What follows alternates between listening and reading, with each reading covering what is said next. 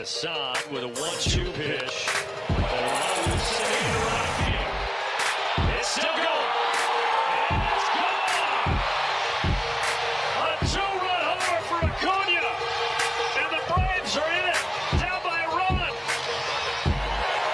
Murphy, shallow right center. But it hangs up for the dropped it. He dropped the ball. Struck him out. The Braves score the final 7. Oh, God. Welcome in to the Cap and J Hood Morning Show on ESPN 1000 and streaming on the ESPN Chicago app. With David Kaplan and Jonathan Hood with you. We've got Kevin, we've got Jay Moore, we got you for a 3-hour ride on this Waddle Wednesday with open phone lines for you. 312-332-ESPN, 332-3776 is the telephone number. Good morning, Twitch, twitch.tv/ESPN 1000 Chicago. Thanks so much for watching our show on Twitch and also on YouTube, youtube.com. Hit that subscribe button. Look for ESPN Chicago. That way you miss nothing from ESPN Chicago and Cap. It happened last night in Atlanta, Georgia. Wild card on the line. You're trying to be able to establish yourself as a playoff team, and the Cubs, as we were together last night, comfortably watching the Cubs be up 6-0 and looking good, and all of a sudden the Braves come back and they storm back, and the Braves win 7-6. Are you serious about trying to get to the playoffs or not? Last night sounds like you're not serious about getting to the playoffs. Johnny, I was locked in on the game. You and I were at a great event with the station. Made sure I had my iPhone charged up, jumped in the Uber, ready to go, and we had the game on. Yep. Cubs are up 6-0. Now, I know everyone's going to point at the horrific misplay by Seiya Suzuki, who had a 2-run triple and another hit in the game. He's been your best offensive player the last 60 days. Been outstanding. And a fly ball to right, going to end the 8th. And he Brant Browned it. It was actually worse because he didn't even get a glove on it. He just missed it. 7-5 Cubs, bottom of the 9th. 2 down. The Brewers have the bases loaded and a 2-2 count on the hitter. Here's the pitch. Swung on, fly ball left field. Brant Brown going back. Brant Brown drops the ball. He drops the ball. 3 runs will score, and the Brewers have beaten the Cubs. It was like that, except few differences. The Brant Brown play was with the bases loaded, and it would have ended the game. Yes. This was the 8th inning last night, and Suzuki completely botched it. Drew Smyly is not good. Yeah. He's no not. bleep. No bleep. I know the bullpen's on fumes. Yeah. Alzolay's on the injured list, which means Merriweather has to close, which is not his best role. Leiter Jr., I don't know where he is. He hasn't been able to pitch. Who else went just back on the injured list? Boxberger's there for a day. Yeah. I'm hurt again. Out. That said, again, I know everyone's going to point to Seiya. I got a few things. 1, David Ross, take the bunt out of your arsenal and stop bunting, please. We're bunting to get Jan Gomes into scoring position. I run as fast as he does. Mm-hmm. It's a good player. Yep. What are we doing there? A. B. Can we stop making stupid base running mistakes? Pete Crow Armstrong. I know everyone's thrilled that this young kid's here. He's fast. He's a good defender. Can we stop getting caught off a third? In a 1-run game, it turned out. That run would have really been helpful. 2. 3, everyone's like, well, PCA should have been in the outfield. Cody Bellinger is a Gold Glove defender. Whether that's at first, he's really good in the outfield. Mm-hmm. Cody Bellinger and Seiya Suzuki have got to make that play. Seiya calls off Cody. Okay, and he misses it. That happens. It's humans. The game is played by humans. When you're up 6-0, you cannot not add on, not be able to shut them down. And I know the pitch that Assad threw to Acuna Jr., it wasn't a horrible pitch. There's 2 strikes on the hitter. You cannot throw something where he can get the head of the bat out. And I know that wasn't Bob Acuna or Phil Acuna. That was Ronald Acuna Jr. He's really good. He's going to win the MVP. You can't throw that pitch in that spot where you can get the head of the bat out of it and drive it out of here. Can't happen. All of that stuff. I know everyone's going to look back at the Suzuki play. Drew Smiley can't throw strikes, so he immediately, with the walks, we got to put guys on base. Wild. Then he's bouncing balls in all over the place. All that stuff stressed your defense to the point it broke. Well, I'll go back to the question I asked you initially to start the show. Are you serious about the playoffs or not? See, all of those things can be true. Everything that you laid out is why the Cubs relinquished a 6-run lead. It's the Braves. The Braves are better than the Cubs, clearly. Up and down the lineup, they have dangerous guys. Up and down the pitching rotation, they have dangerous players. The Braves are better than the Cubs, correct? Oh, yeah, they're a 101-win team now. Yeah, but the point is, though, is that when you have your foot on the throats of the Atlanta Braves, you have to continue on to play solid baseball. Correct. The idea that, and again, with Drew Smiley out there, we've talked about it all season. You called it way earlier than everybody else. You probably should have stopped starting a long time ago. You put him in the bullpen, it's the same thing. So it's the same pitcher, whether it's short or whether it's long form, he's not very good. He's at the end of his career. He's wheezing at the end of his career right now as a pitcher in the big leagues. But on top of that, we cannot turn a blind eye to Suzuki, because here's the thing. Here's what we know. Smiley's not very good for this Cubs team, but Seiya is sure-handed, and he bungled it and jagged that catch in a crucial spot. Yeah, it happens, but it shouldn't happen to the Cubs, and it shouldn't happen when you've already had a 6-run lead. Yeah, it happens, Cap, but the one thing that you can rely on usually is the defense of Suzuki. We've already seen some spectacular catches from him, and in a big spot, he choked, and the Cubs choked as well. It's everything. When you are up 6-0 and you lose 7-6, look, it's the Braves, but also if the Cubs have any gumption, any guts, they would have been able to win that ball game yesterday, and they did not. That's not good enough if you are a so-called playoff team. I don't disagree with everything you're saying. We laid out a number of problems. And you mentioned Pete Crow Armstrong. Kid, big spot. He's never played in this high level of baseball before. Right. And you're right, his base running is inexcusable. That is correct. But again, this is what you've piecemealed together to try to be a playoff team this year, in which I thought maybe you're a year early. But you should not collapse down the stretch here. We saw it coming down the pike, didn't we? We circled the schedule, you and I said, oh, but that Braves and Brewers series, that should be interesting. That should be a gut check for the Cubs to determine whether or not you're a playoff team or not, correct? Correct. You had every chance to win last night. It's 6-0. We're having fun. Hey, honey, look at that. Honey's showing me videos of old Braves games back in the day. Yeah. And we're laughing, having a great time with the rest of the staff, with all our teammates. It was awesome. Pew Bourbon, thank you. And I get home. My wife's busily working, and I got the game on, ready to do the recap, and the wheels come off. The wheels come off. That can't happen. And again, I know everyone's going to magnify what Suzuki did. He's a human being, and it happens. He's been great the last 60-some days. He's top 4 hitters in baseball. That's a big sample size. He's a really good player. That happens. It shouldn't. It does. It's not good enough, though, Cap. Of all the things that you mentioned, the one thing you should rely on is his defense. Now, I'm not going to let you do that this morning. He's human. Well, they're all human. We're talking about humans playing sports. But all the things you talked about, like PCA, right, with the base running. Well, he's a kid. He's going to make mistakes, right? Mm-hmm. You talked about Drew Smiley. We know he sucks. He does. You'd rather have something better from the left side than Smiley all season long. But the one thing out of all the things we talked about from last night's game, you expected Suzuki or Bellinger to get that ball in a crucial spot. No question. But Dansby Swanson, another 0 for 4 night. I mean, you have opportunities. You have men on base. You don't add on. And you could sit there when it's 6-0. Laugher, Cubby's going to win tonight. And guess what? That's what I thought. All of a sudden, you don't add on, and you realize it can turn that quickly.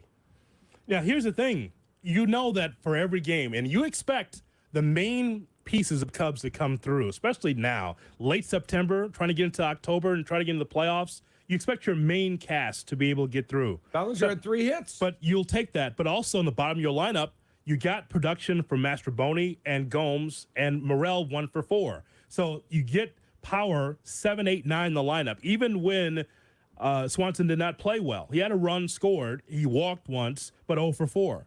But Suzuki, the same thing, bad defensively, but came through offensively. Correct. But again, you're up 6-0. That collapse can't happen. Right. Give Mastroboni his props. 11 for his last 19. That's amazing. That's outstanding. something. Yeah, phenomenal. Give him all the credit in the world. But in the end, loss city. And that's a problem. Thoughts from David Ross last night. You know, got to get some guys out. You know, say have been carrying us, I mean, for over a month and a half offensively. Like, he's put us on our back. A lot of guys been scuffling. He's been the guy swinging the bat the best. So we're not going to highlight one mistake. You know, we've got there's other areas we could have scored more runs. You guys in third, less than 2 out. There's a lot of, we could have made some pitches earlier in the game, but we didn't. Got to pick our heads up. Go back out tomorrow. Steely threw pretty good. Like, he ran out of gas a little bit there towards the end. Quas comes in, gets us out of the jam. You know, only gives up 1 and able to clean that up a little bit. You know, Acuna, best player in baseball right now, goes Oppo, and we still have a chance to win that game. Drew threw pretty good. Had a chance to get out of that and turn it over to Merriweather tonight, but wasn't able to get there. So we'll be back at it tomorrow. Drew did not pitch pretty good. I don't know why he said that. That's not true. Correct. That is an untrue statement. I don't know My why. next question would have been, and when Jesse joins us, I'm going to ask, did anyone have the temerity in the press corps to go, David, can I ask you a question? Why do you bunt so much? I mean, seriously, why do you bunt so much? In the end, everyone's going to look and go, oh, if Suzuki catches it, we win. No, that's not a guarantee. That was the 8th inning. Telling me there's no chance Merriweather gives it up to the Braves in the 9th? Absolutely, there's a chance. Yes.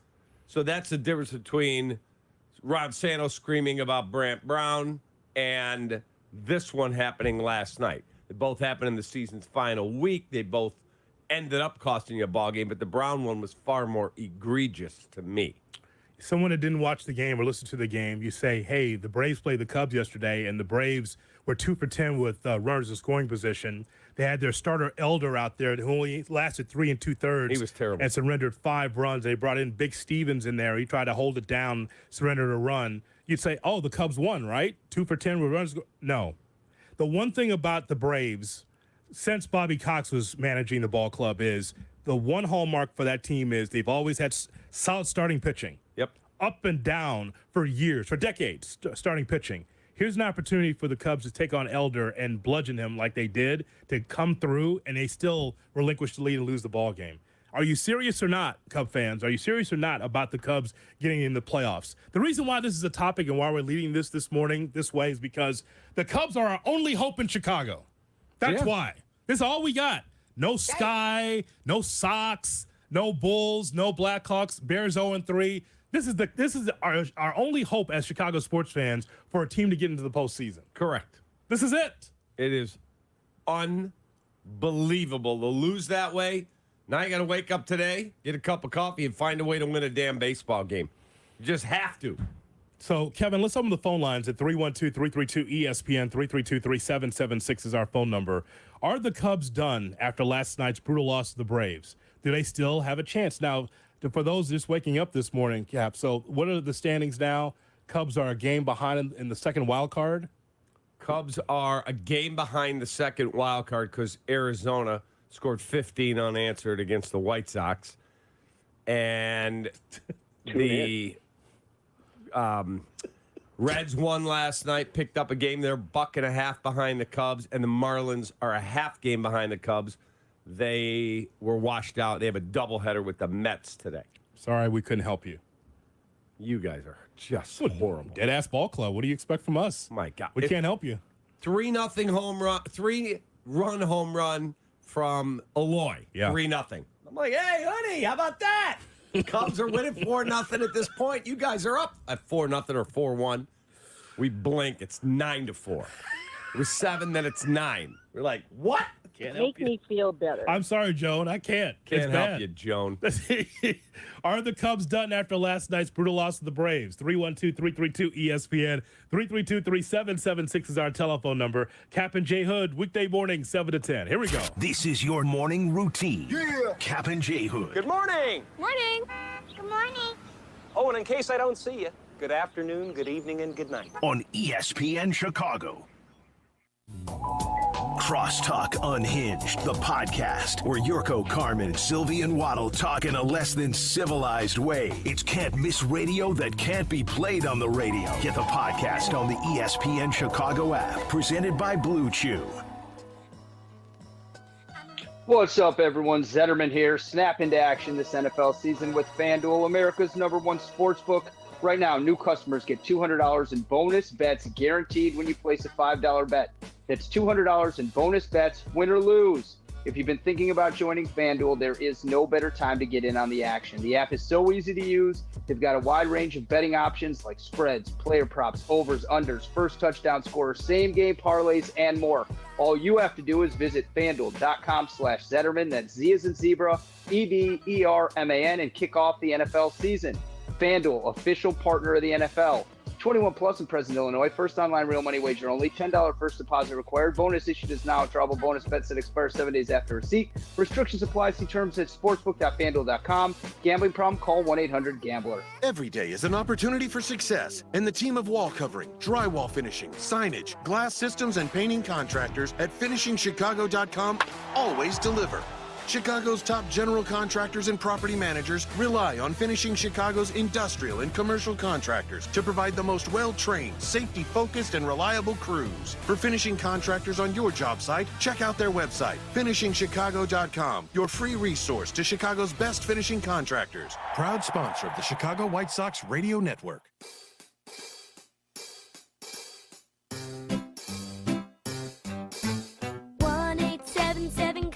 Kids, KARS, Cars for Kids, 1-877 Cars for Kids. Donate your car today. 1-877 Cars for Kids, KARS, Cars for Kids, 1-877 Cars for Kids. Donate your car today. Donate your car today at carsforkids.org. Your car, running or not, can be picked up as soon as the next day. No title? No problem.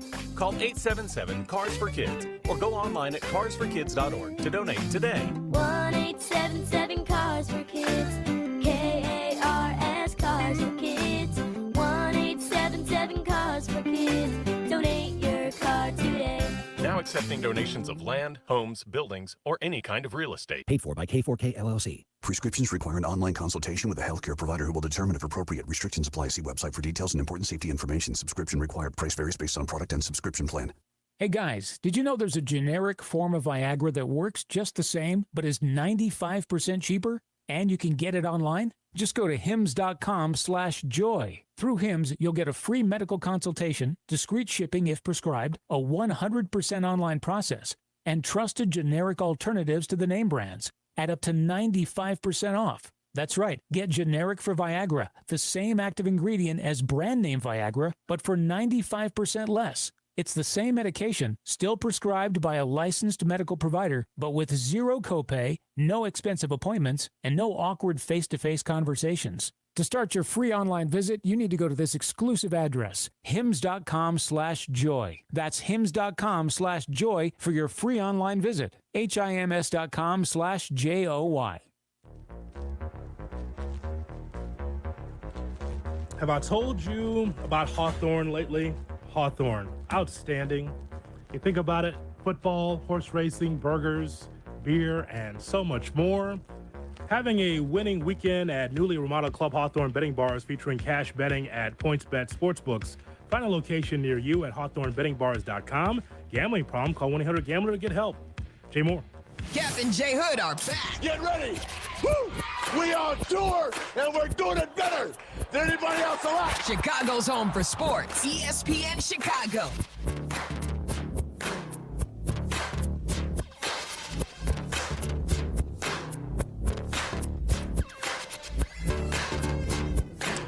Cap Kap and J Hood, weekday mornings at 7 here on ESPN 1000 and Swing. Also, we're on the ESPN Chicago app. Don't forget, we're on Twitch as well, twitch.tv/ESPN 1000 Chicago. 312-332-3776 is our telephone number as we talk to you about the Cubs. Cubs lose to the Braves by the score of 7-6. It's not the end of the world, Kap, but what I'm saying is that it's a crucial time for the Cubs if you're trying to get into the playoffs or not. And I just think that performance shows you, okay, the Braves are for real. That team could have a long playoff berth. As a matter of fact, they could maybe get to the World Series. They're that good. But, I mean, 7-6, when you're up 6-0 against a good team like that, can't let them off the hook. Can't do it. Yeah, I'm not convinced. And, again, they are the best team in baseball this year. But I am not convinced they can win the World Series as currently constituted unless they get healthy. Max Fried and Charlie Morton now are both injured. That's 2/5. That's 2 of their top 3. So they've got some issues in their pitching, which might affect them on a long playoff run. But their lineup, Acuna Jr., Albies, Matt Olson, Riley, like these guys, Sean Murphy, who hit the ball that Suzuki missed. Like, they got some monsters in that lineup. Yes. Holy cow. What about the Cubs? They have a nice lineup. They got a good team. Their bullpen's on fumes. Their starting rotation's on fumes. Jameson Tyone, okay, man. You can redeem yourself big time if you go on the road tonight and you pitch your arse off and you find a way to win tonight. Find a way. This team that we've talked about all season is very unusual.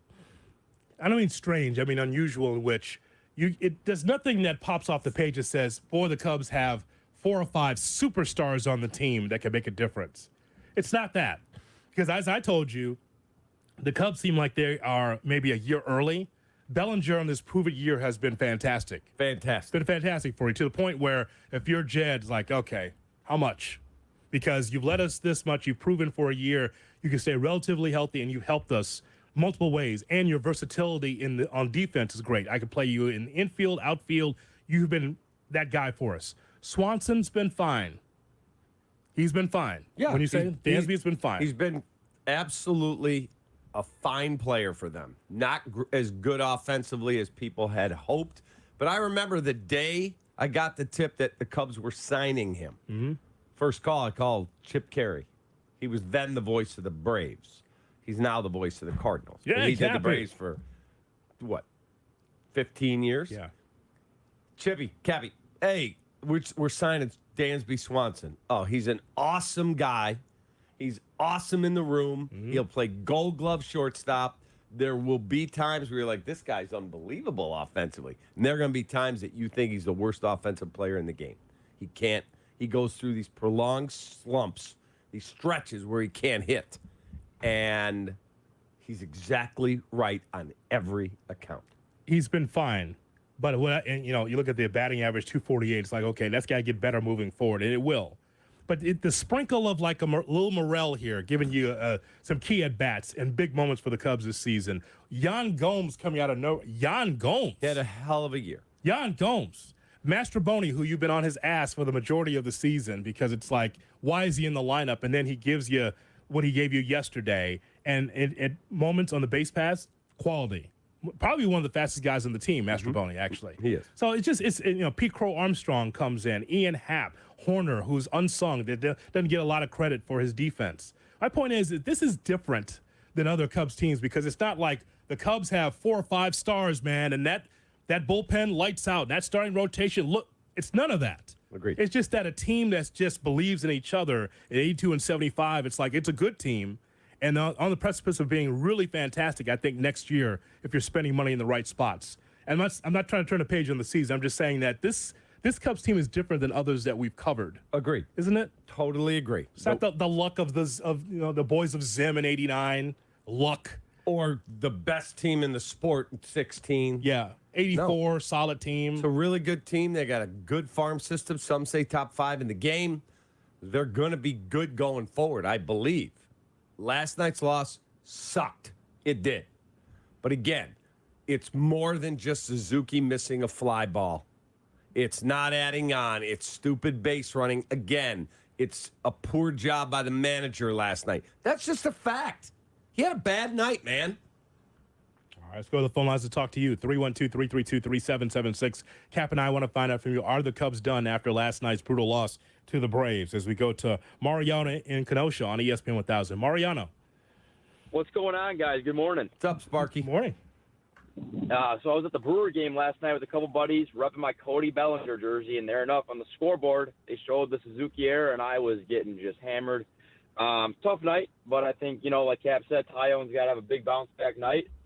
It'd be nice if Swanson could do something offensively, and let's get a cup of coffee. Let's get it going, boys.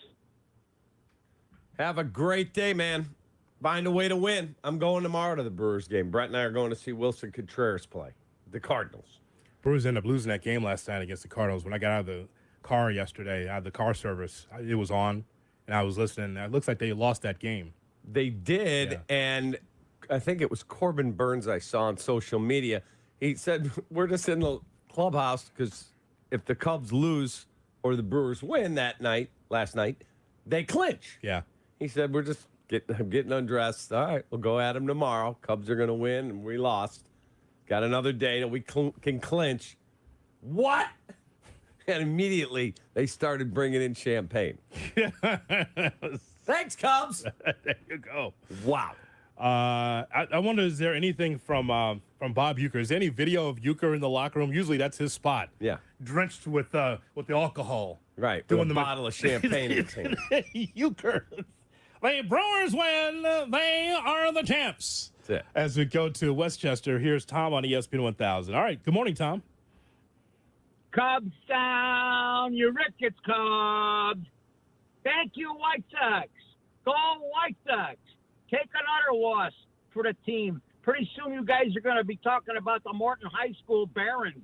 You got nothing left in this city. What is with this city I live in? No winning teams. God. No, they do have a winning team. The Cubs, they already have clinched a winning record. They have a top 3 to 5 farm system. Yeah. So they're going nowhere. Relax. Okay. We have no winning teams in this town. I'm very, very upset. And where is your team going since you revel in the Cubs' losses? They went a long time ago. They went. In fact, I did notice that a lot of people apparently are putting up signs asking Mr. Reinsdorf to kind of take a hike. And a lot of them are wearing the paper bags with the holes in them. It's a shame. I love this city that we can't have a winning organization that's competitive every year. Tom, you should consider the paper bag. The... Tom, you should consider the paper bag. Yes. You should consider that. Yeah. We appreciate the telephone guy. Cap's just laid out for you that the Cubs, if nothing else, have clinched the opportunity to be a winning baseball team, and you don't want to hear it. Correct. Doesn't want to hear it. Correct. Because the Sox suck, so let's piss on the Cubs. Correct. And I don't get that. Like, I've never hidden the fact. Man. I don't understand media people that are, I'm not a fan. I only want a good game to cover. Oh, stop. You got into sports because you love it and you are a fan. And if you're not my cup of tea. And if the roles were reversed and the Cubs were going to lose 100 and playing the team that was trying to keep you out of the playoffs, I would be cheering for you guys, A. Yes. B, the jersey says Chicago. Yes, if the Cubs play the Sox, I want to sweep. But if the Cubs aren't in it, I would root for you. I understand. But that's 100%. That's not how Tom feels, though. He says there's no winning teams in Chicago. Yeah, the clown comments, bro.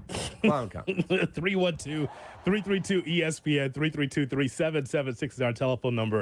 If you're a Cub fan, you watch that game, you listen to that game, we want to hear your thoughts about what happened with the Cubs. Can the Cubs still continue to be a playoff team? Will they make the playoffs? Are they done after that loss against the Braves yesterday? Also still to come, some thoughts about the Chicago Bears. A very special new bowl is taking place this Sunday at Soldier Field. Oh, I can't wait. Oh, this Sunday at Soldier Field, a new bowl is going to take place. Cap and I will reveal the name. Our guy Mark out here in the security hut, Mark said, did you see people are selling their tickets? Sunday's supposed to be 80 degrees now. Oh, yeah. People are selling their tickets. You can find them online. Bears, Broncos, $20. That's amazing. $20 after 0-3. Damn. We'll tell you about that special bowl game on Sunday coming up next on the Cap and J Hood Morning Show. Good morning. Good morning. Cap Cap and J Hood Morning Show on ESPN Chicago. White Sox baseball on ESPN Chicago. White Sox and Diamondbacks today at 12:30 on the ESPN Chicago Triple Play, AM, FM, and app. If you're on hold, you will be on the air as we talk to you about the Chicago Cubs and their loss against the Braves 7-6. Also some Bears talk here in our first hour of Cap and J Hood. But first, let me tell you about Midas. The Midas franchise got to start in Chicago just like me. Midas is locally owned and operated by Chicago area franchisees. Have you heard about the all-new Midas credit card? Special financing options are available. The Midas credit card comes with golden perks. Log on to Midas.com and apply now. See store for any applicable restrictions and/or special fees. Minimum payments are required for each credit plan, valid for single transaction only. Credit card offers are subject to credit approval. Midas credit card accounts are issued by Community Capital Bank. The Midas credit card is valid at all participating locations for Midas. Midas, trust the Midas touch. Jay Moore. DraftKings at Casino Queen Sportsbook is keeping us in on all the NFL action with great offers every single game day. New customers can bet $5 and get $200 instantly in bonus bets. Throw $5 down on any of this week's epic matchups to walk away an instant winner. And DraftKings isn't stopping there. All customers can take advantage of 2 new offers every game day this September. Football's more fun when you're in on all the action, trust me. So download the app now and sign up with code WMVP. New customers can bet just $5 to get $200 instantly in bonus bets. Only on DraftKings at Casino Queen Sportsbook with the code WMVP. If you or someone you know has a gambling problem, crisis counseling and referral services can be accessed by calling 1-800-GAMBLER. 1-800-426-2537. 21 and older, Illinois only. Bonus bets expire 7 days after issuance. Eligibility and deposit restrictions apply. Terms at sportsbook.draftkings.com/football terms. Twin Peaks is the best in the game. Here, your favorite drafts are poured at a frosty 29 degrees, and rare barrel-aged whiskeys are served just the way you want them. It's bigger game days and bolder fight nights. I mean, where else can you find a scratch kitchen that always comes in clutch? Every day, from lunch to late night. Only at Twin Peaks, the #1 sports bar. Stick around after the sun sets. Twin Peaks is open really late. Wind down with bourbon and late-night bites. Howard, I've got a question. It's fall. I'm on the road. It's beautiful, right? Wisconsin, Michigan. Guy behind me is admiring a sugar maple and rear ends me. I'm hurt. I'm out of state. Now what? Hopefully you'll never experience peak color and pain, Cap. But if you're injured out of town, chances are I can help. Some of our attorneys are licensed in multiple states, and Ankin Law has a long list of referring attorneys. So you could still help me out. That's right. Injury law made personal is Howard Ankin, our attorney, on the Cap and J Hood Show, weekday morning, 7 to 10 on ESPN 1000. As a roofer, I'm always on the go. So I need to be able to get things done from anywhere. That's why I partner with Beacon. With the Beacon Pro Plus app, I've got the brands I depend on, like Certainty Landmark Pro, right at my fingertips. It's like having my Beacon rep in my pocket 24/7. I rely on Beacon because I never stop building, and neither do they. Now through November, purchase Certainty through Beacon Pro Plus and earn up to $750. Beacon, always building. And now a special motorcycle weather report from Progressive. And today expect mostly sunny conditions with a high on life that can only come from cruising down the road on 2 wheels. Kids will wave, dogs will bark, and cyclists in padded shorts will instantly regret their chosen mode of transportation. Whereas you, on the other hand, will look super duper cool. Back to you in the studio. This has been a special motorcycle weather report from Progressive, where every day's a beautiful day to ride with coverage from America's #1 motorcycle insurer. Get a quote today and see what you could save. Progressive Casualty Insurance Company and affiliates. Here's today's headlines with Cap and J Hood. Good morning, Chicago. The 7 a.m. hour of Cap and J Hood is brought to you by the ComEd Energy Efficiency Program.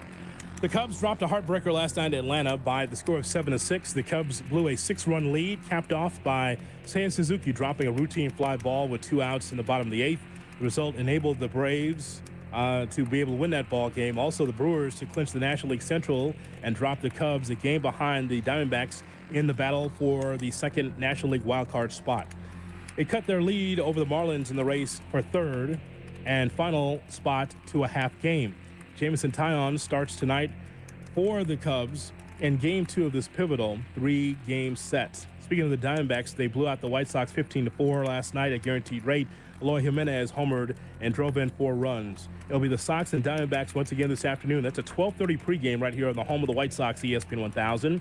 The 0-3 Bears will take on the 0-3 Broncos. We'll hear from Matt Eberflus and get an injury report later on as well. All right, Jay Moore.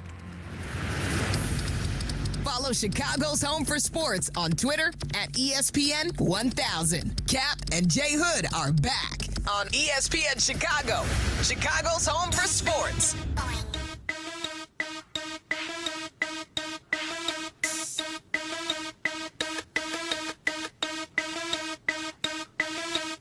Cap and Jay Hood on ESPN 1000, and we are streaming on the ESPN Chicago app.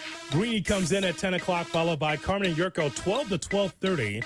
Right into White Sox baseball to take on the Diamondbacks. 12:30 pregame, 1:10 first pitch from Guaranteed Rate. After the Sox, it's Waddle and Sylvie, right into Black and Abdallah from 6 to 8. All part of the mix right here on the home of the Bears, ESPN 1000. Here's hoping that you're going to have a great Wednesday. In an hour from now, we'll talk to Tom Waddle, the great Tom Waddle. He'll be with us for Waddle Wednesday, 8:35 right here on ESPN 1000. Looking forward to that. He has such great insight, and so we'll get his perspective on Justin. I mean, there are members of the press corps now calling for Justin to be benched for Tyson Bagent. Not yet. Not yet. Maybe eventually, but not yet. As we take your Cubs thoughts, we also have some thoughts on the Bears as well. There's going to be a big bowl game that's going to take place on Sunday we'll tell you about. But first, we go to Wrigleyville. Here's Vince on ESPN 1000. Vince, good morning. Good morning, fellas. How we doing? Vinny, what's up, man? Oh, man, I'm having a rough morning. I wanted to throw up last night. I still want to puke. I don't disagree with you. I'm right there with you. It sucked. Let me just tell you this. We wake up this morning. We're both Cub fans. Guess what? Yep. The standings say the Cubs are still all alone in the final wild card spot.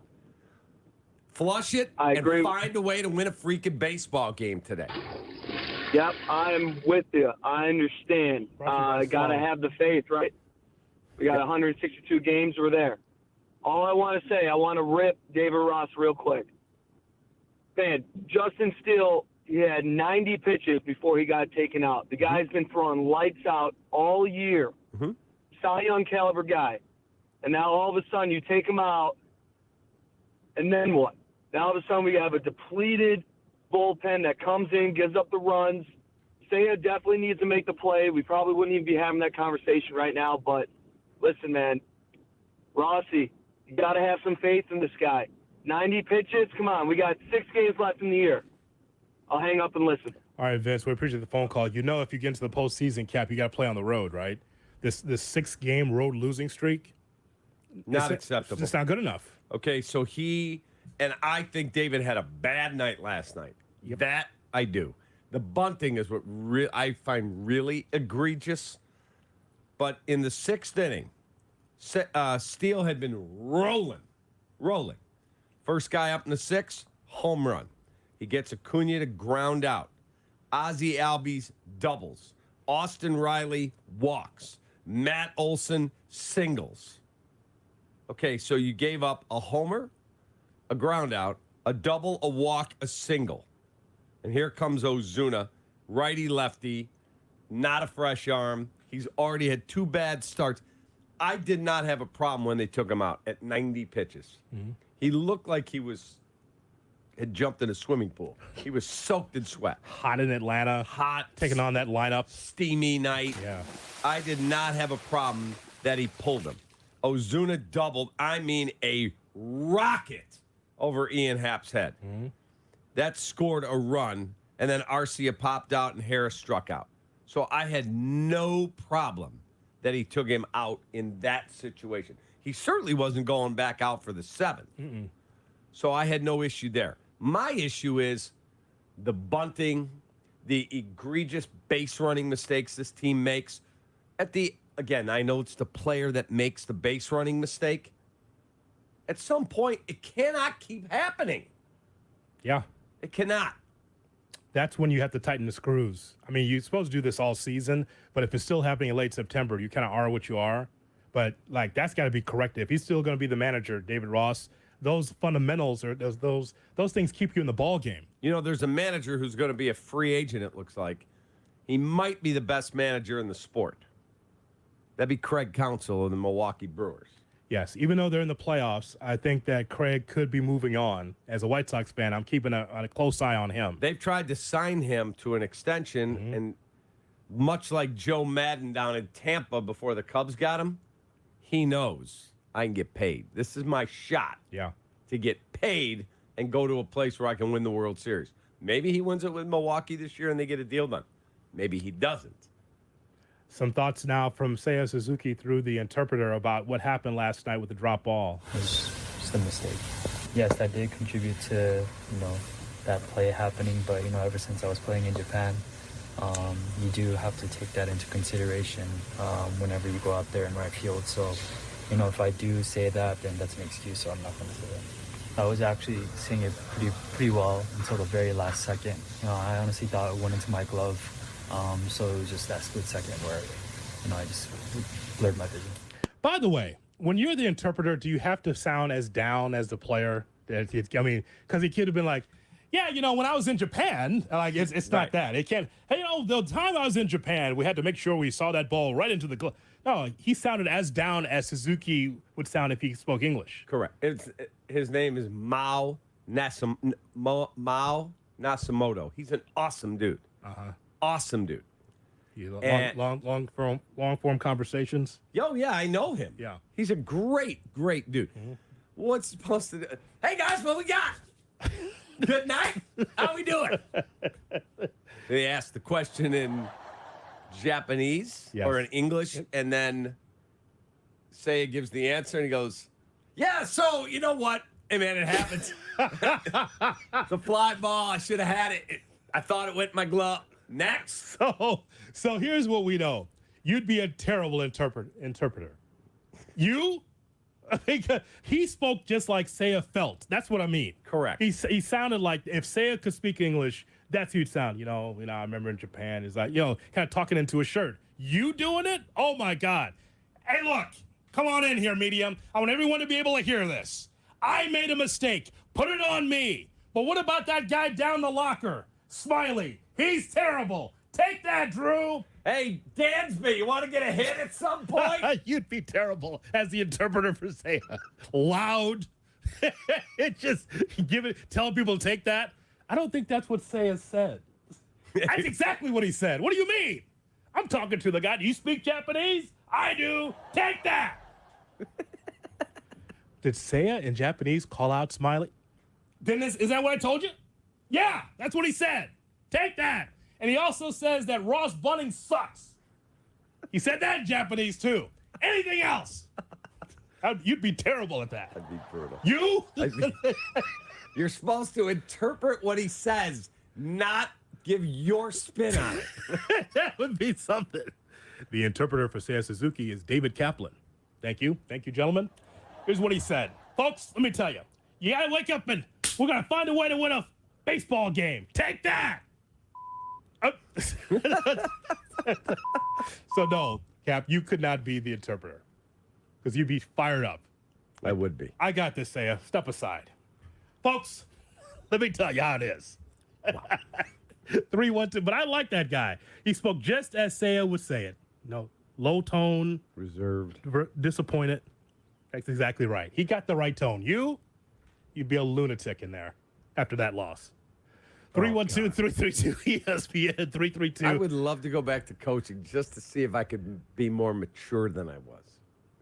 I think you'd get fired up. I would. But not like Northern fired up, not just out of your mind. But I think that I think that you'd be fired up, but not to that extent where you were a crazy man. That's everything I heard. Crazy man. You wouldn't be that guy. You're a grandfather now. I'm mature. Yes. But you'd get in the referee's ass. I know that. There's no question about that. A very special new bowl is taking place. We'll tell you about that coming up next. Exciting. Oh, man. We got to tell you about it. If you've missed it, we got it for you next on Cap and J Hood. Cap and J Hood are back. And you know this, man. Chicago's home for sports. ESPN Chicago. For the Bears, it's eyes forward. A home matchup this Sunday against the Denver Broncos. ESPN Chicago is where you hear the game and where you prepare for the game. This is your 24/7 pregame show. Our Sunday coverage starts at 7 with a fantasy football show with Jeff Meller. At 8, pregame tailgate with Bleck and Abdallah. At 10, network pregame with Lance Briggs, Dion Miller, and Sil. At noon, game time. Here comes the Joniak, Thayer, and Jason McKee. Russell Wilson under pressure now, pick 6 for the win. Then 2 hours of postgame with Peggy and Yurko, and postgame with Jason McKee, Pat the Designer, and Jeff Meller. Bears and Broncos, Sunday. Week 4, Soldier Field, we go hard to the home. This is the new home of the Bears, ESPN Chicago. Crack is whack.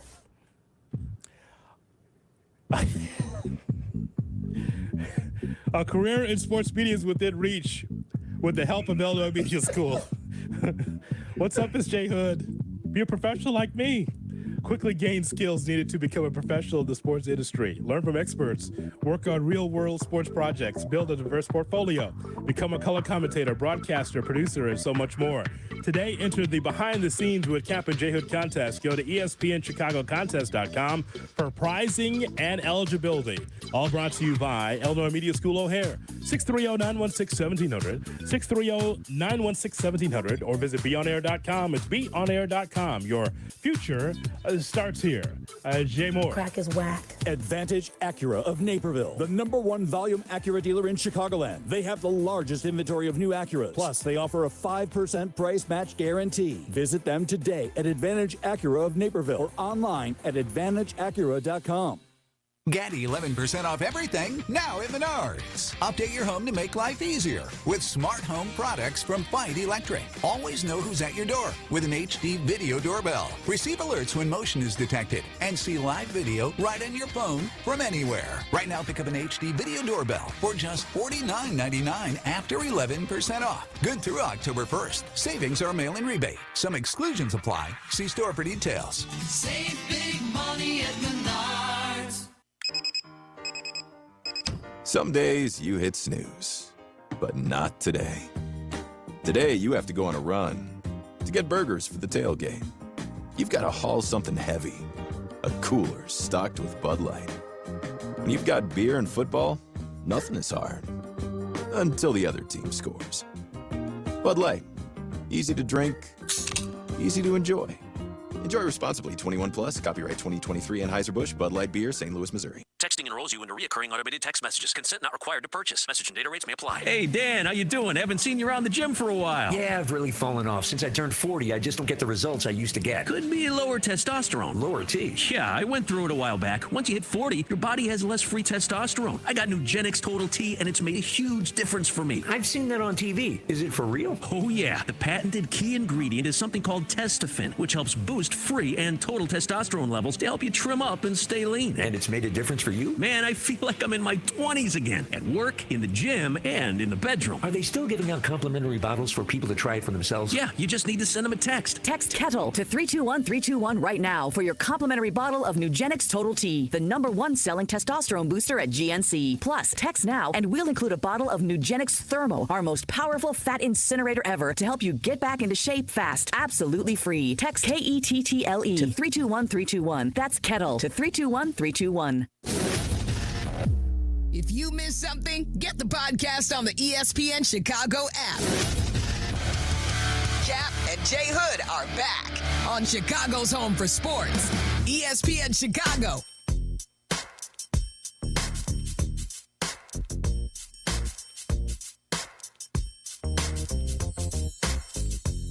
Cap and J Hood on ESPN 1000 and streaming on the ESPN Chicago app. We got listeners on the ESPN app from everywhere, right? We do. Guy whose handle is at Sears Center Uber says, listening in Sorrento, Italy. Can't miss. Take that. How about that? Sorrento, freaking Italy. That is awesome. That is great. That is people listening. That's spectacular. That's why the ESPN Chicago app is so powerful, because you could take it wherever you'd like. You can't say, well, I'm out of town or I'm out of the country. I can't listen to ESPN Chicago. That's not true, because you have the ESPN Chicago app, correct? You have the ESPN Chicago app. You can go on Twitch, twitch.tv/ESPN 1000 Chicago. Get us on AM 1000, 100.3 HD2. Like, we're a content company, buddy. We are? Yes. Okay. That sounds pretty powerful. If we could be heard in all these different places. Yes. Very cool. My God. Very, very cool. Well, we've got so much, when it comes to this Chicago Bears team. But, at least there's something special that's happening, Cap. Something that's happening. It's really special. That's what I'm hearing, that there's like a major, major bowl game coming to Soldier Field. That's exactly right. They don't get much bigger than this. I'm glad that we are the show that's going to be able to make this announcement. But coming up on Sunday, Chicago Bears, Denver Broncos, Soldier Field, big spot. Ladies and gentlemen, this is the Struggle Bowl. Yes, the Struggle Bowl. One team 0-3, other team 0-3. Russell Wilson on one side wants his own office back, but he can't get his own office back because Sean Payton says, F that, get back with your team. The other side, Justin Fields, says, might be coaching, but really it's on me. I got to be more like me. 99 yards receiving for the Chicago Bears last week against the Kansas City Chiefs. Damn. David Kaplan right there on the spot, on the scene, covering the Chicago Bears, seeing from a fan's perspective what this Bears team looks like. Tell us, David, what was it like to see the Chicago Bears in person in Kansas City? The city's great. The food was outstanding. Love barbecue. The game sucked. It was embarrassing to have a fan base dressed in that gaudy Chiefs red. Yes. Actually come up in a pathetic fashion. I feel so bad for you. Your team's terrible. They didn't know me. It wasn't like, oh, that's no. It was just a bunch of Chiefs goofs. Seeing my wife and I with our glum, forlorn look. Yes. God, you guys are so bad. Feel so bad for you guys.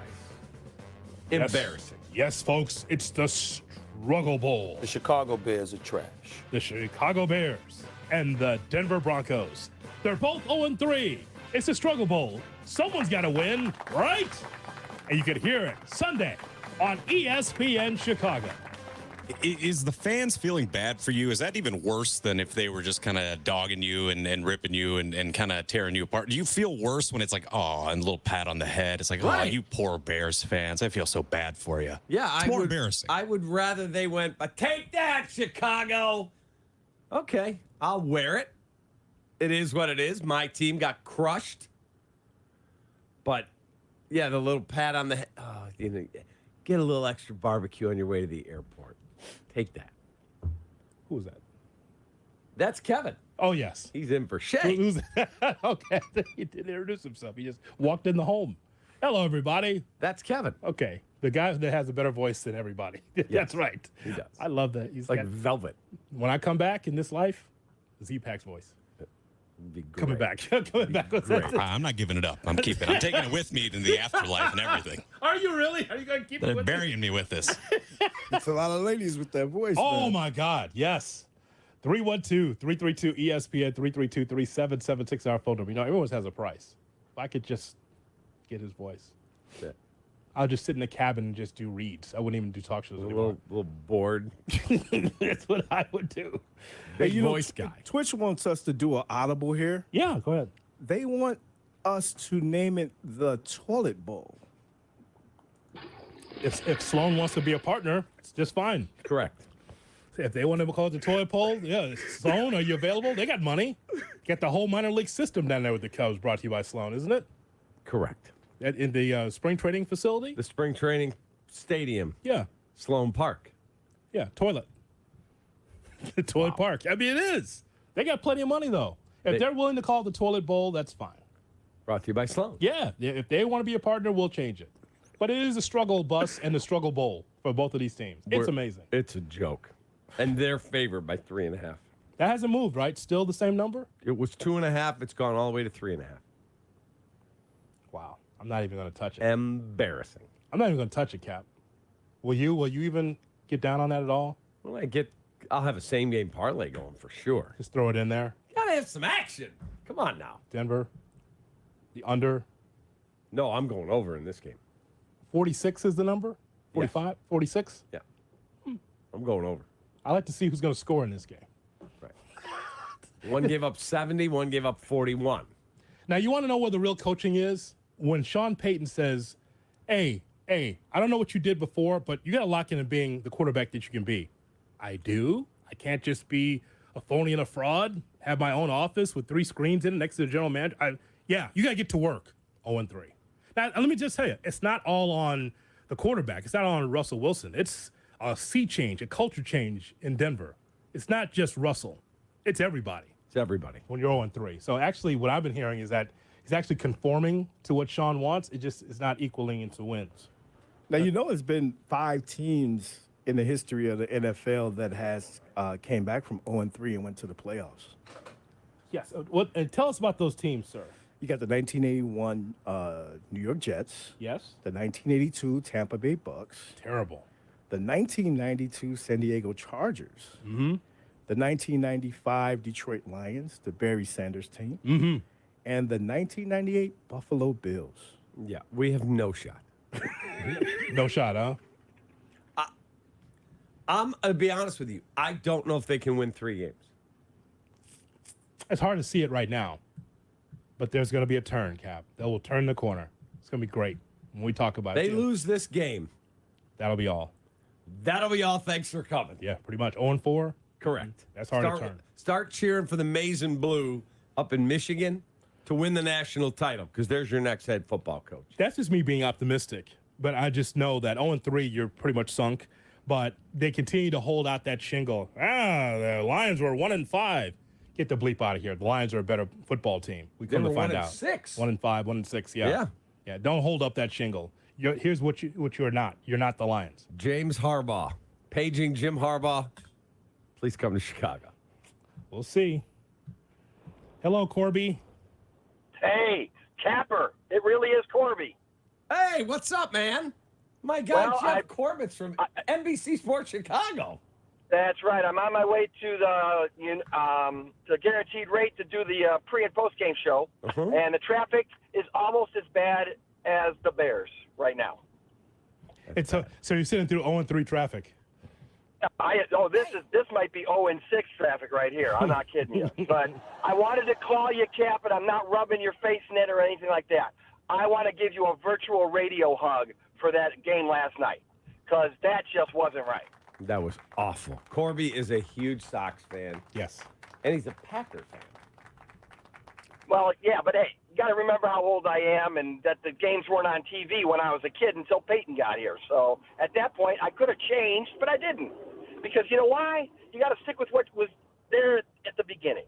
And that's why I'm coming and calling you today, because I was there with you at the beginning. He was. And last night might have been the end. I don't know, because that's like a career definer for Suzuki. That's like Brant Brown. No. You know what I mean? We'll get it turned around today, Corby, my guy. Have a great pregame show with Chuck and Ozzy and Frank. Yeah, Corby and I. He was with me when the whole Scottie Pippen trade thing went down. Oh, yeah. Yes. No, I worked with that guy for 30 years. Corby, we appreciate your telephone call. And in 2 minutes, we'll give you shot or no shot on the Cap and J Hood Morning Show. You're listening to Cap and J Hood on Chicago's Home for Sports, ESPN Chicago. Whether you own a local business or a global one, you're always looking for ways to position your operation to create opportunities and move on them faster. With Bank of America, you get access to experts, award-winning insights, and business solutions so powerful, you'll make every move matter, locally and globally. Visit bankofamerica.com/banking for business to learn more. What would you like the power to do? Copyright 2023 Bank of America, N.A. Tomorrow, join Bud Light at the #1 place for wings, brews, and rivalry. Crosstown Bar and Grill in Batavia. Catch the game, grab some award-winning wings, enjoy an ice-cold Bud Light, and enter to win awesome prizes, including Blackhawks tickets in the Bud Light Champions Club. Crosstown Bar and Grill has 2 great locations in Naperville and Batavia. We'll see you tomorrow at Crosstown Bar and Grill in Batavia from 6 to 8. Brought to you by Bud Light, the official beer sponsor of the NFL, and Superior Beverage. If you drink, don't drive. Decide to ride. Hey, this is the Fat Jack. Another week in the books. The football selections kill it on Saturday and Sunday, turning a nice profit going 6-2. Absolutely dialed in as we head into October. Are you ready to make money betting the games? Go to FatJackSports.com. Get all the plays. Get the opinions, the selections, the UFC. All of it is going to make you money for less than $100 a week. Only $4.99 through Halloween if you sign up this week. Go to FatJackSports.com. Start winning today. There's no tricks. There's no gimmicks. Just winners. Jeez, did you see that? Another big green Senebogen scrap machine swinging tons of metal. I saw them before at Alta Equipment. Senebogen. It's moving one heavy load. Well, stand back. Senebogen is quicker than it looks. In Illinois and Northwest Indiana, Alta Equipment is your only authorized Senebogen dealer. Senebogen, the world's toughest name in scrap handlers. Call today, 844-GO-TO-ALTA. Live from the Old National Bank State Street Studio, across from the historic Chicago Theater, you are listening to Cap and J Hood on the new home of the Chicago Bears, ESPN Chicago. This is WMVP WSHE HD2 Chicago, a Good Karma Brands radio station. Checkmate 1-6, immediate suppression on target. That's why I see him in the shot. Shot or no shot with Cap and J Hood on ESPN 1000 and the ESPN Chicago app. That's why I see him in the shot. Good morning and welcome in to the Cap and J Hood Morning Show on ESPN 1000. And we're streaming on the ESPN Chicago app with David Kaplan, Jonathan Hood with you. Now time for Shot or No Shot on this Waddle Wednesday, and it's brought to you by... That would be Club Hawthorne Betting Bars with craft beer, great food, horse racing you can bet on, and you can bet sports through their partnership with PointsBet. We say good morning to Kevin Zepak. Good morning, fellas. How we doing? We're good, man. Beautiful day. Well, it's actually kind of crummy outside, but I digress. Cubs blew it last night. There's no other way to put it. Gave back a 6-run lead to the Atlanta Braves. Fine, thank you. Thank you. Yeah, you're welcome. Culminating with Seiya Suzuki's Brant Brown moment in the 8th inning. David Ross has been criticized for his game management once again after this L. Some interesting substitutions and decisions were made. Shot or no shot, last night's game falls on the head of David Ross. God, it's on everybody. That's a no shot. I just think I agree with my partner when he talks about the bunting. Like your team should be able to be good enough to swing away in some spots. You're not fooling anybody. It's the Braves on the other side. There's so many things that happen in that ball game. Ultimately, it falls to the feet of the manager, but ultimately it also is on these veteran players that did not come through. That was the problem yesterday. So I would say no shot to that. Yeah, I'm going to say no shot because it falls on everybody. 6-0. You don't add on. You have multiple opportunities. PCA gets caught off a third. You're bunting. That falls at the feet of David Ross. Bullpen doesn't get the job done for whatever reasons, and Seiya makes a crucial error. So all of it is true. That pitching, boy, brother. They're on fumes, man.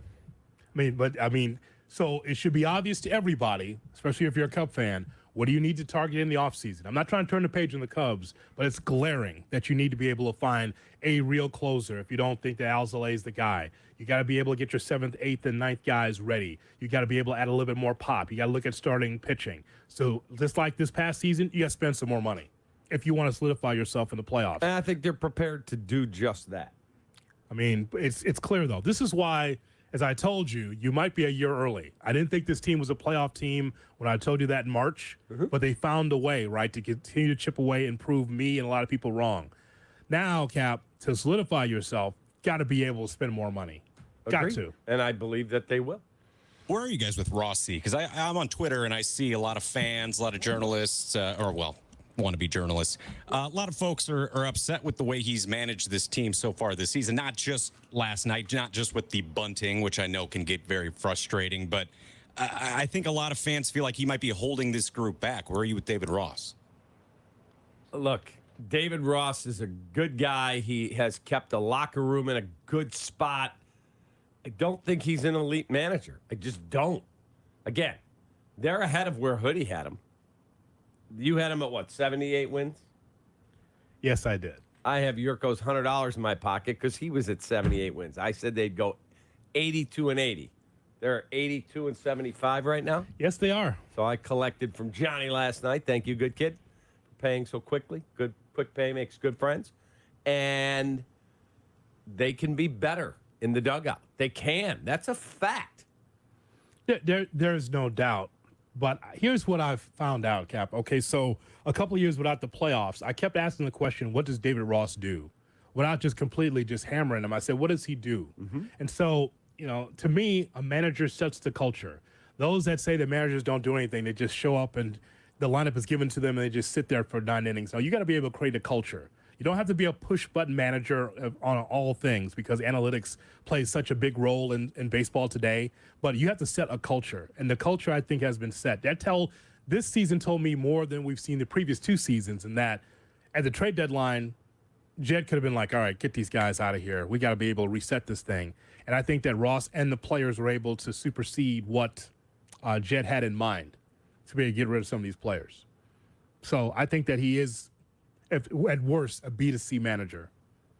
Yeah, is that fair? B to C. A to B is Pedro. That's what that is. Barely A to B manager. Or Rick Renteria is probably a better example. A to B manager. Right. Pedro Eberflus is an A manager. Yeah, just starts with A. No, not to the next level. Right. Just A. Right. And I think I could say that Ross is a B2C manager. Now, if you tell me Craig Counsell's rolling in, oh well, that's a championship manager. The Sox were smart. You stand in line for Counsell services. Correct. I don't know if they could get him, but certainly you take a swing. You think Craig Counsell's coming to the South Side? Do you think he's accepting that job? He's going to be coveted all over the league, and he's going to go inherit that? But you have to ask, Kevin. You still have to ask. If you're the White Sox, beggars can't be choosers. You have to be able to at least get into the team photo. Like if he truly hits free agency, and the bidding is, I don't know, $5 million a year, $6 million a year, you have to make an offer if you're the White Sox.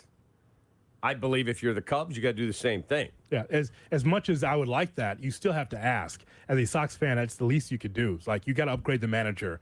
Try to go to the top shelf. Find out what his interests are. Agreed. Who he be with. Here's Great. Speaking of very popular coaches in this town, Matt Eberflus now 3-14, of course, as the head coach of the Bears. That's good for a 176 winning percentage. For comparison, you got John Fox, 291. Tressman was 406. Our guy Wani, 417.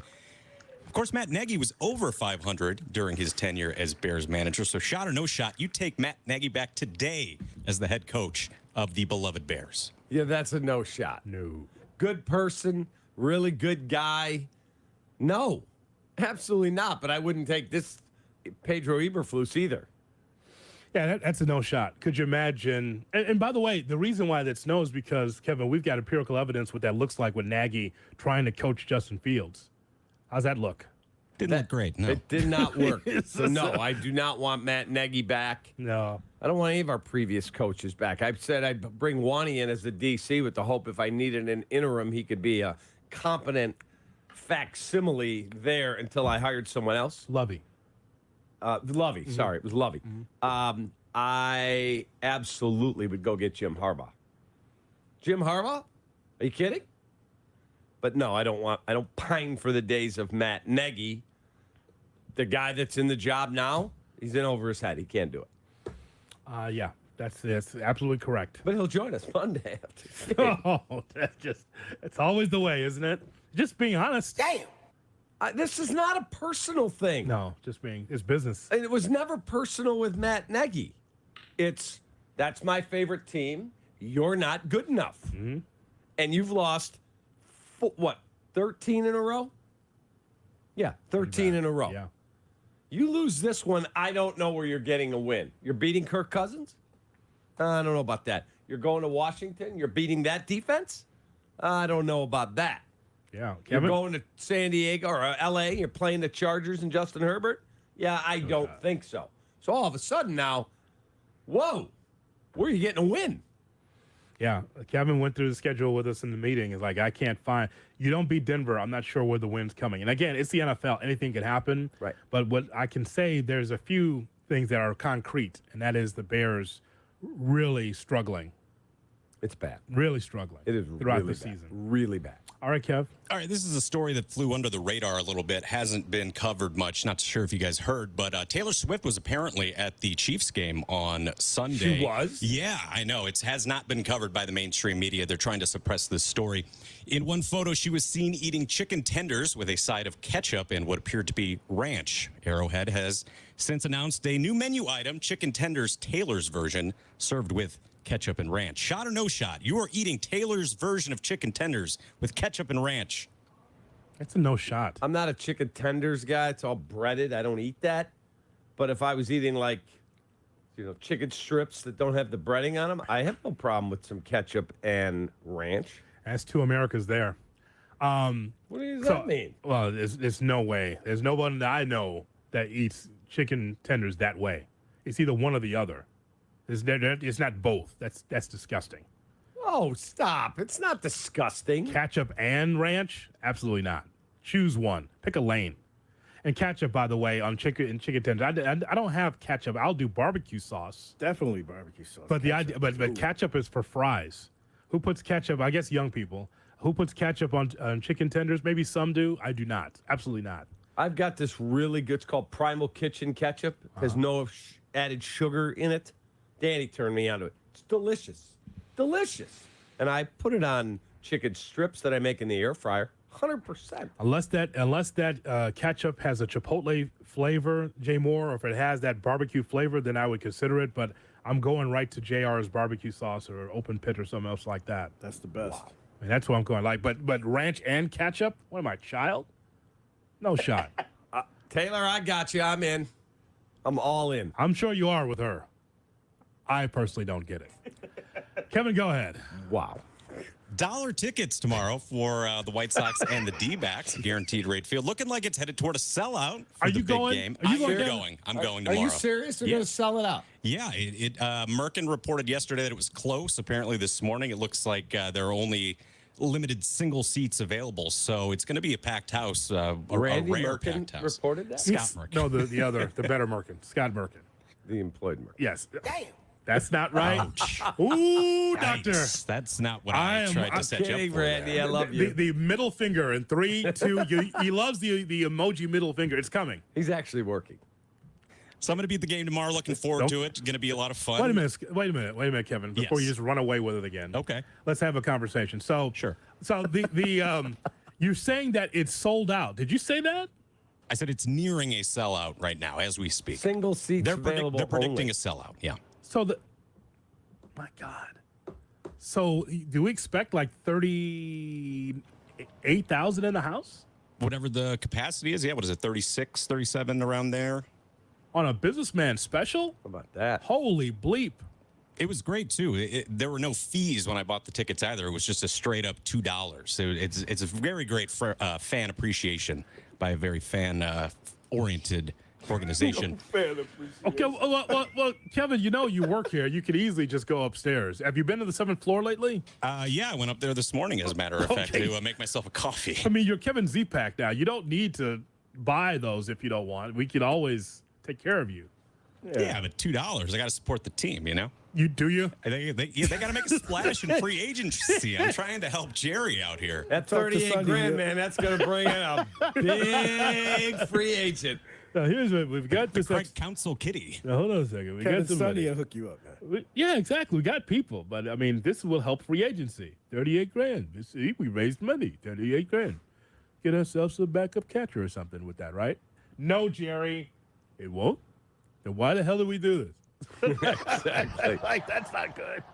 All right, what's your question, sir? Well, the shot or no shot is that in addition to all of the loyal White Sox fans, the park will also be full of Cubs fans rooting for the Sox to benefit the Cubs in their wild card chase. That's a no. Not happening? No, that's a no shot.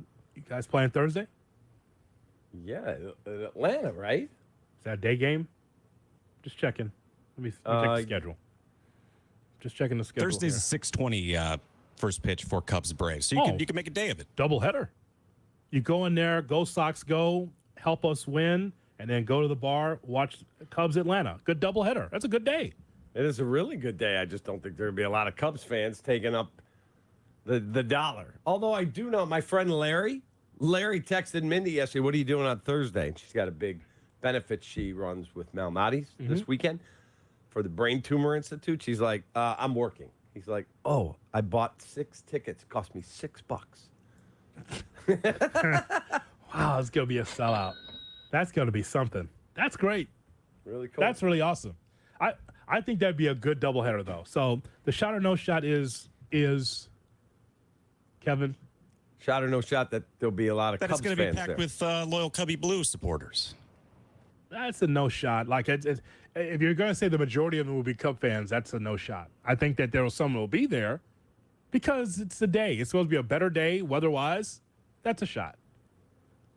That some will be there, but they're not going to fill up the ballpark. Yeah. There'll be Sox fans there. Yeah. All right, my friend. Coming up next, we go around the National Football League. Don't forget, it's a Waddle Wednesday. We'll talk to Tommy coming up at 8:35. Somebody wake him up. All part of the mix on the Cap and J Hood Morning Show. Cap and J Hood. I'm proud of you fellas. You all kept your head on a swivel, and that's what you got to do when you find yourself in a vicious cockfight. Mornings on ESPN 1000, Chicago's home for sports. For the Bears, it's eyes forward. A home matchup this Sunday against the Denver Broncos. ESPN Chicago is where you hear the game and where you prepare for the game. This is your 24/7 pregame show. Our Sunday coverage starts at 7 with a fantasy football show with Jeff Meller. At 8, pregame tailgate with Bleck and Abdallah. At 10, network pregame with Lance Briggs, Dion Miller, and Silva. At noon, game time. Here comes the boom. Joniak, Thayer, and Jason McKee. Russell Wilson under pressure now. Pick 6 for the win. Then 2 hours of postgame with Peggy and Yurko, and postgame with Jason McKee, Pat the Designer, and Jeff Meller. Bears and Broncos, Sunday. Week 4, Soldier Field. We go hard to the home. This is the new home of the Bears, ESPN Chicago. That gets it wet.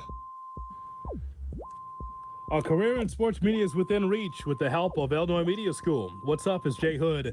Quickly gain the skills needed to become a professional in the sports industry. Learn from experts. Work on real-world sports projects. Build a diverse portfolio. Become a color commentator, broadcaster, producer, and so much more. Today, enter the Behind the Scenes with Cap and J Hood contest. Go to ESPNChicagoContest.com for prizing and eligibility. All brought to you by Illinois Media School O'Hare. Call 630-916-1700 or visit beonair.com. It's beonair.com. Your future starts here. Jay Moore. When your cat's a meme and your dog is too. And it's hard to know what's fake or true. Just raise a glass with a friend or two. You tell them more, tell them more, tell them more, do. When the online trends keep getting worse. And you lost your keys in the metaverse. Now your right swipe just went left on you. You tell them more, tell them more, tell them more, do. It's a crazy world, so what do you do? You tell them more, tell them more, tell them more, do. Get 11% off everything now at Menards. Enjoy a beautiful view with new windows from Jaldwan. They're made to be durable, energy efficient, and low maintenance. We carry more than 100 size and style options in stock, ready to take home today. Save on your entire window project with 11% off all Jaldwan windows now at Menards. Good through October 1st. Savings are a mail-in rebate. Some exclusions apply. See store for details. Save big money at Menards. What's up, everybody? It's Adam Abdallah. Snap into action this NFL season with FanDuel, America's #1 sportsbook. Right now, new customers get $200 in bonus bets guaranteed when you place a $5 bet. That's $200 in bonus bets, win or lose. If you've been thinking about joining FanDuel, there's no better time to get in on all of the action. The app is so easy to use, and there's a wide range of betting options that include spreads, hundreds of player props, over-unders, and so much more. Don't forget about those same-game parlays available for most NFL games as well. So visit FanDuel.com/Abdallah, Abdalla, and kick off the NFL season with America's #1 sportsbook and my #1 sportsbook. That's FanDuel.com/Abdallah, Abdalla. FanDuel, official partner of the NFL. You must be 21 or over and present in Illinois. First online real money wager only. $10 first deposit required. Bonus issued as non-withdrawable bonus bets that expire 7 days after receipt. Restrictions apply. See terms at sportsbook.fanduel.com. Gambling problem? Call 1-800-GAMBLER. Some people just know that a perfect football field is all about the details. Those are the people who know to choose Allstate. Take the head groundskeeper, for example. Hands at 10 and 2. 90-degree turns, perfect stripes every time. He knows, because he's done this 100 times. Just like he knows that paying attention on the road can save safe drivers 40% with Allstate. Saving 40% is based on the national average premium savings for Allstate auto customers with a clean driving record versus those without. Savings vary by state and based on how you buy. Subject to terms, conditions, and availability. Allstate Fire and Casualty Insurance Company and affiliates, Northbrook, Illinois. If you're just tuning in, this is Fan 23, Fansville's #1 sports radio station. Brought to you by Tasty Dr. Pepper. We are settling the great debate, best third quarter snack, hot dogs or nachos? You know my mantra, Doug. Yes. Meaty early, cheesy late. Well, it looks like we have a caller here to weigh in. Is this Chuck? Popcorn in the third is the move. What? You go with passive snacking after halftime. No, it's nachos. Look, as long as there's an ice cold Dr. Pepper there to wash it down, I'm good with either. Dr. Pepper, the one fans deserve. When it comes to new windows, Window Nation always gives you more, but now they're giving you even more. The more windows you buy, the more you save, up to 50% off, plus pay nothing for 2 full years. 866-90Nation or online at windownation.com. Welcome back to Cap and J Hood Experience. Weekdays from 7 to 10 on Chicago's Home for Sports, ESPN Chicago. Nick Foles sucks. He sucks. I'm just a fan. I'm not a football evaluator. I love the Green Bay Packers. The guy is drunk, but there he goes. This is not Detroit, man. This is the Super Bowl. I want winners. He starts to come and then he pulls out. This is a really thickly built guy. I mean, what's the answer you're looking for on these things here?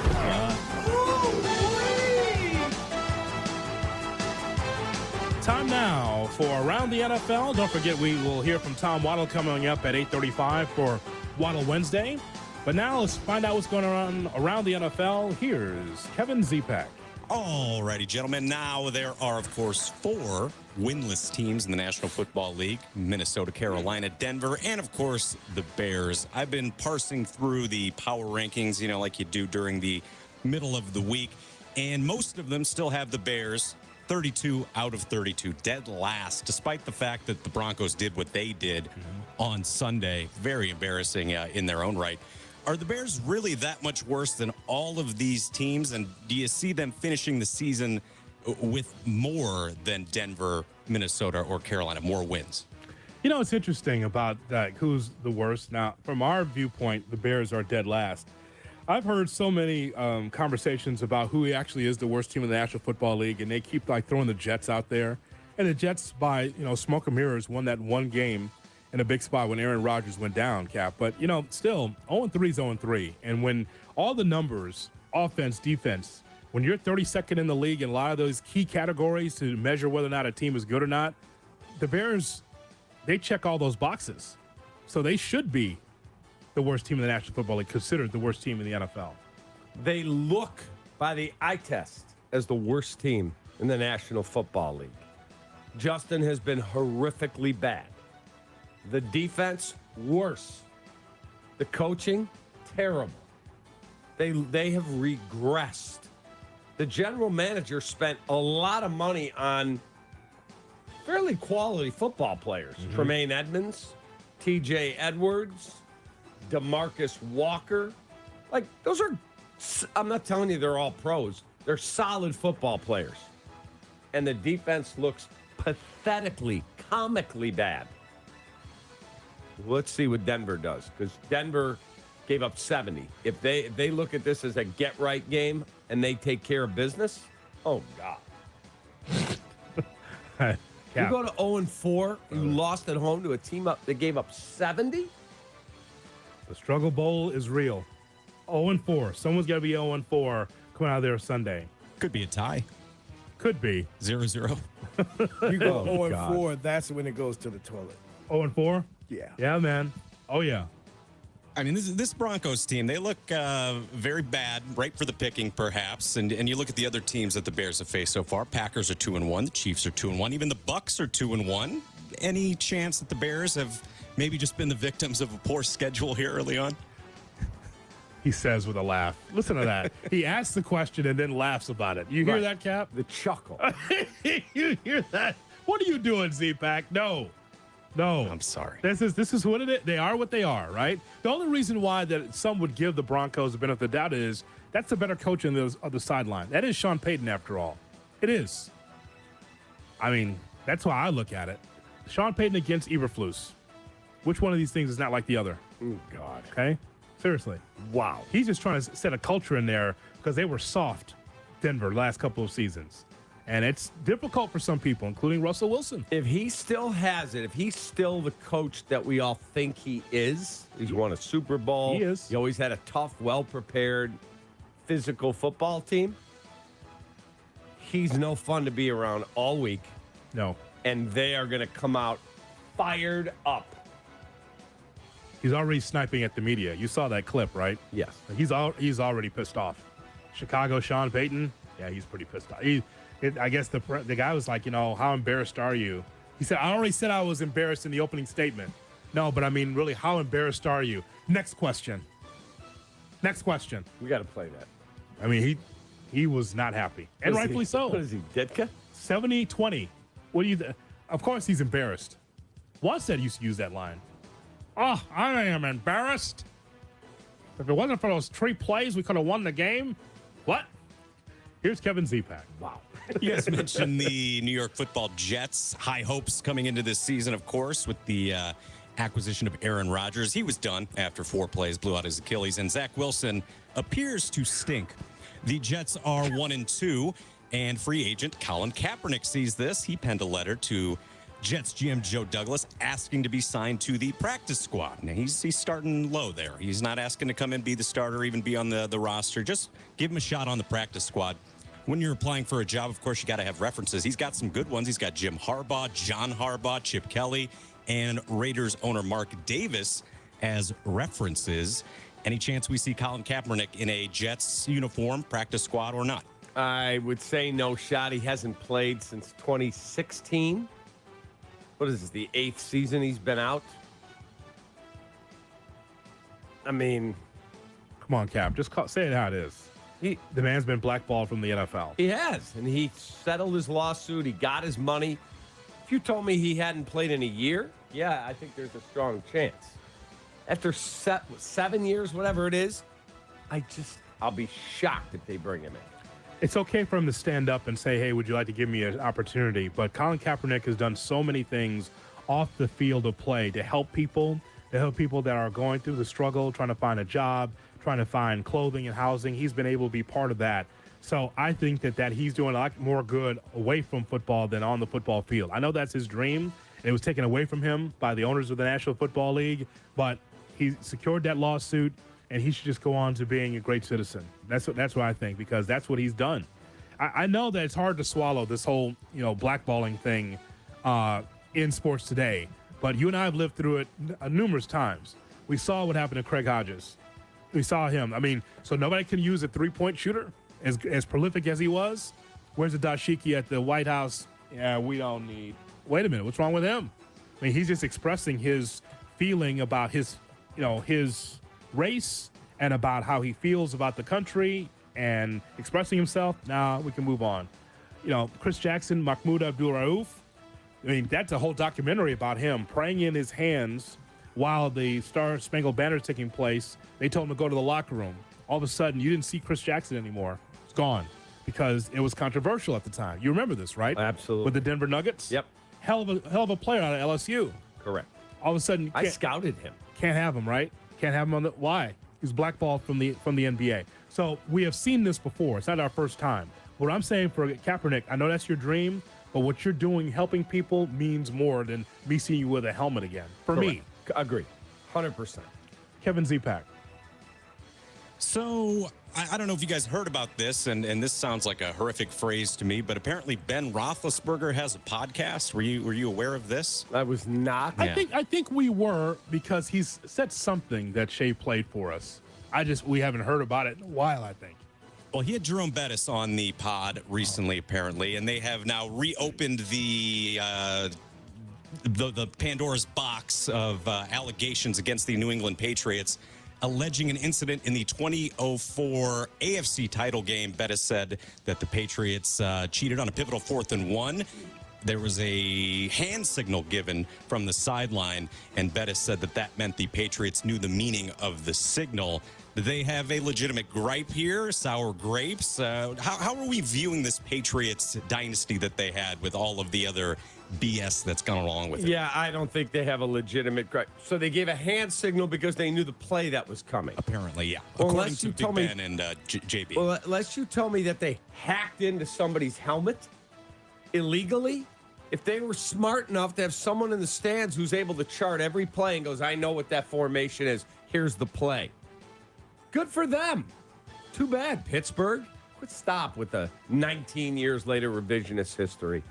I'm no Belichick guy. He's an amazing football coach. It is what it is. Well, Kevin, it's interesting you bring this question up because Chris Canty was talking about that this morning, or talking about cheating in football on Unsportsmanlike, the show that comes on before us 5 to 7 with Michelle Smallman, Canty, and Evan Cohen. And, from his standpoint, he's saying if you ain't cheating, you ain't trying. It happens across the league, he says. But the Patriots don't cheat well because everyone exposes them. So apparently this is something that always happens. You get someone else's practice. You find out they're all 22. They're able to obtain a lot. Yeah. So it's not a surprise. So the Patriots cheating, any other team cheating, not a surprise at all. Not a surprise. It is what it is. By the way, quickly, I know we got a comment coming up. Yep. Sidebar may I approach? Brought to you by Aiken Law. 3126 million for the great Howard Enkin. One of the hottest things that Heinz has come out with in years. The ketchup company. Yep. Cranch. K-R-A-N-C-H. It is ketchup and ranch dressing mixed together. No, straight to jail. And it is for chicken nuggets and French fries. That's great. Thanks for sharing that. Two Americas. Cranch. Yeah, two Americas. We go now to Tom Waddle right around the corner on Cap and J Hood. Take that. This is Cap and J Hood on ESPN Chicago, Chicago's home for sports. White Sox baseball on ESPN Chicago. White Sox and Diamondbacks today at 12:30 on the ESPN Chicago Triple Play, AM, FM, and app. That's so popular. By the way, that's so popular they took away the naming rights at Pittsburgh Stadium. That Cranch, as soon as they put that in there, they changed the name of the stadium. It's Cranch Field. Yes. Where can living well take you? Blue Cross and Blue Shield of Illinois knows it can take you anywhere you want. Blue Cross and Blue Shield of Illinois understands what it means to take your health well beyond. Wherever your journey takes you, your health and your wellness go with you. And so will Blue Cross and Blue Shield of Illinois. Blue Cross and Blue Shield of Illinois knows greater all-around health starts by making sure greater access to health care is all around you. Blue Cross and Blue Shield of Illinois is committed to advancing and simplifying the healthcare experience for our members well into the future. No matter the state you find yourself in, Blue Cross and Blue Shield of Illinois will be forever by your side. Blue Cross and Blue Shield of Illinois, always elevating your healthcare well beyond. Blue Cross and Blue Shield of Illinois, through it all. DraftKings, the Casino Queen Sportsbook, is keeping us in on all the NFL action with great offers every single game day. New customers can bet $5 and get $200 instantly in bonus bets. Throw $5 down on any of this week's epic matchups to walk away an instant winner.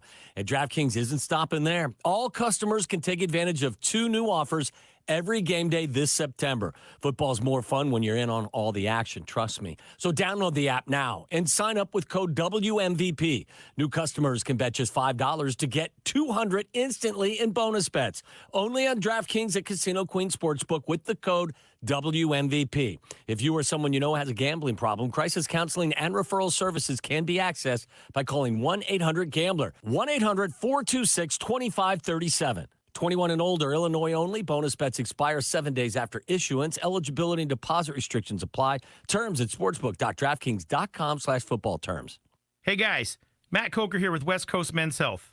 Most guys don't realize that their ED started in their 40s. Symptoms of erectile dysfunction can be slight and subtle, but by treating your symptoms at the onset, you can avoid severe ED in the future.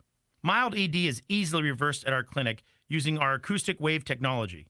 Most men have accepted that ED is a part of getting older, but that's far from the truth. Our acoustic wave therapy has helped thousands of men restore function, whether they're in their 40s or their 80s.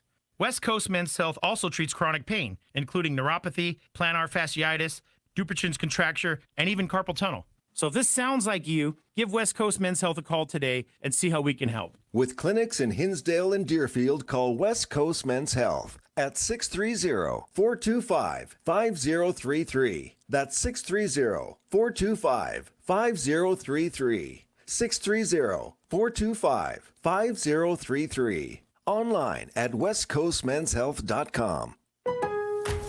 Klein tools are new at Lowe's, pros. Lowe's knows you want top brands and quality products, and Klein Tools delivers. Right now, get the Klein 3-piece ModBox mobile workstation for $319.94 and the Klein 5-piece cushion grip screwdriver set for just $34.97, both exclusively at Lowe's. Shop the largest selection of Klein tools, the highest quality tool brand at Lowe's. Because Lowe's knows tools, Lowe's knows pros.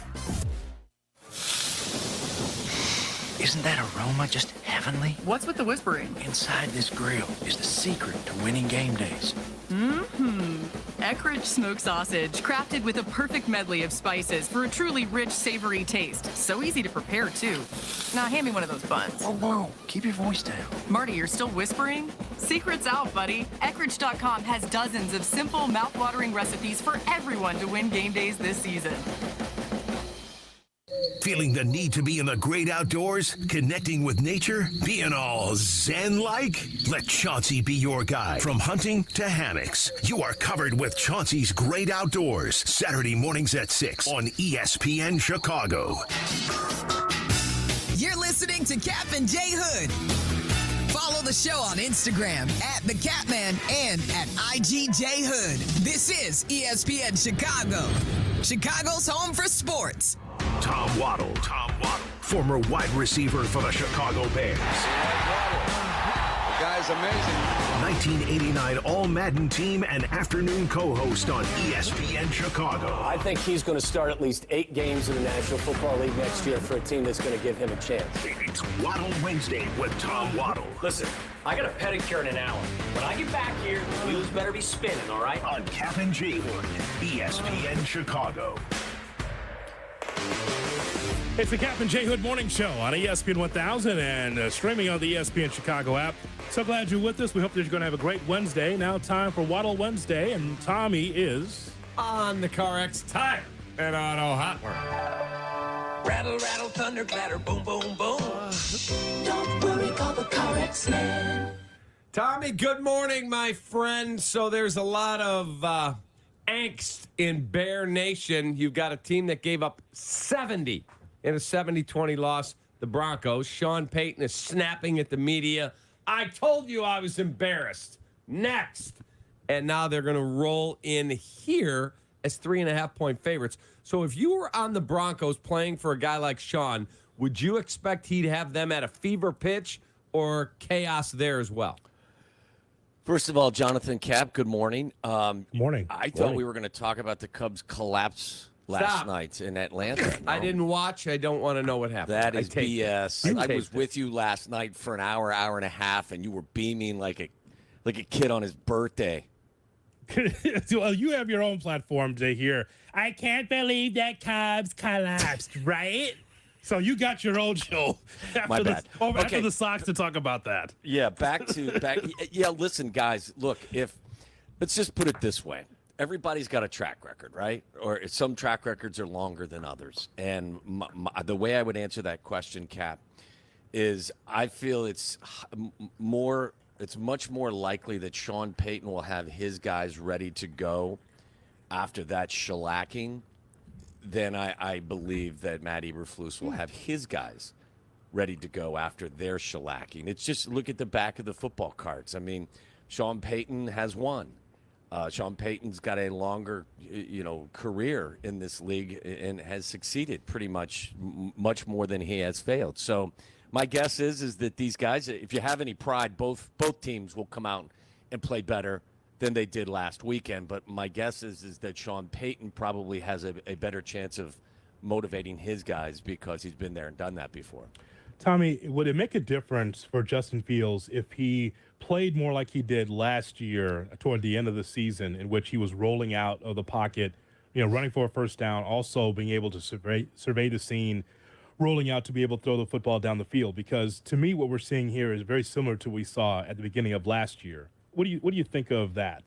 Yeah, Jonathan, I think I think we talked about it last week about how was that a fine? It is I a fine. Did I cough? My Yeah, bad. yeah. $1 Bernie'sBookBank.org. I will send you a check. I think yes, but this is how I would describe it. I think there's no question you see frustration in how he is meeting the media and how he's talking and even how he's carrying himself. There's no confidence there either. So I think it's incumbent on them to try to get him more confident. You saw more designed runs. I think there were a handful. At the end of the day, they had 51 snaps in Kansas City, and he had 11 carries. There were a couple of occasions where they did try to roll him, and then somebody comes and tries to pin the guy on the end of the line of scrimmage and get him out on the edge. And when he is out there, as we've talked, he's more comfortable and he's more accurate for sure. So, yes, the answer to the question is yes, I think it would help him, and I think they need to do that.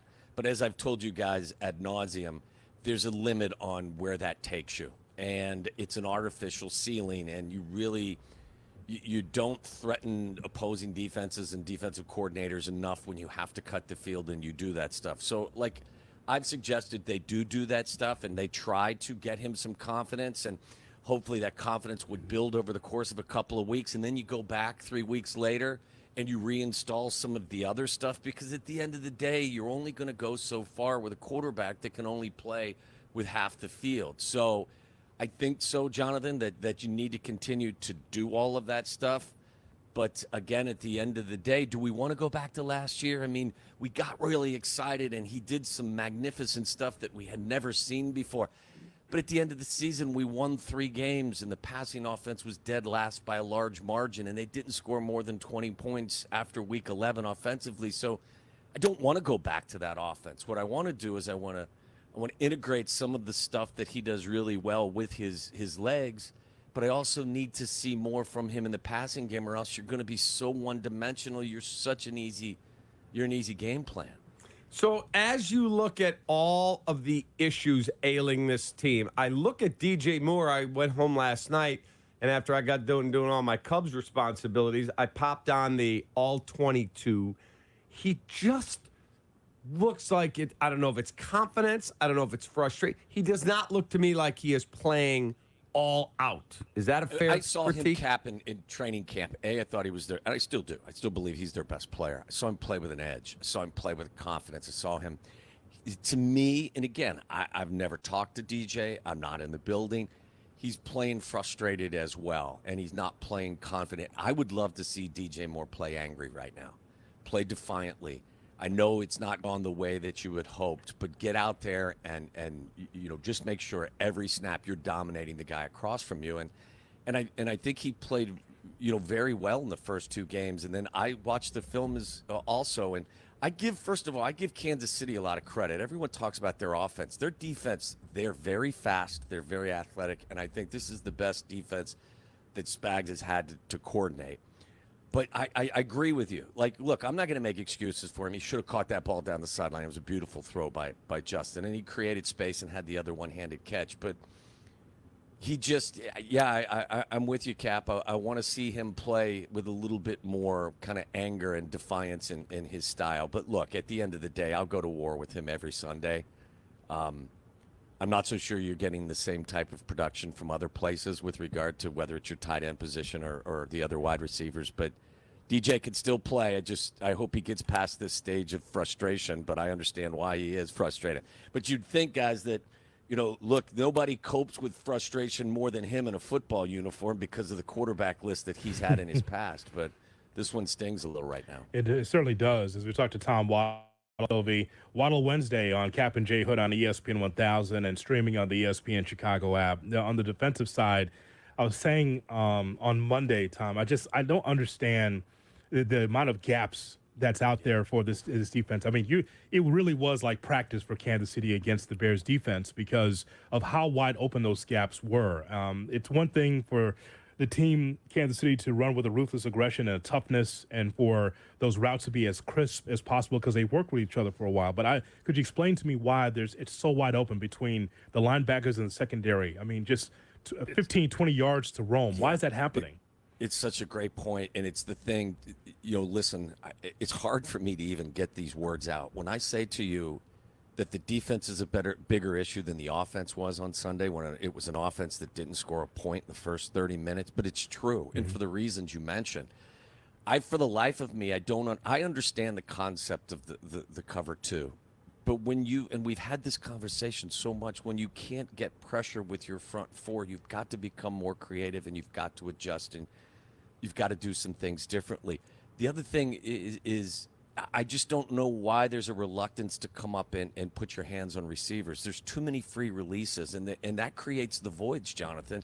And if you can't get pressure with your front four, okay, now you got to be creative with your blitz, but let's be physical in the secondary. So at the very least, if you can't get the quarterback off his spot, get your receivers off their spot.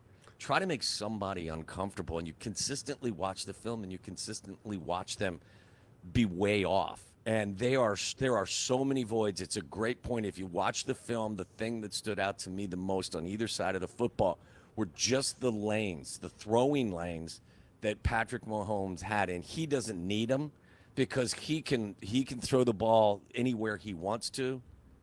But to give them free releases and to allow them to kind of just roam through your secondary, I just don't understand what the approach is. Tommy, can you hang on? We have more questions for you. Sure. All Absolutely. right, we'll have more with the great Tom Waddle. We'll continue. Cap and J Hood on ESPN 1000. It's Cap and J Hood on Chicago's home for sports, ESPN 1000. Watch the show on Twitch. If you could just go ahead and make sure you do that from now on, that would be great. Okay? Follow ESPN 1000 Chicago. Chicago's home for sports is better with ESPN's Michael Wilbon. He joins Waddle and Sylvie. Brought to you by HawkAuto.com. The future of joint pain relief is right here in Chicago. It's QC Kinetics. Advanced regenerative medicine. This is amazing stuff. Hey, it's your friend Tom Waddle. If you've been told steroids or surgery are your only options, not so fast. Get a second opinion and learn more about how you can harness your body's own healing agents to attack joint pain. I'm talking lasting relief. QC Kinetics doesn't mask the pain. These treatments go to the root of the problem using the concentrated healing properties placed directly in your joint to restore and repair the tissue. Imagine living your life this fall with no more pain in your knees, hips, shoulders, or back, with no drugs, no downtime, and no surgery. Listen, life's about motion, and QC Kinetics is giving people their lives back with these all-natural treatments. Call the local medical professionals and get a free consultation today. QC Kinetics, the nation's leader in regenerative medicine. Call 312-809-5955. That's 312-809-5955. 312-809-5955. Football fans, the best spot for cash betting and big screen entertainment is in the PointsBet Sportsbook at Club Hawthorne Betting Bars. Pro and college action, including Illinois teams, on dozens of big screen TVs in Prospect Heights, Villa Park, Crestwood, and at the track. Plus, horse races from around the country with big odds opportunities every few minutes. See photos, menus, and locations at HawthorneBettingBars.com. And if you or someone you know has a gambling problem, please call 1-800-GAMBLER to get help. Joe's Live Rosemont is the best place in Chicagoland for live music. September 29th, feel the energy with Shady, paying tribute to Eminem. Mark your calendars for October 13th when the New York Bee Gees play timeless Bee Gees hits. Joe's Live Rosemont is also your go-to for incredible country music. Friday night, be there for Wheeler Walker Jr., and September 30th, it's Nico Moon. Joe's Live Rosemont, best place for live music. Get your tickets at joesliverosemont.com. When you're clocking out and happy hour's already started. But you're clocking out and happy hour's already started. The choice to enjoy is easy. Bud Light. Easy to drink, easy to enjoy. Pick up Bud Light at your local convenience store today. Enjoy responsibly. Anheuser-Busch Bud Light Beer, St. Louis, Missouri. Get 11% off everything for your next project now at Menards. October is Fire Safety Month, and Kiddo Home Safety products help keep your family protected for when it matters most. Check out Menards' great selection of Kiddo Home Safety products. Right now, pick up a 10-year sealed-in battery smoke alarm for only $17.97 after 11% off. Good through October 1st. Savings are a mail-in rebate. Some exclusions apply. See store for details. Save big money at Menards. Finding great candidates to hire can be like, well, trying to find a needle in a haystack. Sure, you can post your job to some job board, but then all you can do is hope the right person comes along, which is why you should try ZipRecruiter for free at ziprecruiter.com/free.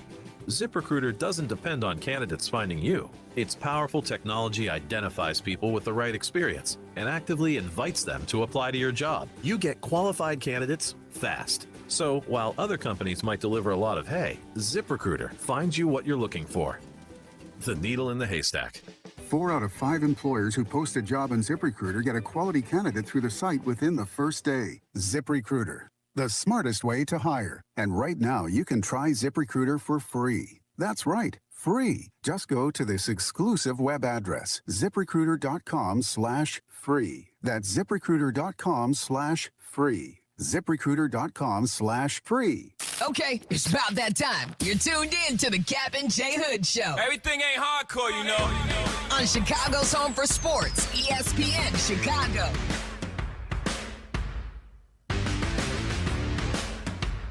Cap and J Hood on ESPN 1000 and streaming on the ESPN Chicago app. We'll hear from Jesse Rogers coming up at 9:35 from Atlanta about the Cubs' collapse against the Braves.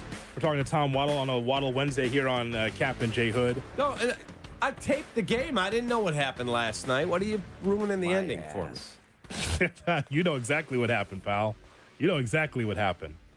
I just, Tom, now it's the Denver Broncos, and I was telling Cap earlier, I said, from people I talked to in Denver, it's a culture change, and you know it is. You saw what happened last year with Denver, and now with Sean Payton in there. It's 0-3, but it's not all on Russell Wilson. But I'm wondering your expectations for the Broncos coming in, because when you lose by 50, but yet you're a 3-point favorite, 3.5-point favorite, something's working with Denver probably on Sunday. What do you see? Yeah, I don't think Russ has been horrible. I mean, I don't think Russ is cooking, but I don't think he's. Look, I like the running back Williams. Yeah, I think he had an ACL last year at some point, but he's a hard runner. I think Russ has got some guys on the edge that he can throw it to. I do believe. There's some players on that roster, so I'm a little surprised that they've been as bad as they have been. But look, they're going to get better over the course of time. I do think that at least in the short run that this marriage can work. It just may take some time. But when I watch Russ, I don't think that he's completely useless. I think he actually still can do some really good things. I think that something's got to give in this game, right? I mean, you flip it around, the Bears are averaging 250 yards and 15.7 points per game, and the Broncos defense is allowing 458 yards and 41 points per game. I don't think that the Bears are going to hang 70 on him. But if you don't see significant improvement against this defense that gave up, 30-plus to the Commanders the week before, then, we talked about this yesterday. Is this rock bottom after the Chiefs game? I was like, no, because, I felt worse after the Packer game than I did the Chief game. If you let, as you described, Jonathan, a Broncos team, they got boat raced to the tune of 70-20, come into your building as a 3.5-point favorite and beat you, I would say I would project that would be rock bottom for me in the near term. So if you look at this game, and let's talk about if that does happen, the scenario you just painted. You're 0-4. You don't do much successfully offensively. I'm not talking about losing 45-41. I'm talking about you have another bad offensive day. There are already people that cover the team that are saying they believe they should bench Justin Fields if this thing doesn't turn quickly like this week. There are analysts on ESPN, Fox, that are saying the same thing. Put the Bajan kid in. It's not working with Justin because you can lose the room. The Jets, Rich Cimini, who covers the Jets for ESPN, said there is a near mutiny that could be coming. The defense does not want one more snap of Zach Wilson out there. Tommy's been there. Tommy's think been about there. The Jets, like the Jets defense they've got a leg to stand on. If anyone on the defensive side of the building up at Hallis Hall is putting their foot in the sand. Oh, I'm not saying they are, but at some point, what do you do with Justin if this week you go out and you score 7 points again? Yeah, I'm not there yet. I mean, I told you a couple weeks ago, this is a 17-game evaluation. If things just go off a cliff 5 or 6 weeks from now, 7 weeks, 8 weeks from now, maybe so, I'm not there yet. I can't even really contemplate that. In fact, I go back and look at the tape, and I'm not trying to sell you that Justin was good, but in the first half of that game, the interception's inexcusable. Don't get me wrong. I don't know what you're looking at. But, like, he had no one to throw to. I mean, nobody's open. Like, when you play a team that's going to play man coverage, and you're not trying to help your receivers who are too sticky to begin with, they're not helping them get open. You got to bunch them up. You got to pick. You got to rub. You got to do all kinds of things to try to get them open. And I didn't see a lot of that, which points again to the fact that everyone's got to share culpability for this. But no. I'm not there yet.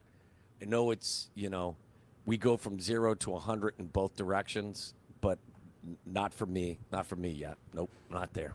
So what do you think, Cap? Because I look at this Miami win. And by the way, if you watch that game, the ebb and flow of that in the fourth quarter, McDaniel actually took the gas off. Yeah. He actually said, we could have scored 100, but he says, I wasn't trying to embarrass the Broncos, which also is a pat on the head that's really, it's not condescending, but it makes you feel even worse. Right. That would be worse for me. Oh, great. Thanks. You got 70 and you took your foot off the gas.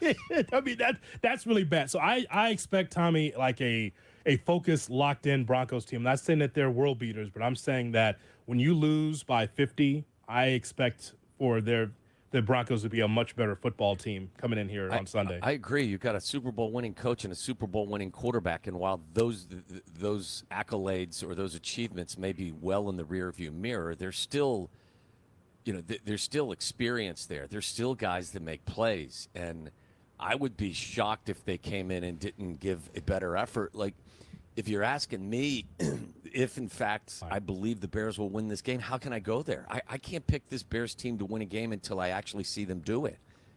I got to see it first. They've got a better roster than we do. Have they played well? No. Have we played well? No. I have to see our team do something positive before I would feel confident enough for them to win a game on a Sunday. It is. Oh boy, you lose Sunday. Sucks. Yeah, it sucks. You lose Sunday. Well, then the wheels have completely come off, and then you look and go, I don't know if we can win a game. I really don't. Oh, Ditka.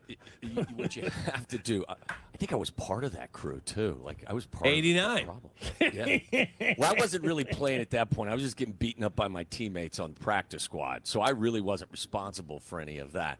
But you've got to approach this like. This stench stinks to you until you get it off. So if every individual in that locker room, all of your play is on film. Hey, I hate to interrupt you, but did you tell me that you were coming off the field and Richard Dent, or as you guys were coming on, they were coming off, he would say to you, just don't turn it over. We'll worry about the scoring. Rich used to say it all the time, and for good reason, because Rich was a Hall of Famer, and our defense kicked everyone's ass, and we would come off the field, or he was coming off the field, and he would look at us as we were running on the field, and Rich would look at us and says, all right, hold them, guys. We'll be back in to take care of them. Like, hold them. We're the offense. What do you mean, hold them? Don't turn it over. I mean, like, at some point, they got a little frustrated with our inability to get the ball in the end zone. I would say, again, that was an element that existed because we had a faction of our team that actually was very good. If there's anyone up at Hallis Hall pointing fingers, coaches, players on either side of the football, you know what? Cairo Santos is probably the only guy in the buildings who should poo talk anybody right now. Correct. Could you imagine? Hey, have a great show with Sylvie. All right. Take care, fellas. Thanks for having me. It is Waddle Wednesday here on Cap and J Hood. Tom will be with Sylvie after the Diamondbacks and White Sox game, about 4:30 right here on the home of the White Sox, ESPN 1000. In 2 minutes, the Cubs collapse. What happened? We address it next. You're listening to Cap and Jay Hood on Chicago's Home for Sports, ESPN Chicago. When you need a big project done on your home, one of the first things you do is talk to friends who've had work done recently. You ask things like, were they reliable? Did it cost you a lot? Are you happy with their work? This is Eric Guest from Total Roofing and Construction. Every contractor brags about the deals they offer. At Total Roofing and Construction, the prices are the same, but the service is the total package. TotalRoofingAndConstruction.com. Total satisfaction since 1985. That's TotalRoofingAndConstruction.com. It's a big deal because your finances are a really big deal. Wintrust Community Banks would like to announce our newest and greatest 11-month CD rate with a whopping 5.35% APY. Act now and you can lock in 5.35%. Just go to wintrust.com/locknewrates and start earning more. Annual percentage yield accurate as of May 5th, 2023 and assumes funds remain on deposit until maturity. Minimum daily balance of 1 cent required to obtain APY. $1,000 minimum to open. New money only. Offer may change at any time and without notice. Member FDIC. Discover credit cards automatically double all the cash back you earn at the end of your first year, which means... Wait, hold up. Question for the audio engineer. Go ahead. Did I read that right? Discover automatically doubles all your cash back? Yeah, that's what the script says. So if I get a Discover card right now, I can earn twice the cash back. Apparently. Wait! Unlimited first-year cash back match, only from Discover. See terms and learn more at discover.com/match. Klein tools are new at Lowe's, pros. Lowe's knows you want top brands and quality products, and Klein Tools delivers. Right now, get the Klein 3-piece ModBox mobile workstation for $319.94 and the Klein 5-piece cushion grip screwdriver set for just $34.97, both exclusively at Lowe's. Shop the largest selection of Klein tools, the highest quality tool brand at Lowe's. Because Lowe's knows tools, Lowe's knows pros. Live from State Street in the heart of Chicago, you are listening to the new home of the Chicago Bears. Okay. ESPN Chicago. And this is Cap and Jay Hood, live from the Old National Bank Studio. WMVP, WSHE, HD2, Chicago. A Good Karma Brands radio station. 3-1, hit deep to left. It is gone, and it's a significant homer. It is number 300 on the season for the Atlanta Braves. He's got 2 ducks on the pond here, and he races it the other way. Ozzy's coming home. 6-2. This ball is hit well to left.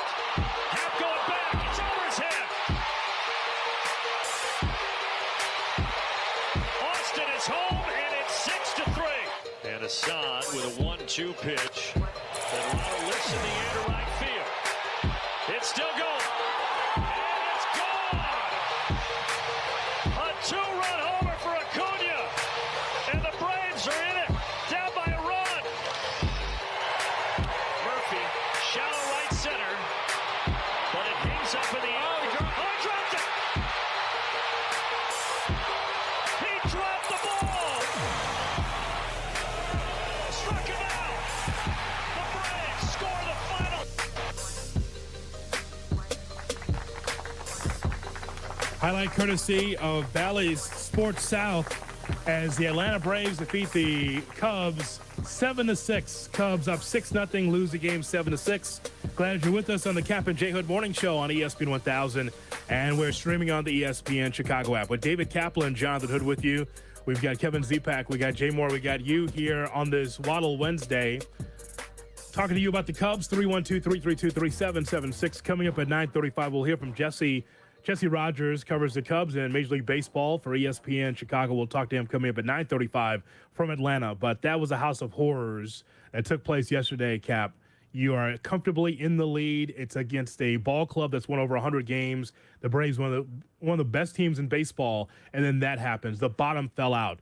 3, as you just heard there from Bally Sports South, 3 in the bottom of the 6-2, in the bottom of the 7-2, in the bottom of the 8th, and a 7-6 victory for the Atlanta Braves. There are so many reasons that team lost. Yes, Seiya made a crucial error. He did. He also had a 2-run triple and another hit in the game. He's been, go back, look at the numbers, top 4 offensive players in the sport the last 65 or so days. He's been great. He's been their best offensive player for over 2 months. Again, you cannot miss that play. You got to make the catch. It happened. You got a 6-0 lead going to the 6th. Against them. Against a really good team. You got to add on. Pete Crow Armstrong, you can't get caught off a third. You just can't. That cannot happen. Watch too many stupid base running mistakes. Him, Chris Morrell, these things cannot keep happening. And if they do, they fall at the feet, A, of the player, B, of the manager and coaching staff. Cannot happen. The bullpen did a lousy job. Okay, Javier Assad comes in. It wasn't a horrible pitch to Acuna Jr. But as I said to you at 7 o'clock, that wasn't Phil Acuna. That was Ronald Acuna Jr. He's going to be the MVP probably. He's amazing. With 2 strikes, you cannot allow him to get the head of the bat on the ball. You can't. Waste it. Throw it down. I don't care what you do. You can't let him hit a 2-run home run in that spot. He did. Drew Smiley, quit effing walking people. And then bouncing balls in. It was like pinball with him for Jan Gomes back there. I expect that from Quas, but I think that he does that on purpose. Sometimes he's wild. Yeah. But Smiley, a veteran, that was not good. Not good. That was terrible. I mean, there shouldn't have been all that traffic on base. If you're going to keep walking people, it's going to come back and bite you in the ass. And that's exactly what happened. Again, I'm not excusing the inexcusable error by Seiya Suzuki. But he's a human, and that's going to happen. But all the other things, and the manager had a bad night. Why are you using PCA in the 4th inning? Burning him there. And then he makes a base running mistake. Why are you bunting to get Jan Gomes to second base? It's not like that's a speed merchant out there. Right. What are we doing with all these bunts? I get it. If you're telling me it's the top of the 9th and you need a run to tie, and you got a man at second and nobody out, and you're going to try and get him to third and take your shot. Okay, I get it. Bunting in the middle of the game? What are we doing? Yeah, that's not who you should be. That's not who you've been all season. The magic in the Cubs that I've seen is you are able to get that key base hit with runners in scoring position, 2 outs. Correct. That's what I'm talking about. Like, I don't have the stats in front of me. Someone could tell me that the Cubs suck at that particular juncture of a game. I'm just saying, based on the eye test, watching the games, the magic for the Cubs is how they're able to get it done from unsung heroes. From Mastroboni to Gomes, from Morrell to Seiya, who has been, as you mentioned, carried the ball club for a while, from Talkman, names like that. It's names that you do not expect for them to be able to flourish and come through. That's why the Cubs are an 82-75 ball club, is because you're getting pitching out of nowhere. You're able to, mismatch and try to figure out who can be able to be at the top of the lineup. All these things. You got to 82 wins. You've earned that. Not because you're a great baseball team. It's because the team plays together. But at a game like the Braves, if you're up 6-0, Cap, you've got to be able to hold on. Like you say, add on. 6 runs should be enough, but not against this Braves team. It isn't. It's never enough. And then, again, I'm glad he's the shortstop. He's a hell of a leader in there. He's a really good defender. 248, 0 for 4 again, Dansby? Come on, man. Is that the Cubs' first time in Atlanta? I think this season. Yeah. So might be a little butterflies there because he took off the helmet. It was like a huge standing ovation for him in Atlanta because that's his old team. I'm not giving any excuses. I'm just saying that that's a reason that he might have went 0 for 4 yesterday. Yeah, I like him. He's a really nice player. I'm glad he's a piece of the team. He's not a linchpin offensively. Far from it.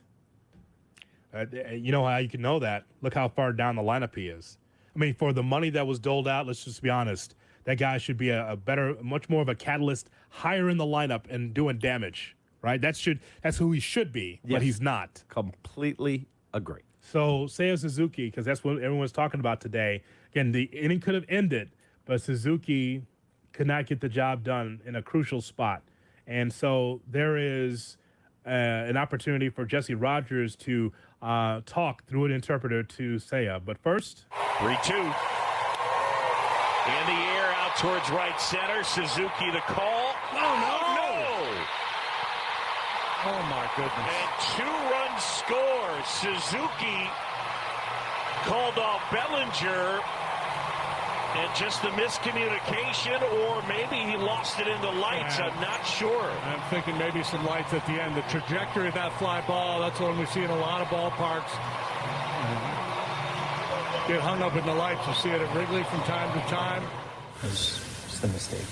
Yes, that did contribute to, that play happening. But, ever since I was playing in Japan, you do have to take that into consideration whenever you go out there in right field. So, if I do say that, then that's an excuse, so I'm not going to say that. I was actually seeing it pretty well until the very last second. I honestly thought it went into my glove, so it was just that split second where, I just blurred my vision.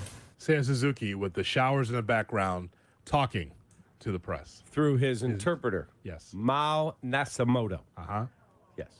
Thank God that it wasn't you, because you would have raked it over the coals. You would have been killing that Cubs team last night if you were the interpreter. Shouldn't have mattered if Dansby would have got a hit. What? Hey, Pete, you want to get caught off third again? Hey, nice pitch, Javier. Nice pitch. Way to give up the home run to Acuna. David, is that what he's saying to you? Yes. It's what he should be saying. What about your guy, Drew Smiley? I mean, it's just baseball, it's... Oh, it's just baseball. You hear that, Cap? Drew Smiley, just baseball. Oh, a game like that, again, you're trying to get to the playoffs. It's just baseball. Here's a novel concept. Oh, God. When you come into the game with the game on the line, 8th inning, in a game you need worse than a freaking starving man needs a ham sandwich, don't walk the first two guys. Don't bounce balls to the backstop. The novel concept. We might want to look into that.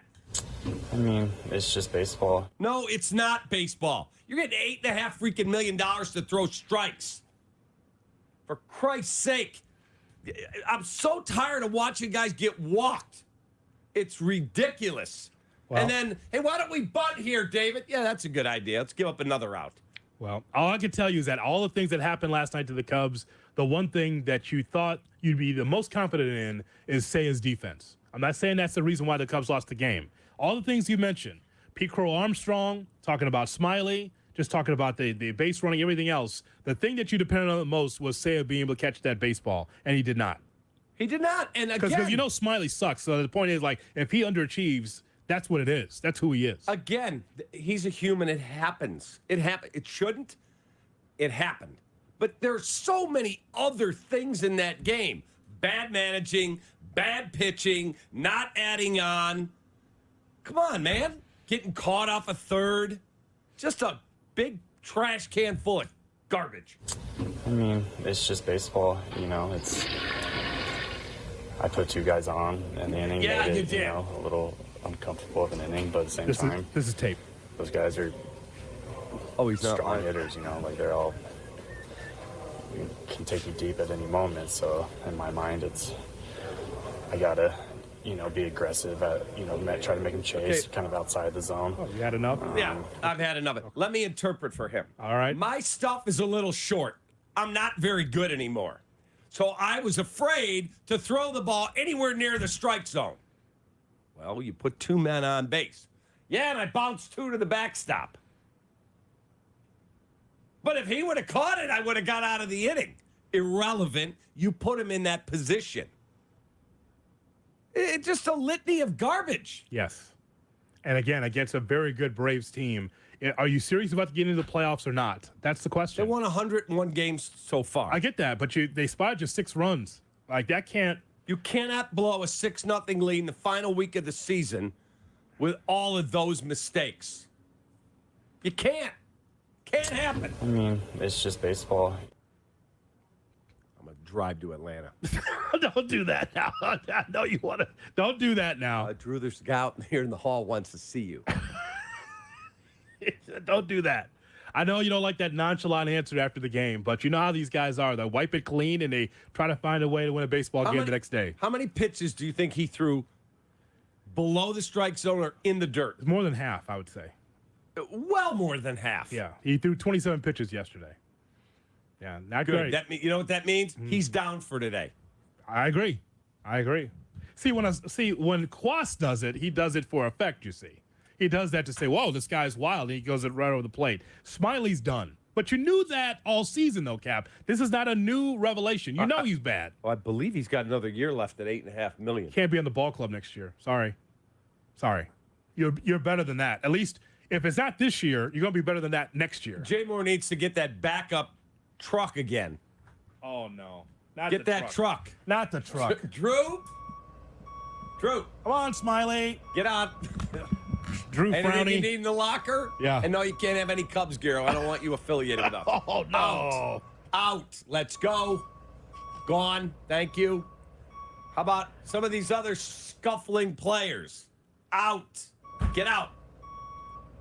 Oh, this jacket. That's Mancini. He got released already. Trey Mancini. Throw it on the truck. How did that get in there? Hosmer? Is he no, he's gone. My God. We talk about the struggle bowl of the Bears and the Broncos. That's coming up next. Jesse Rogers at 9:35 on the Cap and J Hood Morning Show.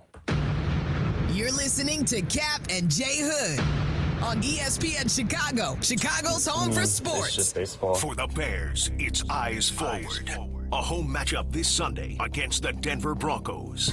ESPN Chicago is where you hear the game and where you prepare for the game. This is your 24/7 pregame show. Our Sunday coverage starts at 7 with a fantasy football show with Jeff Meller.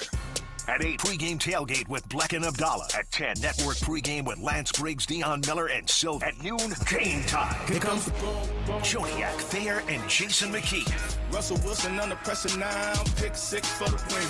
Then 2 hours of postgame with Peggy and Yurko, and postgame with Jason McKee, Pat the Designer, and Jeff Meller. Bears and Broncos, Sunday. Week 4, Soldier Field. We go hard to the home. This is the new home of the Bears, ESPN Chicago. Tune in. What's up, everyone? Zetterman here. Get ready to start the NFL week off right, because right now all customers can get a no-sweat same-game parlay for Thursday Night Football. Just place a 3-leg same-game parlay on this week's game between the Lions and Packers, and you'll get bonus bets back if you don't win. It's going to be a good game if you're a fan of the NFC North. NFL same-game parlays are the perfect way to combine your bets for a chance at a bigger payday. You can build your own, or you can choose from one of the popular same-game parlays pre-built for you in FanDuel's top-rated sportsbook app. Visit FanDuel.com/Zetterman. That's Z as in zebra, EDERMAN, so you don't miss out on your chance to get a no-sweat same-game parlay on America's #1 sportsbook. FanDuel, an official sports betting partner of the NFL. 21 plus in present Illinois. Refund issued is now. Drawable bonus bets that expire 7 days after receipt. Max refund $5 unless otherwise specified. Restrictions apply. See terms at sportsbook.fanduel.com. Gambling problem? Call 1-800-GAMBLER. Hey, Chicago. Jared here with Power Equipment Direct. I've spent the last decade helping customers find the right generator. Whether you're looking for backup for your home or business, or just powering your pre-game tailgate, we have the right generator for you. We also have a wide assortment of mowers, pressure washers, and everything else you need around the house. Visit PowerEquipmentDirect.com or give us a call and talk to a product expert like me. That's PowerEquipmentDirect.com. Old National Bank is asking everyone to get old. But first, people have questions. Will it take me years to get old? No, getting old can literally happen in minutes. Is getting old like a complicated process? Not at all. Just stop into one of our banking centers or visit our website. We even have an app for that. Will I look any different after I get old? You may look happier and more relaxed with a banking partner like us. Definitely want to get old. Introducing Old National Bank, where relationships and results matter. Old National Bank. Get old. Member FDIC, Equal Housing Lender. When it comes to new windows, Window Nation always gives you more, but now they're giving you even more. The more windows you buy, the more you save. Up to 50% off, plus pay nothing for 2 full years. 866-90Nation or online at windownation.com.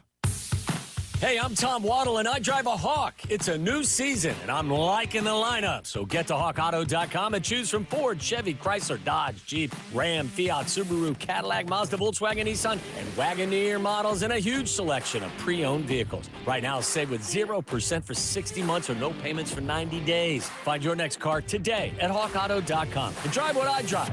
Drive a Hawk. HawkAuto.com! On select models with approved credit. MVP's bonus days are back at Lowe's. Shop the largest selection of Klein tools and get 5 times the bonus points. Plus, right now, buy a DeWalt Power Stack battery kit and get a select DeWalt Bear tool free, up to a $249 value. Lowe's knows savings. Lowe's knows pros. Bonus points calculated before taxes and fees after applicable discounts, if any. Valid 9/18 through 9/29. Subject to change. DeWalt offer valid through 10/11. Whether you own a local business or a global one, you're always looking for ways to position your operation to create opportunities and move on them faster. With Bank of America, you get access to experts, award-winning insights, and business solutions so powerful, you'll make every move matter, locally and globally. Visit bankofamerica.com/banking for business to learn more. What would you like the power to do? Copyright 2023 Bank of America, N.A. Consider yourself a bourbon connoisseur. At Twin Peaks, they are proud to offer an exclusive and extensive collection of incredibly rare bourbons, whiskeys, and tequilas. Check out their barrel selects, handpicked by the Twin Peaks team and bottled just for you. Twin Peaks, eats, drinks, scenic views. Follow Chicago's Home for Sports on Twitch at ESPN 1000 Chicago. Cap and J Hood are back on Chicago's Home for Sports. ESPN Chicago.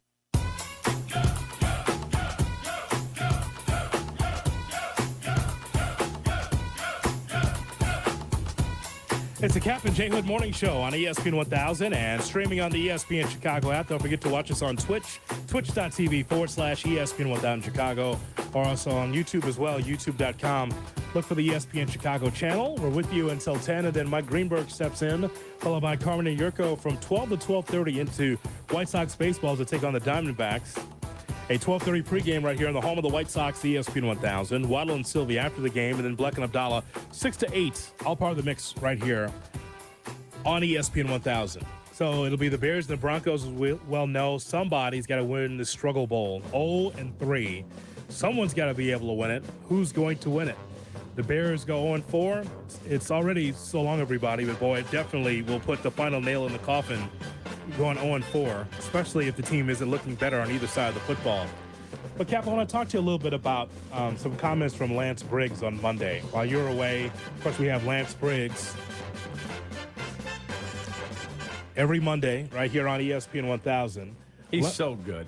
Lance Briggs talking about a number of things, including just how the defense needs to be able to, at some point, stop the run. From the standpoint of the pass rush, we know that we're behind the ball on that. You know, that's something that gets shored up with the draft. We knew, you know, there's one way we're going to have to go, and we chose offensive line, which was the right way to go. Mm-hmm. You know, it was offensive line. So we knew that defensively we were going to be behind the ball a bit.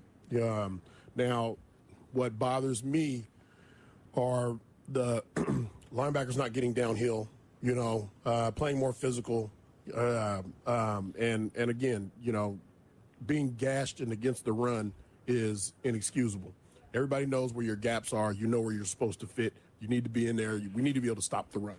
Listen, those things are true, what he's talking about, and he would know. The defense under Lovie Smith was pretty stout. At times, though, there were gaps in that defense as well.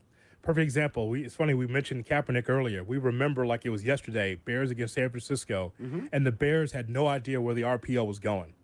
It was the first time that we heard those initials. You remember in San Francisco? Yep. Like they carved up the Bears defense. When the offense was going one way, the defense was going the other. It was just so confusing for the Bears defense because of lack of gap discipline. But what you've already seen in the All-22 and what I've seen as well, Cap, is like, it's one thing to try to put a microscope on the Bears offense. How does that get better? Whose fault is it? But the defense is what it is. I've been on this for a while. The gaps in this defense remind me of last year. It gives me vibes from last year. The idea that there are 10 or 15 yards of open space for receivers and tight ends in this league against this Bears defense is unacceptable. And that falls at the, there's no blame pie. That is on the players, and that is on Matt Eberflus's defense, flatly. So that's what it is. When I was sitting at the game with my wife watching it, it's a third down, and my wife said, cover 87. He's the guy they keep going to, and he gets the first down. And I said to my wife, she goes like, how does that happen? Hun, he runs great routes. He's going to be in the Hall of Fame for now. She said, Nobody's covering him. So I pulled up the All-22 and I watched those specific plays over. She's exactly right. The coverage schemes, like, he never gets touched. Yep. Comes off the line, free release, sits down in the zone, and there's nobody around him. I'm like, pretty good eye, Mindy. You're exactly right. Embarrassingly poor coverage. And we have a defensive head coach? Yep. I mean, give me one, somebody call. Give me one aspect of the team, one, that you go, that looks pretty good. Outside of special team, the kicking game. Outside of Cairo Santos. Yep.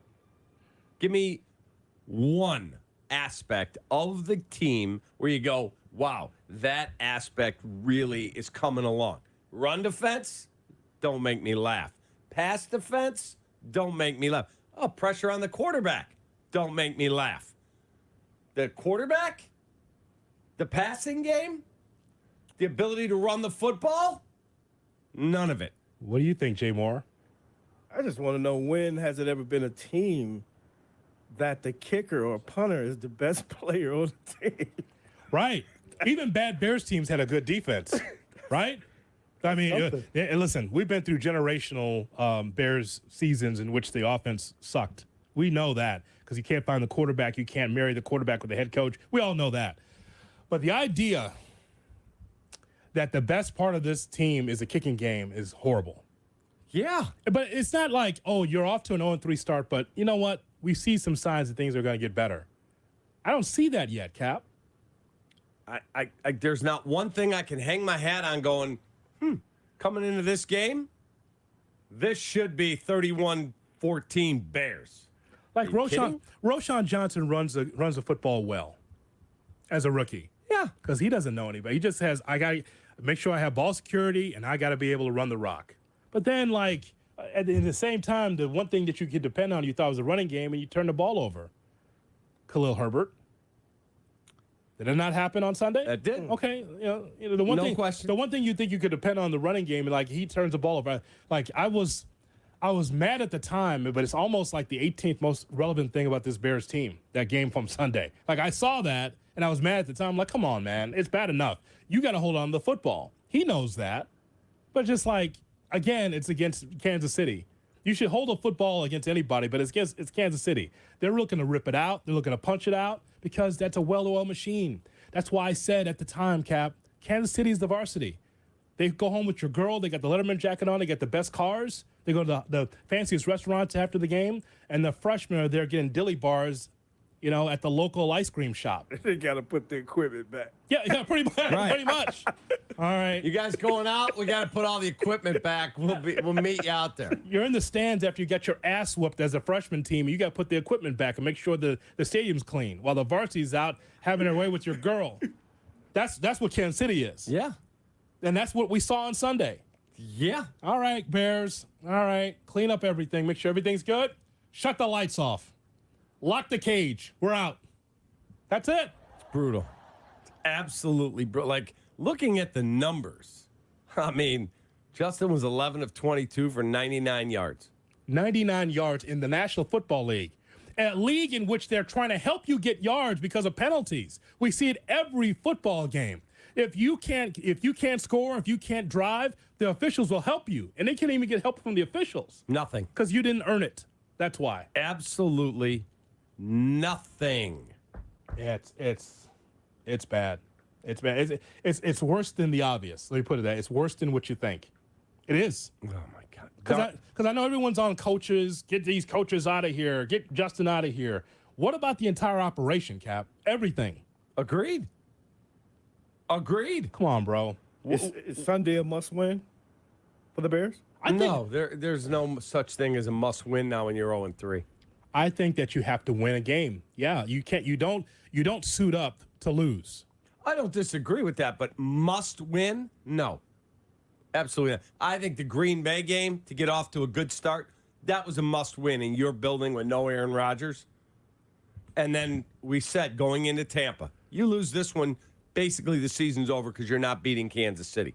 So that became the most important game. Now, okay, you're 1-3 or 0-4. It doesn't really matter. It matters to the team. It matters. And by the way, you've lost the fire. I have not lost the fire. You have never been that guy. You've lost the fire because the Cap I know wants to win every game. I do want to win every game, but it's not a must-win is what I'm telling you. You can't go at home when you are a 3.5-point underdog to a team that lost by 50 and be like, if we lose this game, no, you don't. You can't look at it like that. Absolutely not. But, okay, so if they lose on Sunday, it was a must-win. What does that make week 5? The toilet bowl. Closer to the number 1 pick. You can't have a must-win every week. That doesn't exist. Wait. You haven't won since last October. When is there a must-win?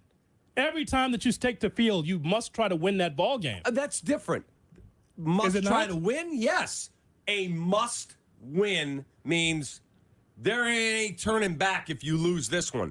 Getting to 1-3 does very little for you. I understand that on the surface. But, again, do you remember being a player? And why winning was important to you? Yes, and it's important to win. I'm not saying it isn't.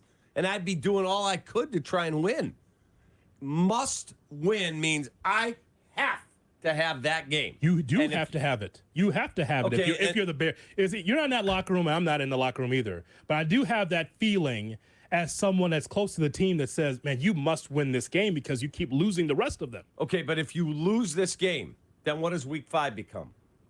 Must win? Because you gotta turn it around at some point. You got to find a way. You can't have a must win every week. You cannot have a must win every. Important? Yes. Do all I can, beg, borrow, and steal to win a game? Yes.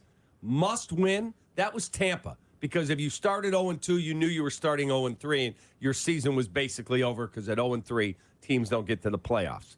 That was a must win. The Green Bay game I thought was critically important. Rodgers is gone. The owner left.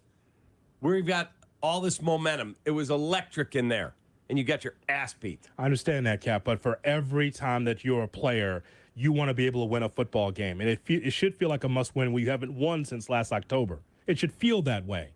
Now, again, you're greedy because you want that number 1 and number 2 pick. You don't mind if they lose the rest of their games because you're looking at the future. What about those players in there? What about the pride? Oh, I don't disagree with anything you're saying. I'm just saying the term must-win football game, that ship has sailed, man. You're 0-3.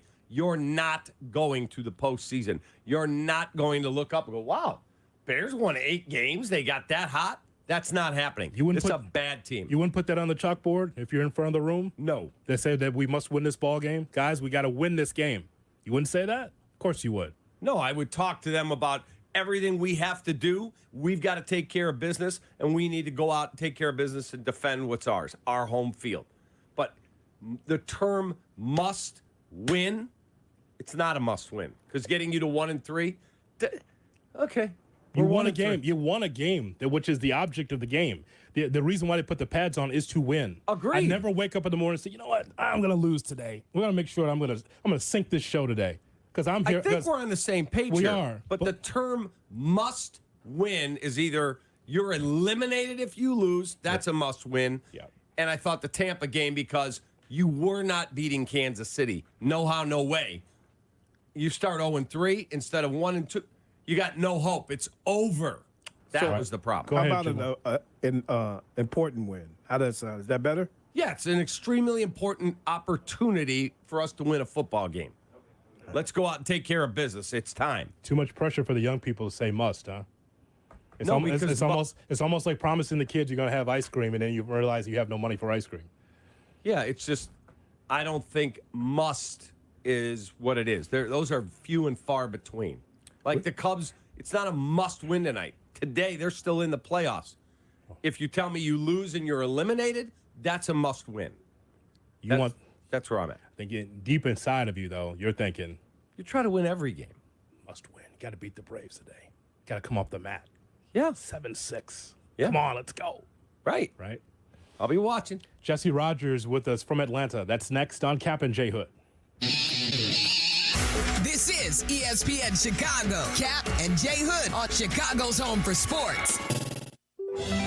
How could you ever miss the Black and Abdallah Show? It's stupendous, spectacular, and seriously silly. Well, friends, if you have to miss it, listen to the podcast. Get it at your fave pod place or on the ESPN Chicago app. The Black and Abdallah Podcast, brought to you by Fry the Coop, Peggy Kaczynski, and Dion Miller. Peggy and Dion, Saturdays at 11 on ESPN Chicago. Brought to you by Advantage Acura in Naperville.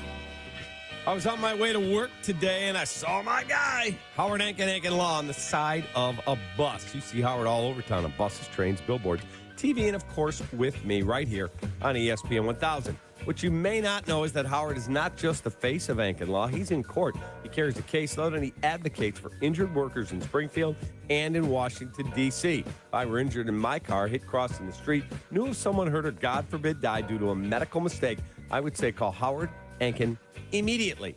Ankin Law, 312-6-million. Hey, this is the Fat Jack. Another week in the books. The football selections kill it on Saturday and Sunday, turning a nice profit, going 6-2. Absolutely dialed in as we head into October. Are you ready to make money betting the games? Go to FatJackSports.com. Get all the plays. Get the opinions, the selections, the UFC. All of it is going to make you money for less than $100 a week. Only $4.99 through Halloween if you sign up this week. Go to FatJackSports.com. Start winning today. There's no tricks. There's no gimmicks. Just winners. The future of joint pain relief is right here in Chicago. It's QC Kinetics. Advanced regenerative medicine. This is amazing stuff. Hey, it's your friend Tom Waddle. If you've been told steroids or surgery are your only options, not so fast. Get a second opinion and learn more about how you can harness your body's own healing agents to attack joint pain. I'm talking lasting relief. QC Kinetics doesn't mask the pain. These treatments go to the root of the problem using concentrated healing properties placed directly in your joint to restore and repair the tissue. Imagine living your life this fall with no more pain in your knees, hips, shoulders, or back, with no drugs, no downtime, and no surgery. Listen, life's about motion, and QC Kinetics is giving people their lives back with these all-natural treatments. Call the local medical professionals and get a free consultation today. QC Kinetics, the nation's leader in regenerative medicine. Call 312-809-5955. That's 312-809-5955. 312-809-5955. Where can living well take you? Well, anywhere you want.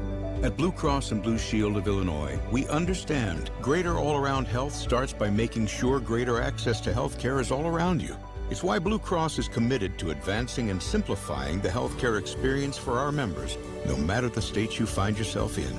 We'll be forever by your side, always elevating your healthcare well beyond. Blue Cross and Blue Shield of Illinois, a division of Healthcare Service Corporation, a mutual legal reserve company.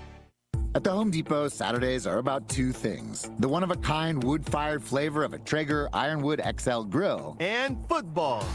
That's right, Desmond Howard. Get fired up for the game in just a tap with Traeger's intuitive touchscreen. Then throw on your favorites and monitor the grill from anywhere with Wi-Fi technology. So you spend less time staring at the grill, which means more time for football. For football. Upgrade your Saturday with Traeger and the Home Depot. How doers get more done. Discover credit cards automatically double all the cash back you earn at the end of your first year, which means... Wait, hold up. Question for the audio engineer. Go ahead. Did I read that right? Discover automatically doubles all your cash back? Yeah, that's what the script says. So if I get a Discover card right now, I can earn twice the cash back. Apparently. Wait! Unlimited first-year cash back match, only from Discover. See terms and learn more at discover.com/match. Here's today's headlines with Cap and J Hood. Good morning, Chicago. Time to look at the headlines. The Cubs dropped a heartbreaker last night in Atlanta by a score of 7-6. The Cubs blew a 6-run lead, capped off by right fielder Seiya Suzuki dropping a routine fly ball with 2 outs in the bottom of the 8th inning. The result enabled the Brewers to clinch the National League Central and drop the Cubs a game behind the Diamondbacks in the battle for the second National League wild card spot. So the Cubs and Braves will go at it again at 6:20 in Atlanta. Speaking of the Diamondbacks, by the way, the Diamondbacks, they're in a battle as well for this wild card spot. The Diamondbacks, they blew out the White Sox last night 15-4 at guaranteed rate. Eloy Jimenez homered and drove in 4 runs. The Sox host Arizona once again this afternoon. It's 12:30 with the pregame right here on the home of the White Sox, ESPN 1000. On 3 Bears against the 0-3 Broncos. Matt Eberflus and Justin Fields will speak to the media later on today. All right, Jay Moore. Cap and Jay Hood are back Just when I thought I was out, they pulled me back in. on Chicago's Home for Sports, ESPN Chicago. Time to talk Cubs with Jesse Rogers right here on ESPN 1000 and streaming on the ESPN Chicago app. And Jesse Rogers is on the CarX Tire and Auto Hot. Rattle, rattle, thunder, clatter, boom, boom, boom. Tune in. Don't worry, call the CarX man. Good morning, Jess. Don't blame me for this one, Cap. Don't blame me for this one. I didn't do it. Nope. Jesse, I've been having this debate with people on social media. Hoodie and I have talked about, look, yeah, he should have caught the ball.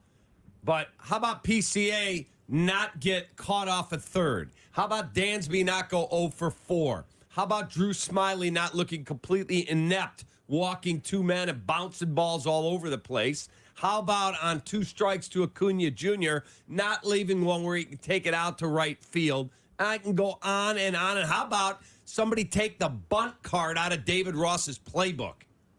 Yeah, that's probably my biggest criticism of how he managed last night was the bunt. Mastrobuoni had 3 hits already in the game. He only has 12 at-bats against lefties compared to 110 versus righties, so maybe didn't trust him. But lefty-on-lefty bunts aren't easy. I used to talk to Jason Hayward about that. He bunts it right back to the pitcher. You're right, there's a lot of things that went wrong. In my mind, though, 6-0 lead, you've got to win that game. Agreed. I don't care what else happens. And my point being, like, if you didn't add on, okay, and if this went wrong, okay, 6 runs should be enough. Justin Steele's on the mound. He starts to give it back. Every reliever you put in that game did something to contribute to that loss. Quas gave up a double. Assad gives up a 2-run homer. And I heard you earlier documenting Drew Smiley. I mean, you're going to a guy in a crucial spot who really doesn't want to attack the other team because he doesn't trust his stuff. He's thrown balls 55 feet because he's hoping they chase him. And, yes, he almost did get out, but you are walking a tightrope when you can't make even one mistake behind the guy or throw one bad pitch because you put 2 guys on. But this goes back to a bigger issue, that Jed Hoyer did not fortify the bullpen, that maybe David Ross did not develop more guys and only was relying on Leiter and Alzolay, and now both of them have been unavailable. Leiter should be back up today. To me, this is on the bullpen. This is on who you used, who you have to use, and how they performed last night and down the stretch here. Jesse, do the Cubs belong? Do they belong in the playoffs? Not yeah. with that pen. Not with that pen. I don't see how they can get through the next 5 days unless Leiter comes back and is just on fire, and Alzolay gets back by Friday and he helps out and they squeeze out some wins here because it is gassed. I mean, Fulmer, as bad as he was settling down things at least in the 5th inning rather than the 9th when he was going well, and certainly when Leiter and Alzolay were going well. None of those guys have been available. So they don't belong with that pen. You know how baseball is today. Steele was rolling, but guys can't make it through 6 or 7. Even the great pitchers in this league a lot of times can't go more than 6, and he couldn't keep going. So, they don't belong with this pen right now. I mean, that's where I put this loss. Look, I had a great view of Suzuki. I know on TV it looked like maybe as the ball was hit was going to be in the gap, but my view of it, as soon as it went up, I saw, I had a straight line to Suzuki. I'm getting up to have my 3rd hot dog of the game, Jay Hood. I think that falls in his glove. And then you look down for a second and boom, it falls. So it's a lot of things that happened before Suzuki, but obviously he lost in the lights for a split second and it cost him the game. So what happens today? Some kid named Vines is pitching for the Braves. I've never even heard of the dude. I don't know who he is. Got a 4 ERA. And it's Jamison Tyone, who has not had a great year, but he could quiet a lot of the naysayers if he goes out and weaves a web of mastery today. What are we going to see tonight? Yeah, the big thing is how do they respond? I mean, it's a pretty veteran locker room, right? You have Bellinger, Swanson. My point being, man, it was quiet last night in there, as you'd expect. Suzuki has to turn the page. He said all the right things about doing that. You can't let last night linger at all. And look, it remains to be seen. We'll see. Not many teams lose a game like that. So I'm more worried about the whole demeanor. But with 5 left and so much on the line, I assume they'll be able to. You got to score against this team. Yeah, I mean, we know that from last night. 6 wasn't enough. So it starts with that. It's not like Tyen's going to shut them out, right? I mean, that'd be a big surprise. So, yes, you have to get to this guy. The advantage the next 2 days is certainly on the mound. The Braves are working out their pitching woes, their pitching issues heading into the playoffs. But what they're not doing is sitting any regulars, the position players. They've now hit 301 home runs. That's a National League record. They're 6 home runs shy of the Major League record set in 2019 by the Twins. That lineup's going to score, especially against Tyen. He gives up a lot of contact. So the Cubs have to score against this guy. Again, not one of their regular pitchers going on the mound for the Braves. So that's it, Cap. You got to now win this game 7-6 like you lost last night 7-6. Got to bludgeon them tonight. Bludgeon them. That's just hard to do. So we've made the parallel, Jesse, of Kansas City and the Chicago Bears. One's a freshman, one's the varsity. The Bears had no reason to be on that field against Kansas City. What about the Braves? Like historically, since Bobby Cox, the one thing you've known for sure is that their pitching has been pretty solid. And I just think that in this scenario, how close are the Cubs to the Braves? Because when I ask you, do they belong, we see all these teams are either going to be in the playoffs or in the playoffs. Where do the Cubs rank, especially against a team like the Braves? Yeah, that's a great point. They're a step below without a doubt. I mean, this is one of the great lineups we've ever seen, to be honest. Pilar homered last night. He has 9. If he hits 10, they'll have 11 players with 10 or more home runs. 11 players with 10 or more. They've got a guy with 53. They've got a guy with 41 and 4 more with 30. It's insane. So the Cubs are nowhere near them offensively. Like the Cubs' power, that's the thing. Their left-handed power is basically Bellinger, and that's it. Mm-hmm. Their right-handed power has been just okay. They need to upgrade their power, especially from the left side, and especially if Bellinger leaves. I mean, this Braves lineup is the standard right now. No one's going to produce anything like them, but you've got to have a little bit more power than you have if you're the Cubs and you want to jump into the elite status. They're 1 or 2 levels below elite. Let's face it. There's 4 or 5 elite teams. The Cubs, the Marlins, Diamondbacks are all below all those teams. Hey, Candelario, what's the deal there? Yeah, it'll be tonight, and they need him. They need him as that second sort of cleanup hitter, as a lefty down in the 6-7 hole. He's back tonight. That's been a big loss. Just in moments where they need some power from the left side, and they haven't gotten it. So yeah, he's back tonight. Although Mastrobuoni's performed well, we were texting last night, but he's not a power guy. Candelario can be a power guy, so he's back. Leiter should be back up tonight. So two that were down are back, and then we'll see about Alzolay. But just even the addition of Leiter could be huge if he's the first half Leiter. He has struggled recently, and I think that's why he's been down. So, Cap, what do you want to do? You want to put Mastrobuoni because he's got the hot bat at the DH spot? Do you sit him tonight? Candelario's back. What do you do in that spot? The kid pitching for the Braves tonight, this guy Vines, would you bet Chris Morel? He gives you pop. He gives you energy. Mastrobuoni's been hot. What do you do there, Jess? What do you think? If there's a chance they'd put Candelario as the DH because he's coming back from a back injury. So that's possible, and keep Mastrobuoni at third. So that would put Morel on the bench then? That would put Morel on the bench. It is a righty. Vines is a righty, so they usually go with those lefty lineups. Or maybe Candelario goes right back to third, or Candelario goes to first. Who knows? I mean, there's all those possibilities, but he's going to be in the lineup. The question is, like you just said, is Mastrobuoni in? And I think Mastrobuoni probably will be. He's 11 for his last 11 19. for 19. Yeah. He's rolling. Just moving these chess pieces around, for God's sakes. Yeah. Brooks Robinson just died. You know where to find him on the diamond, for God's sakes, Jesse. Moving Bellinger around. Yeah, as I think about it, Bellinger in center and Candelario at first, Mastrobuoni at third makes sense with the righty Vines. So I think that's probably what it'll be. All right, Jesse. Any other nuggets we need? I don't think so. I mean, look, the last thing would be they don't hold their own destiny anymore. If everyone wins out, they lose the tiebreaker. But you'd expect the Marlins to split tonight, right? It's hard to sweep. And if the Cubs win, they're back in control, so to speak. So, but it's the first time they haven't controlled their destiny, in the last little while here. I mean, they had a 4.5 game lead as the second wild card team, and they had just given it all away. So it's not just last night; it's the last few weeks for sure. And even the Rocky sweep hasn't done enough. But that was just a killer last night. So I'm looking at the response. What's the response tonight? It has to Do be your big. job, Jesse. For crying out loud. Get I knew you were going to blame me sometime during this Put conversation. the hot dogs down and get a freaking victory. And don't Do my forget, best. don't forget, Jesse. I mean, it's just baseball. It's just baseball, as Drew Smiley told you yesterday. That's the new tune in, right? It's just baseball. It's the new tune in. That's it. Thanks, Jess. All right, boys. Have a good one. Bye, Jess. It's Jesse Rogers with us. Love you. Rattle, rattle, thunder, clatter, boom, boom, boom. Don't worry, call the Car X-Men.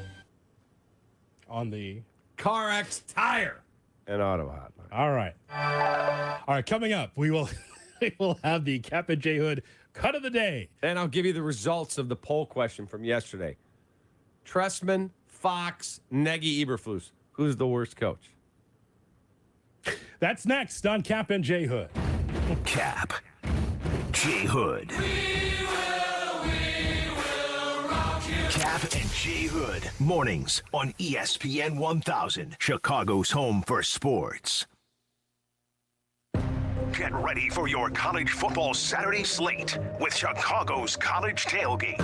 Host Tyler Rocky and Shane Orling put the spotlight on the week's big matchups. Brought to you by Twin Peaks, Chicago's College Tailgate. Saturday at 10 on ESPN Chicago, 100.3 HD2, the ESPN Chicago app, and AM 1000. A career in sports media is within reach with the help of Illinois Media School. What's up is Jay Hood. Quickly gain skills needed to become a professional in the sports industry. Learn from experts. Work on real-world sports projects. Build a diverse portfolio. Become a color commentator, broadcaster, producer, and more. Enter the Behind the Scenes with Cap and Jay Hood contest. Go to ESPNChicagoContest.com for prizing and eligibility. All brought to you by Illinois Media School O'Hare. Call 630-916-1700 or visit beonair.com. Your future starts here. DraftKings at Casino Queen Sportsbook is keeping us in on all the NFL action with great offers every single game day. New customers can bet $5 and get $200 instantly in bonus bets. Throw $5 down on any of this week's epic matchups to walk away an instant winner.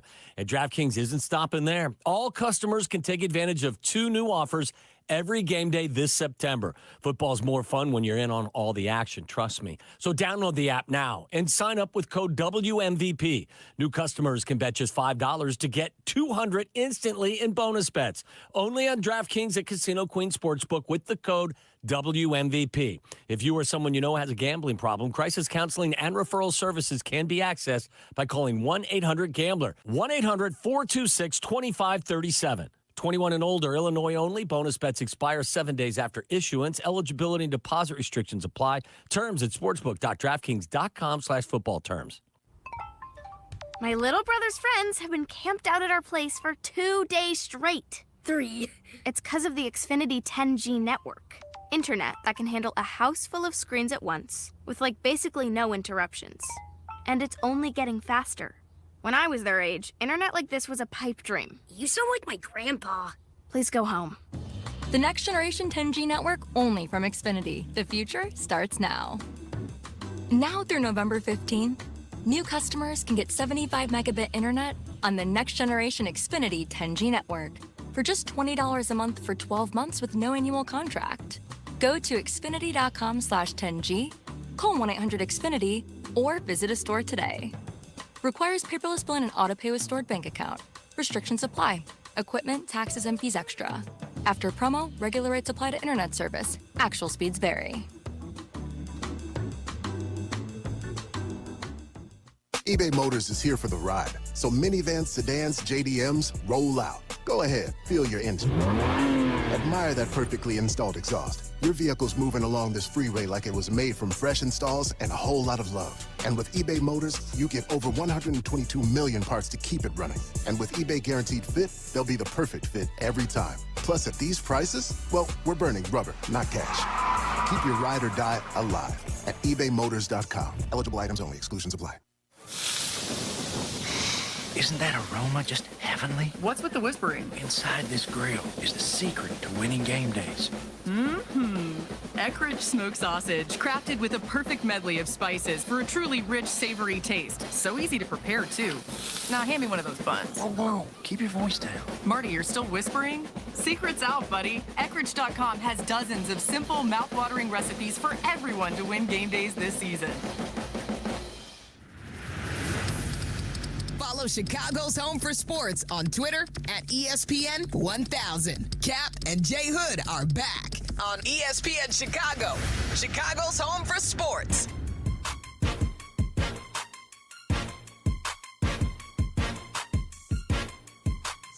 Cap and Jay Hood on ESPN 1000 and the ESPN Chicago app. Now time for the Cap and Jay Hood cut of the day. Brought to you by Chicago Cut Steakhouse. David Flom, Matt Moore. You can carry out from there, but sitting in and experiencing everything Chicago Cut has to offer is one of life's great pleasures. Jay Moore! Yo! Yes, it's boring, but it's a sport. Oh! Whatever. It's not boring. Okay, then you're boring. All right, cut! By the way, when you're the interpreter, do you have to sound as down as the player? I mean, because he could have been like, yeah, when I was in Japan, like it's not that. It can't. Hey, the time I was in Japan, we had to make sure we saw that ball right into the glove. No, he sounded as down as Suzuki would sound if he spoke English. Correct. His name is Mao Nasumoto. He's an awesome dude. Yo, yeah, I know him. Yeah. What's supposed to do? Hey, guys, what we got? Good night. How we doing? They ask the question in Japanese or in English, and then Seiya gives the answer, and he goes, yeah, so, you know what? Hey, man, it happens. The fly ball, I should have had it. I thought it went in my glove. Next. So here's what we know. You'd be a terrible interpreter. You? He spoke just like Seiya felt. That's what I mean. Correct. He sounded like if Seiya could speak English, that's who he'd sound. I remember in Japan, it's like, kind of talking into a shirt. You doing it? Oh, my God. Hey, look, come on in here, medium. I want everyone to be able to hear this. I made a mistake. Put it on me. But what about that guy down the locker? Smiley. He's terrible. Take that, Drew. Hey, Dansby, you want to get a hit at some point? You'd be terrible as the interpreter for Seiya. Loud. Tell people to take that. I don't think that's what Seiya said. That's exactly what he said. What do you mean? I'm talking to the guy. Do you speak Japanese? I do. Take that. And that's all, folks. Cap and Jay Hood cut of the day. Brought to you by Chicago Cuts Steakhouse. It's on LaSalle on the north side of the Chicago River. Cap, do you know it's our day? What does that mean? What it means is that today is Morning Show Host Day. Oh, wow. It's actually a real thing. How about that? Did you see that, Jay Moore? Today is Morning Show Host Day.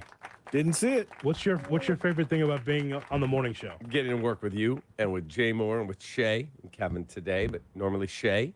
Getting to get up in the morning, which I love doing early, and talking sports in the town that we grew up in. Are you kidding? It's a blessing. I'm actually furious. How is Danny and Keith not down here like, guys, we brought you some whatever. Right. We brought you bacon and eggs. Something. Wanted to say thanks for being our morning show. Nothing. Something. They meet about the meeting, so why don't you meet about that? Taking care of the morning show. Got another freaking meeting upstairs. Why don't you say, it's morning show host day. Maybe we ought to surprise them with breakfast. Or saying thank you. Something. Yeah. Or take us to lunch. Something. Also, it's National Crush a Can Day. Well, that's what my dad's alley. As much old style and stuff that he would drink. Smash the can and put it in the bag. Yep. We're going to take it for money later on, kid. Put your pop cans in there and put my beer in there. Okay, Dad. Got it. Smash the can with your foot. Okay. Right. You stand like on it with one foot. Yeah. Hit the sides and it would collapse. That's amazing. National Crush a Can Day. Thank you for listening and twitching and being part of the program. Thanks, Kevin. Thank you, Jay Moore. Hey, tomorrow? 7 a.m., baby, and it's a Deal Breakers Thursday. So long, everybody. Take that! From Chicago. 1877 Cars for Kids. K-A-R-S, Cars for Kids. 1-877 Cars for Kids. Donate your car today. 1-877 Cars for Kids. K-A-R-S, Cars for Kids. 1-877 Cars for Kids. Donate your car today. Donate your car today at carsforkids.org. Your car, running or not, can be picked up as soon as the next day. No title, no problem. Call 877-CARS-FOR-KIDS or go online at carsforkids.org to donate today. 1-877 Cars for Kids. K-A-R-S, Cars for Kids. 1-877 Cars for Kids. Donate your car today. Now accepting donations of land, homes, buildings, or any kind of real estate. Paid for by K4K LLC. I'm Eric Guest from Total Roofing and Construction. Our name says a lot about us. We do roofing replacement and repairs backed by great warranties from top shingle manufacturers. We do construction jobs from planning to completion. But it's the first word in our name that seals the deal. The total in Total Roofing and Construction speaks to our commitment to you. We want you bragging about the work we've done. Let us make you totally satisfied. It starts at totalroofingandconstruction.com. That's totalroofingandconstruction.com. The game is on the line. You need your best play. What's it gonna be? Do you make the call for welding or HVAC? Do it now and you could complete your education at ETI School of Skilled Trades in as little as 7 months. We offer day and evening classes to fit your schedule, and financial aid is available if you qualify. Visit eticampus.edu or call 888-830-7678 to learn more. ETI, it's your future, own it. From the Old National Bank State Street studio, this is Chicago's home for sports. WMVP WSHE HD2 Chicago. A Good Karma Brands radio station. Get ready for your college football Saturday slate with Chicago's College Tailgate. Host Tyler Rocky and Shane Orling put the spotlight on the week's big matchups. Brought to you by Twin Peaks. Chicago's College Tailgate. Saturday at 10 on ESPN Chicago. 100.3 HD2, the ESPN Chicago app, and AM 1000. Cap and Jay Hood. So I'm in the garage the other day. There's a dead mouse. Oh, no shot I'm picking that thing up. She said, just grab some paper towel and put it in the garbage. What I would do is get the old dustpan and sweep them in there. What if it wake up? What? Exactly. Thank you. Well, it's nice and cool in here. Oh, the door's down. Gonna take a little siesta. Oh, God! Excuse me. Mouse playing possum, man. Get Cap and J Hood podcasts on demand in the ESPN Chicago app, or listen weekdays 7 to 10 on ESPN 1000 and 100.3 HD2. ESPN Studios at Pier 17 in the Seaport District of New York City. This is Greeny with Mike Greenberg on ESPN Radio. You can also listen and watch the show on the ESPN app. Back and better than ever, Greeny presented by Progressive Insurance. Oh, we are jam-packed after what was a spirited edition of Get Up this morning. I am in genuine pain from the laughter, and the fun continues. Kmart and Jeff Saturday are here. Let's go. Here we go! Only one place to start. I don't believe in him. I don't believe he has a future as a good player. And I think they made the wrong choice when they drafted him. For Namath to go in on Zach Wilson, and by extension the organization as strongly as he did, was jarring. All right, it's been a crazy week in so many different places. Enough that Dominique Foxworth this morning on television actually ranked the 5 saddest buildings in the NFL. And the one that had its greatest franchise legend ever absolutely destroy them finished 3rd. There are 2 buildings sadder than the one in Florham Park. And we're calling out the ones in Chicago and in Denver. Greeny with you here. And again, Kmart and Jeff Saturday, good enough to hang out after we wrap up the TV show this morning. And we had a delightful dinner, the 3 of us and Neek and the family last night. So that was very nice. It's nice that the family gets to get together once a week. Wednesdays are different. It's a different vibe, and I love it. Lots of energy. Last night was great. I got to meet Stacy for the first time. Nephew Eric rolling up. Yeah, great young man. Yeah, Wesleyan grad. I found out that's a little Ivy last night, and that was talked about quite a bit. So I learned that my education at UNC Chapel Hill is not up to par. Hey, what can we do, right? We're all a little bit different. So. Well, we had a lot of fun, and it's been It's been a week where I could use a little pick-me-up after what is going on with my teams. Let's deal with the three sad teams. We talk about the fun places, but the conversation we had at the very end of Get Up today, I really liked. You know, Jeff, every person who ever competes in anything knows what it's like at some point to just get your butt kicked. I mean, you know, no matter what level you're competing on. But when it is your job, when it is your life, and when it is something that is as public as a football game is, it adds levels, I would imagine, of embarrassment that would not exist in other circumstances. So just take me into that flight back. If you're the Broncos and you just gave up 70 points, and now you're flying from Miami to Denver, that's like a 5-hour flight at least. What is that like? Brutal. So it's really a weird feeling because there's nothing you can do about what just happened, right? I mean, Tom Moore, the old offensive coordinator who's now at Tampa but was with me in Indianapolis and with the Steelers for all those championships and with us for a Super Bowl, used to say, men cry Monday through Saturday. I don't want to hear any crying on Sunday, right? It's already been, you've already done whatever you're going to do to get there. You can't change anything at 4:05 on Sunday. So you hit this plane after this, you know, just debacle, and you don't even know how to respond. Like, do you talk to each other? Do you just stay silent? You're not really sure where to go. The coaching staff is all looking at each other. Everybody's pointing, hey, you know, what happened to your guys? What happened to my guys? You're breaking down film. Very intense. And the problem for losses like this are they linger. And it's you know, I heard Garrett Bowles say right after it, you know, he had like this proclamation. He's like, yeah, I've been here 7 years and all I've ever done is lose. You can't have that mindset 3 weeks in. But the problem is when you get embarrassed at that level, it does start playing tricks on your mind. It does start playing tricks in your head and going, hey, maybe we're not that good, or maybe we didn't. So this week will be all about building confidence, whether it's coming from the offensive side. We got to do more. The defensive side can't miss tackles. The coaches will do a good job of trying to shrink it. But that 4 or 5 hours is the most intense and the worst feeling that you have. And when I tell you there is a blank stare in players' eyes after losses like that, I'm not trying to overstate. It is real. You're just sitting there thinking to yourself, how did we get here? And it's personal. That's the other part I want to make. It's personal to you. I know fans take it personal, but as a player, it is very personal, and it doesn't just go away. So they're definitely a sad locker room right now. So this is why I brought up on Get Up earlier that I don't know if this marriage will work. I don't think it will. The marriage between Russell Wilson and Sean Payton. Because to your point, Jeff, where you mentioned Garrett Bowles, this is years of losing. And this is a team that went all in, $240 whatever million they gave Russell, to not just be average or be good. It is, we gave you this money to win us a Super Bowl.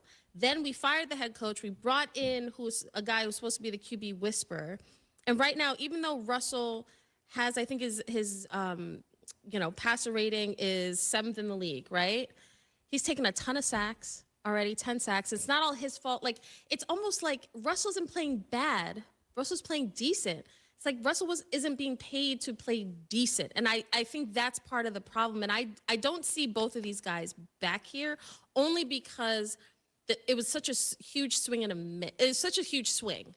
I think that's very difficult. I mean, I think, listen, QBs aren't made, you know, there's not 32 good ones out there. So let's just make sure we're there. Russell Wilson has won a Super Bowl. He's been productive in the NFL. He's won games late. He's played solid early. Like the commitment that the Broncos made to Russell, it would be very difficult to move on. I don't think they're going to cut Sean Payton, quickly. I think and I do think as the season progresses, they will get better. I think this thing can recover and will recover because it's the one position in football that's a must-have. And even if it's not the Russell Wilson of old, I mean, you're looking at Greeny. Ask Greeny what it's like to have a bad quarterback, right? Yeah. Like, or maybe but a guy who you know you can't win with. At least you know he might not be the reason you win, but you know you can win with Russell Wilson. So where else are you going to go out and find it, and what kind of cap hit are you willing to take to go find that? That to me is the reason. Even if you call it a forced marriage, why the marriage has to last. Listen, arranged marriages can work all the time. The only thing I will push back on, Jeffrey, is the fact that his old organization literally said, we're good with Geno Smith. Yeah. We don't take Russell. That's fine. we're better off without Russell. That is why it's not Russell can't just be good. Can you win with him? I don't know. The Seahawks, who knew him forever, felt like, no. Here's the thing, though, Kmart, is I find this interesting because it's the second time today I've asked you about this, and it's the second time you've gone to Russell Wilson. They just gave up 70 points in a game. Like, Russell Wilson is, at this moment, not their problem. No, I don't think he is. I look at it, I take a step back, and I look at it from what has happened. They brought in Sean Payton. If Sean Payton goes to the ownership group and says that, like, for us to win a championship, we can't do it with this guy, I don't see them getting rid of Sean Payton. Especially, I really don't, because the GM who decided to give up all the draft picks, all the money, give away players to get Russell, he's still there. Sean Payton hired that defensive coordinator. So, that is fair too. like, I mean, there's responsibility everywhere as a head coach, right? Like, you have the opportunity, and I would say it is a massive opportunity. It's a massive risk, whoever you bring in the building, but you went with a guy who you thought, so if you want to talk about responsibility and placing blame, I would tell you would skip the quarterback and go to the head coach, because, again, the quarterback got no chance to fix. And this wasn't the 70 points is embarrassing, but it's not like they were playing well the first 2 weeks either, right? Like, this defense hasn't been playing up, and this was expected to be the strength of, or one of the strengths of this football team. Like, when you went in, everybody thought, hey, they got players, they got ability, they had the way they could go make hay on this side of the football. To be that bad that quickly definitely reflects back on the head coach, because you just hired your staff, bro. This was your first hire, right? Because you're the offensive coordinator, you're the head coach, so you really got one big hire. That's him. So that's the guy you hired. So now where do you sit, right? Like, there is no pointing fingers on that one because you made the hire. Okay, so I love this conversation, because it's not that I want to blame Russell Wilson or anything like that, but I have watched the NFL a very long time. When it's time to blame somebody, fingers start being pointed. Sure. And we have said with Dak time and time again, is he at a point where he's going to elevate the team despite what may not be perfect around him? We expect the Patrick Mahomes, the Josh Allens, like Aaron Rodgers, we expect them to just Lamar Jackson for a long time. It's sort of like, hey, we may not have the receivers you need, but you need to figure out a way. Can Russell be the guy when everything is not perfect, when you have injuries to receivers, when the O-line protection isn't great, when the defense falters? Can you still be the guy to elevate your team and win games? If the answer is no, like, it's so crazy that there are enough people to blame, but they're not getting rid of both. I don't know if the season will dictate whether both are still here. Yeah. But if somebody has to go, I really don't see it being Sean Payton. Greeny, presented by Progressive Insurance. Save when you bundle motorcycle, RV, and boat insurance. Visit Progressive.com. So they are probably approaching firing people stage in Denver. They, I think, have already reached fire everybody stage in Chicago. What stage are they at with the Jets? You mentioned it, and it's been a crazy season. No one could have envisioned that this thing was going to be where it is today, where Aaron Rodgers is in a position where he has to defend his teammates from 3,000 miles away against the greatest legend in the franchise's history. Right. But that's where we are. Yeah. So, I mean, Jeff, I don't know how to recreate the passion that we had on the television show this morning about this topic, but I am firmly of the opinion that while I understand everyone's got to do their job and everyone's playing for the name on the back of the jersey and all of that stuff, I firmly believe they cannot get it done as long as Zach Wilson is their quarterback, because I think he is a divisive figure within the building itself. Yeah. I would tell you, if Saleh and Douglas believed that part of it and they kept him in the building, that was a huge miss by them. I would tell you, you dropped a kid second in the draft.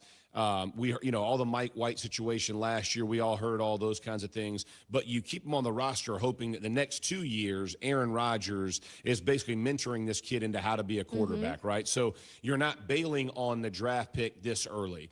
The problem is that now Douglas and Saleh are getting blamed for keeping the backup quarterback, when the reality is assets had already been spent, are allocated, all those kinds of things. Most teams in the NFL, bro, ain't going to win with a backup quarterback. That's just a fact of life, right? Like, they went all in on Aaron Rodgers, and it sucks he got hurt, but that's the reality of it. So now the players that can play better, Zach Wilson has maxed himself out. You say it all the time. He can't.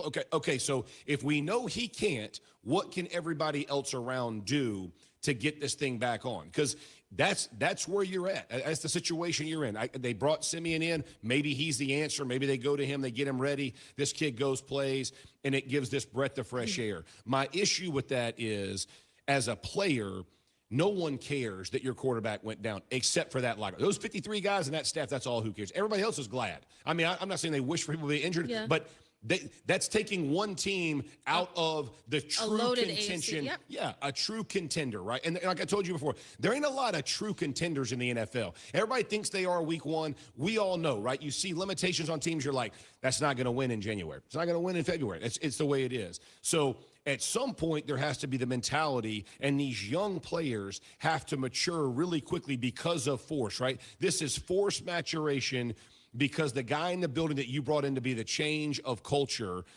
is no longer there. So somebody else has to step up, and we called it a vacuum of leadership, right? Or leadership vacuum. So somebody's got to step up, that these guys can't continue to make excuses, because, again, nobody cares except your group. Stop with the excuses. Go find ways to win. At least go play to your level, where then, to your point, if everybody else is playing their level, then you can point and go, we changed that one cog, and all of a sudden, the wheels are spinning, right? But that ain't there yet. The defense hadn't done with their part. Like, they have 4 turnovers or whatever it was the first week, a punt return for a touchdown. They've had 0, and they've had 1 sack in 2 games. I'm not saying that they're the reason you're losing, but they ain't playing as well as they can to get themselves in places to win either. So, Greeny, that I'm a psychology major at Wesleyan University. That's what I studied. And that's the thing I lean on most to do this job. It's not about stats. When people show me numbers all the time, I'm like, that's great. DVOA, okay, great. But tell me about the psychology of a team and a locker room, because I think those are the intangibles that you can't really pinpoint.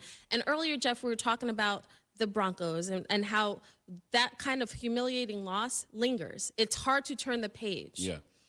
What this young Jets team went through last year with watching Zach Wilson, and as somebody who was in that locker room talking to guys like Sauce and Garrett Wilson, and seeing the change just from having Mike White in the building, how they rallied around him. Yeah. This is a young team that is starving for a dog at quarterback. And when Marcus Spears was saying on Get Up this morning, he just got to go out there and be a dog. He is not a dog. We have seen it, and that is okay. That is okay. I'm not killing the kid, but that's the reality. He hasn't shown himself to be that. So you can't, on this week, when they're playing the Chiefs, expect Zach Wilson to suddenly morph into something he has not been this entire time, and then say the guys and the young kids in this locker room need to just say, well, you know what? We got it. We'll be leaders. They don't know how to be leaders, effective leaders, yet. What Garrett Wilson was trying to do on the sidelines with Zach Wilson, he's talking to him, and he's getting frustrated. And Zach Wilson, the first thing you see out of his mouth, he says, hack it. Like, you read the lips, and it's like, this is the frustrating part watching this team, because they have great players. But if you give the leadership over to a 39-year-old QB who just stepped foot in New Jersey, and then he suddenly is taken away, and now things seem to be in total chaos, you did not have a solid enough foundation to begin with, and that is the problem with the Jets. I think that is right. I think of all the things they miss about the quarterback, it is the leadership more than anything else. I have to let you guys go. Jeff, awesome. Kmart, awesome. Thank you guys both for hanging around here extra time here. We'll continue on a busy morning. We'll get the entire hashtag crew in here around me, and I will point out the one time I really, really wish I hadn't been right. That's next on ESPN Radio. If you're just tuning in, this is Fan 23, Fansville's #1 sports radio station. Brought to you by Tasty Dr. Pepper. We are settling the great debate, best third quarter snack, hot dogs or nachos? You know my mantra, Doug. Yes. Meaty early, cheesy late. Well, it looks like we have a caller here to weigh in. Is this Chuck? Popcorn in the third is the move. What? You go with passive snacking after halftime. Nope, it's nachos. Look, as long as there's an ice cold Dr. Pepper there to wash it down, I'm good with either. Dr. Pepper, the one fans deserve. Take as little as 3 minutes to see if you could save on motorcycle insurance with Progressive. Come on, you've spent more time than that debating your accessories. Could use some new riding gloves. Guess I'll go with black leather again. It just seems so basic. Wait, what if I did white leather? People be like, hey, this guy's different. Or they might be like, hey, this guy looks like a butler. Yeah, okay. Black leather it is. Get a quote in as little as 3 minutes at Progressive.com. Progressive Casualty Insurance Company and Affiliates. What's up, everyone? It's Zetterman. Snap into action this NFL season with FanDuel, America's #1 sportsbook. Right now, new customers get $200 in bonus bets guaranteed when you place a $5 bet. Only a $5 bet. That's $200 in bonus bets, win or lose. If you've been thinking about joining FanDuel, there's no better time to get in on the action. The app is super easy to use. There's a wide range of betting options, including spreads, player props, overs, unders, first touchdown scorers, same game parlays, and more. Most importantly, when you win on FanDuel, you get paid instantly. So visit FanDuel.com/Zetterman. That's Z as in zebra, EDERMAN, and kick off the NFL season. FanDuel, official partner of the NFL. 21 plus and present in Illinois. First online real money wager only. $10 first deposit required. Bonus issued is now withdrawable bonus bets that expire 7 days after receipt. Restrictions apply. See terms at sportsbook.fanduel.com. Gambling problem? Call 1-800-GAMBLER. Swing for the fences with Lou Malnati's Pizza. Celebrate game day for your Chicago team with Lou Malnati's. Open for indoor and outdoor dining and serving hungry fans everywhere. Available for delivery, carry-out, catering, and private events. Order Chicago's legendary deep dish online at LouMalnati's.com, through their app, or visit one of Lou's Chicagoland locations. Lou Malnati's, Chicago's legendary deep dish. Bourbon is for thinking. Tequila is for trouble.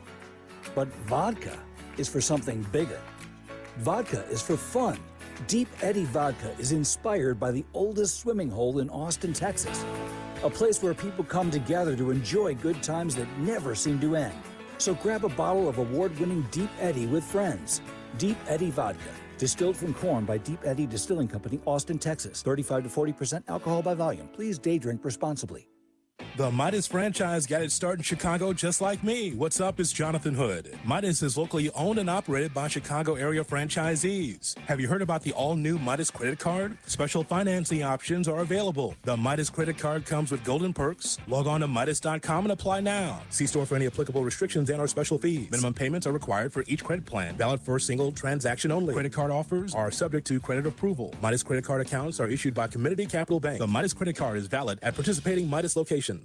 Peoria, Illinois, that wildly underrated peach of a place downstate, wants you to take its jobs. Okay, so they're careers, really. High-paying ones at world-class companies. And there are hundreds of them just waiting for someone with as much talent as you to say, bleep it, I'm moving to Peoria.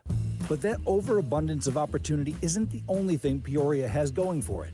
To explore all the perks and to land your dream career, head to choosegreaterpeoria.org. Finding great candidates to hire can be like, well, trying to find a needle in a haystack. Sure, you can post your job to some job board, but then all you can do is hope the right person comes along, which is why you should try ZipRecruiter for free at ZipRecruiter.com/free.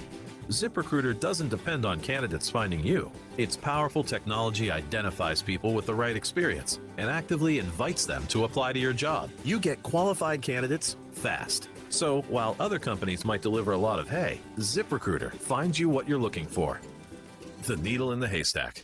4 out of 5 employers who post a job on ZipRecruiter get a quality candidate through the site within the first day. ZipRecruiter, the smartest way to hire. And right now, you can try ZipRecruiter for free. That's right, free. Just go to this exclusive web address, ZipRecruiter.com/free. That's ZipRecruiter.com/free. ZipRecruiter.com/free. Peggy Kaczynski and Dion Miller. Saturdays on ESPN Chicago. Brought to you by Advantage Acura.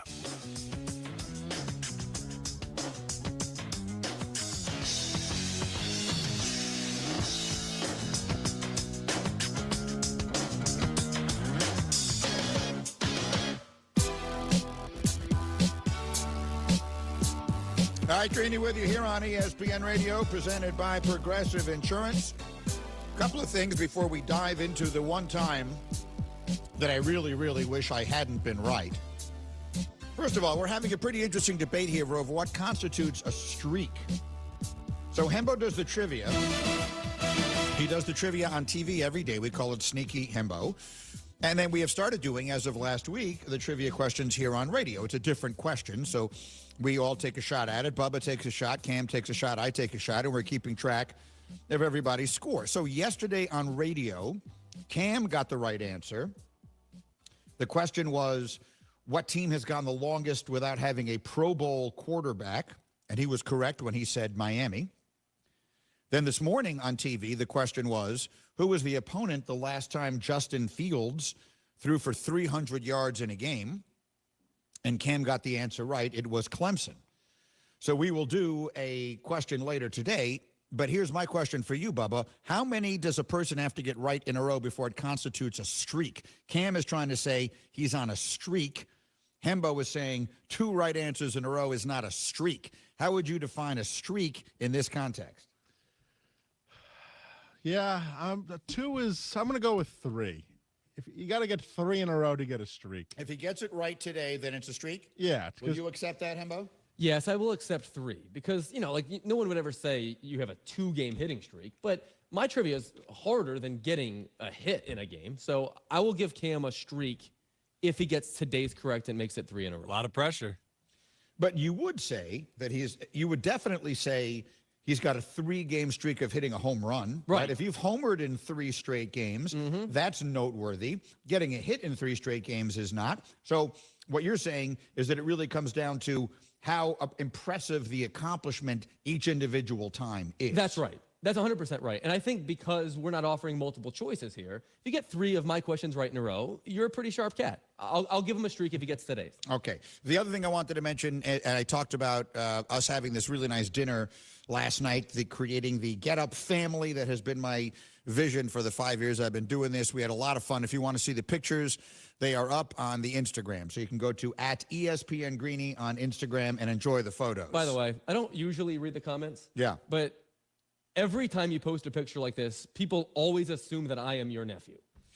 Oh, that they see the picture of Eric and they think that's Hembo? Every time. Hembo looks great. Really? Every single time. Is that right? Really? I never would have thought that. I never saw that. Yes. So every time there's at least one comment saying, I didn't know that Hembo looked like that, or look how young he looks. Things like that. I didn't know that. So that's my 25-year-old nephew, Eric, who lives a couple of blocks away from us and frequently joins us at these things. The best thing was last week I did see one comment because my daughter Nikki was there and Eric was there, and we posted a picture, and someone said, what, you can't just swap out your son for another son and pretend we're not going to notice? Like, people thought I'm trying to sneak my nephew in. My son is in Prague as we speak, so he's not going to be in any of these pictures until after Christmas because he is doing his junior semester abroad. But anyway, we had a lot of fun last night. If you want to see the pictures we're talking about, they're on Instagram @ESPN Greeny. In the meantime, this flat sucks. The Scoop. So the Jets signed quarterback Trevor Siemian yesterday. I know everything about Trevor. I've known him since he was in college. He went to Northwestern. He played in 1 game for the Jets, actually, in 2019 and got hurt in that game. He hasn't won an NFL game as a starter since 2017. I said anyone would be better than Zach Wilson, and I stand by it. He is anyone, and he is better. He at least is an NFL quarterback. He will look like an NFL quarterback back there if he winds up playing, which I believe he will. But that's not the point where I'm saying I told you so. I want to be wrong about this. But the person who has the finger on the pulse of the Jets is Rich Cimini, who is the Jets beat writer, covers the Jets for us at ESPN. And what I've been saying all along is this is not about winning championships or the division or making the playoffs. Those things are long since gone. The minute Rodgers went down, that was over. We have to keep this thing together. They are on the verge of becoming Lord of the Flies. You can feel it. Going back to last year, they were ready to explode if they didn't get Zach Wilson off the field, and they did it with a winning record. They had to get the kid off the field because the locker room was going to have a mutiny, and that is happening again. You can see it on the sideline. You can feel the tension emanating from the television. And no matter what Aaron Rodgers tries to say, and he's saying the right things, he's doing whatever he can from a sickbed in California, Rich Cimini knows what's going on. The thing is, he's coming off as a Zach apologist, and that doesn't play well in the locker room. The defense in particular is not happy. This defense knows that if any other player were performing his job the way Wilson is performing his, that player would be benched. Trust me, there's tension in that locker room. I get the sense from what I've seen on the sideline and from what I'm hearing that this team could be ready to implode. So that was from Rich's podcast. And look, as I said, this is the one time I really, really, really wish I hadn't been right. But anyone who's been following this can see it. If I stand up here, Hembo, and I just lie directly to your face, you might have no choice but to go along with what I say. Let's just set up a world in which I'm the leader of this show, of this hashtag group, right? The four of us, we all work together and we do the best we can as a team to put the show together. But at the end of the day, the show is called hashtag Greeny. So I'm the one who makes most of the decisions. And you basically have no choice but to go along with them. But if you know that I'm not giving you your best chance to succeed, if you know I'm lying directly to your face, you might still do it because it's your job, but you will completely lose respect for me as the leader. And that is what I fear is going on. Robert Saleh is not the leader of that team. Aaron Rodgers is. That was evident during Hard Knocks. It's been evident from the moment they got Rodgers, from the moment they all got on a plane to go get him. And so that's why this thing is falling apart. I don't know what he, the coach, is saying behind closed doors.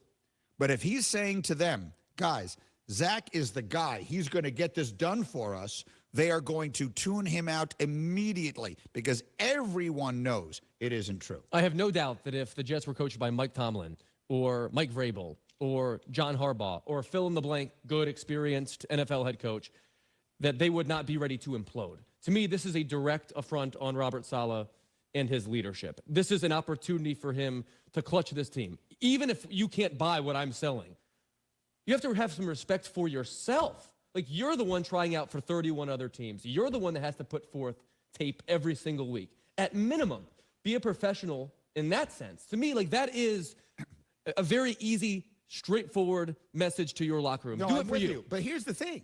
They're doing that. No one isn't trying as hard as they can. They almost won the game this week, despite the fact that they're playing without a quarterback. Then why does a reputable reporter say they're ready to implode? Because for the reasons I just gave you, it doesn't mean they're not trying. My fear is that there are going to be guys who are going to be like, if you're leaving that guy out there, I want out of here. I want to go somewhere else where they're actually trying to win. They're yelling at each other on the sideline. That's not unprofessional. We see it all the time. Mm-hmm. That's a true desire to be great. And so I'm not accusing anyone of not trying as hard as they can. I'm actually doing the opposite. They're trying to shove down the throats of the 52 other players on that team that we're trying the best we can, and they all know they're not. Now, again, Brandon just brought up, and he's as big a Jet fan as you'll meet, as we were talking in the hallway. What happens if Zach goes out and throws for 300 yards this week against Kansas City? Great! I'll be delighted. I will spend 2 hours on Monday saying nothing but, I'm sorry I was wrong. I'm sorry I was wrong. I'm sorry I was wrong. And I'll be the happiest I've ever been in my life to have been wrong. But it isn't going to happen. He can't play. They have to put anyone else on the field. Trevor Siemian probably won't be ready by this Sunday night to play. So whether it's Tim Boyle or whatever it is. But that's why it's going to implode. Because he has to try and sell them on the fact that they can win with this quarterback, and they know he's wrong. So who's the de facto leader on this team right now? C.J. Mosley? Like, on the field, I mean. He's the leader of the defense, I think, yes. He's one of the few veteran leaders on that team. See, that's another problem they have, is that they're so young. They were dying for someone to follow, and Rodgers came in and was that someone. But if you name all the really good players on the Jets, they're all 25 or younger. Right. Quinnen Williams, Sauce Gardner, Garrett Wilson, Breece Hall, Michael Carter, they're all young. Dalvin Cook, he's been there 10 minutes. Alan Lazard, he's just Aaron's guy. Randall Cobb, he's Aaron's guy. They're all Nathaniel Hackett, he's Aaron's guy. I will never blame Nathaniel Hackett. Nathaniel Hackett was not brought here to be an offensive coordinator. He was brought here to get Rodgers. He did his job. So they were done the second Rodgers laid back down on that floor. Now they just need to hold it together, and that is what I'm worried will not happen. So my hope is that Robert Saleh has a good enough relationship with the leaders on his team, with the council, if you will, that if they go to him and say, look, coach, the 52 of us believe that this guy is not giving us the best chance to win, that Robert Saleh can actually take that advice to heart and throw Trevor Siemian on the field. Yeah. And look, if Trevor Siemian is markedly worse than Zach Wilson, well, then you have your answer. I suppose we're living in a world in which I'm willing to consider that as a possibility. But honestly, what I want to see from the players is 100% effort every single day, because that's the only thing that you can control. And I don't in any way doubt that they are giving that. It's just an impossible situation, and I think unfortunately it is also a somewhat unique one because of the dynamics of this particular player, which is to say the backup when Cooper Rush came in for the Cowboys last year, he isn't 1/10 the player that Dak Prescott is, but everyone looked at each other and said, let's raise up our level and all that kind of stuff. There are unique things going on with this particular player, and they largely surround the fact that the rest of the team has an issue with him. I mean, I don't want to start getting into personal stuff because it's not my place, but I'm just saying I don't think he has the support, the emotional support of all the other people in the room. And you think that's meaningful and material? Yes, I do.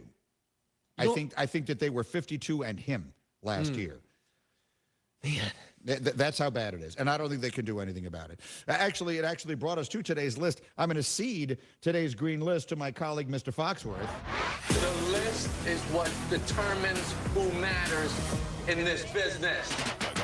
Green list. All right, today's green list, today's top 5 is Dominique's list of top 5 sad buildings in the National Football League. The buildings where on this Wednesday, as everyone comes back to work, the people are the saddest. Number 5. The Raiders, they stink again. Like they just can't get out of their own way. They all hate their coach. None of them have any respect for him. Devontae Adams is getting targeted on literally every play, and he wants out. When the receiver doesn't care about getting the ball anymore, he just wants out that badly, that's when you've hit rock bottom. Yeah, their coach also, Josh McDaniels, has no idea what he's doing. He coached that game. He managed that last game as badly as you could. He didn't, I mean, based upon his post-game comments, he didn't even understand the very simple nature of the game flow and stuff. You go for it on 4th down there, Josh, every single time. Yeah, I mean, that was kicking the field goal at the end is what you're talking about, was essentially just giving up the game. No, it was terrible. It was ridiculous. He's a bad coach. They're a bad team, and they're going to get worse before they get better. Number 4. Number 4 is the Panthers, and I will tell you why.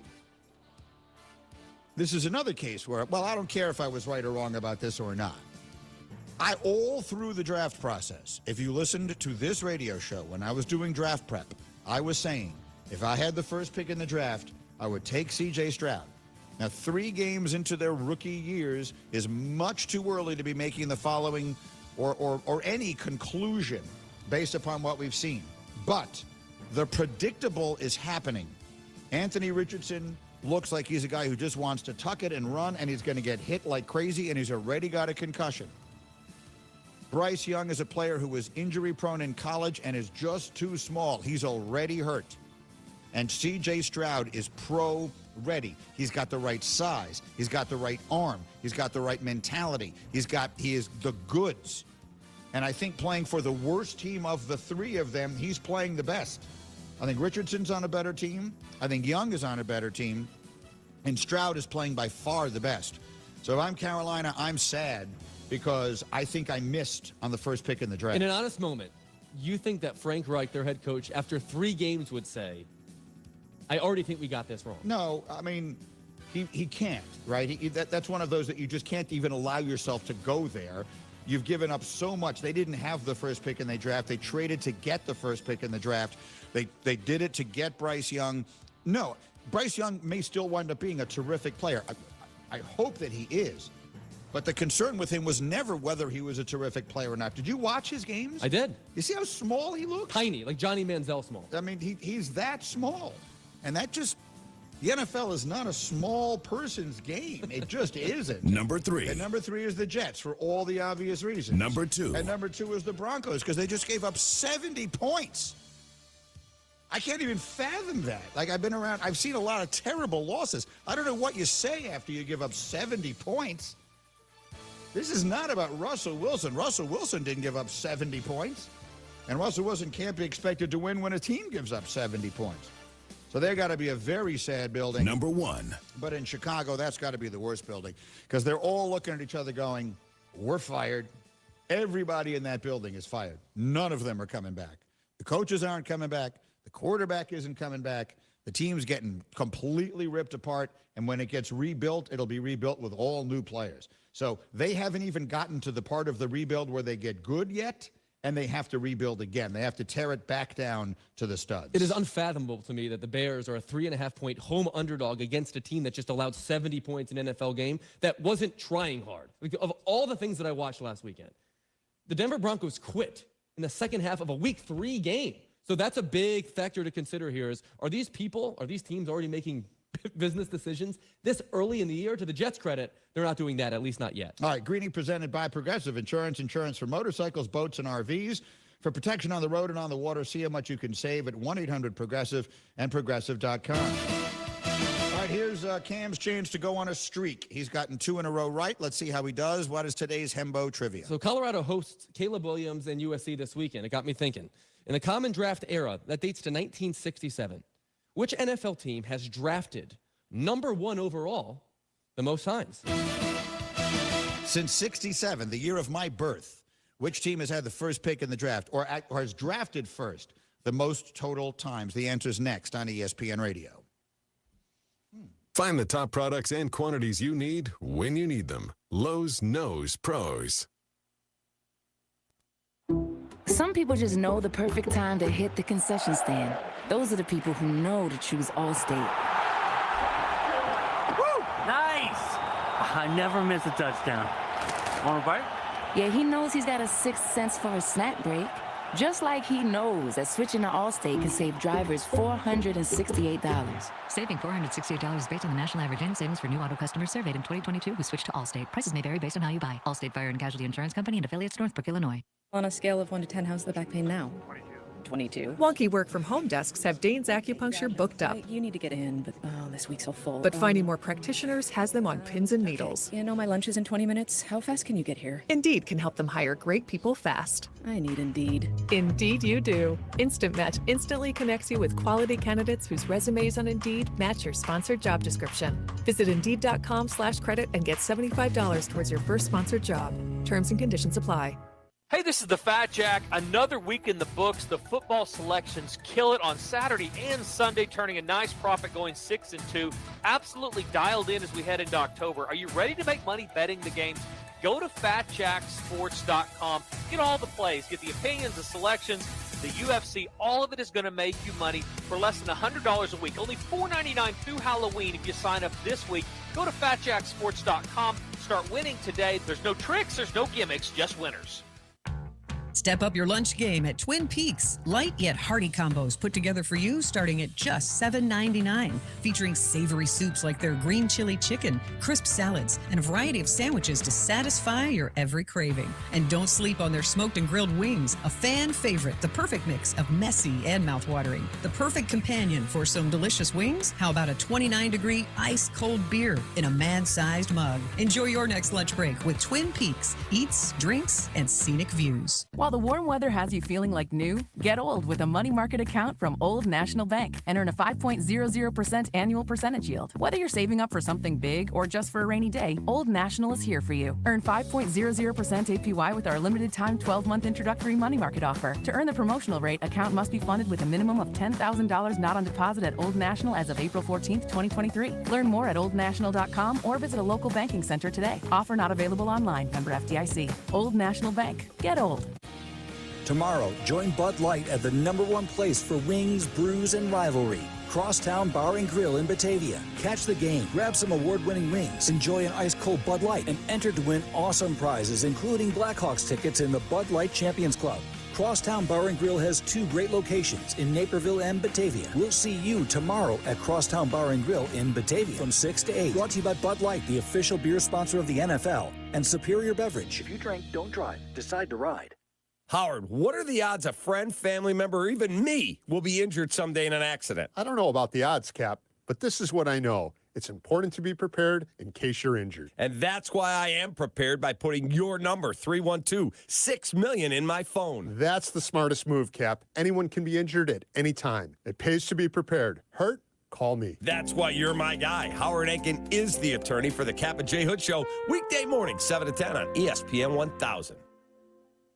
I'm Tom Waddle, and I drive a Hawk. Stop by and see my friends at Hawk Mazda at their all-new state-of-the-art facility on Route 59 and Caton Farm Road. To choose from a huge selection of new Mazda models in stock and ready to drive home today. Drive home a brand-new Mazda CX-30 Preferred for just $269 per month, and no one will pay you more for your trade-in. So drive what I drive. Drive a Hawk. Hawk Mazda on Route 59 and Caton Farm Road, or check them out online at hawkmazda.com. Plus tax, title, license, and doc fee. 36-month lease with 4,000 down. Stock number M230. 925.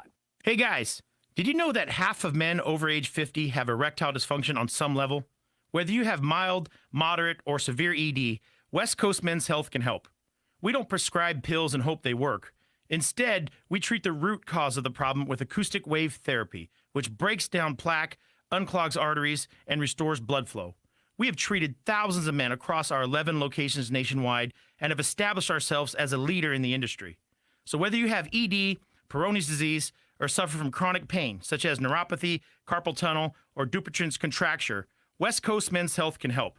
No pills, no shots, no surgery, just results. With clinics in Hinsdale and Deerfield, call West Coast Men's Health at 630-425-5033. That's 630-425-5033. 630-425-5033. Online at westcoastmenshealth.com.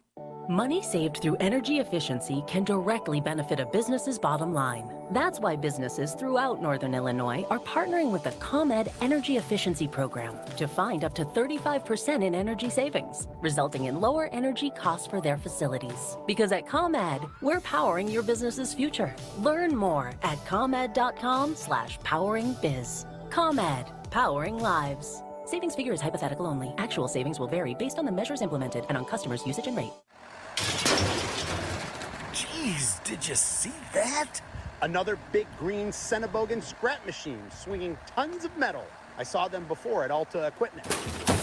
Cenobogan. It's moving one heavy load. Well, stand back. Cenobogan is quicker than it looks. In Illinois, Northwest Indiana, Alta Equipment is your only authorized Cenobogan dealer. Cenobogan, the world's toughest name in scrap handlers. Call today, 844-GO-TO-ALTA. If you miss a show or an interview on ESPN 1000, you can hear it anytime, anywhere through the all-new ESPN Chicago app.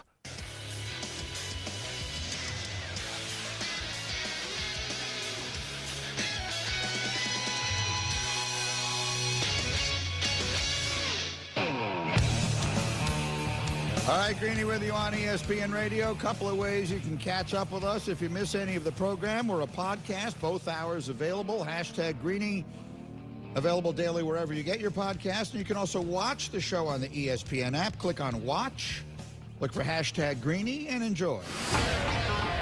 Wow, okay, and how are your trivia skills? This is Sneaky Hembo Trivia. Regular sneaky or extra sneaky? Sneaky Hembo, go.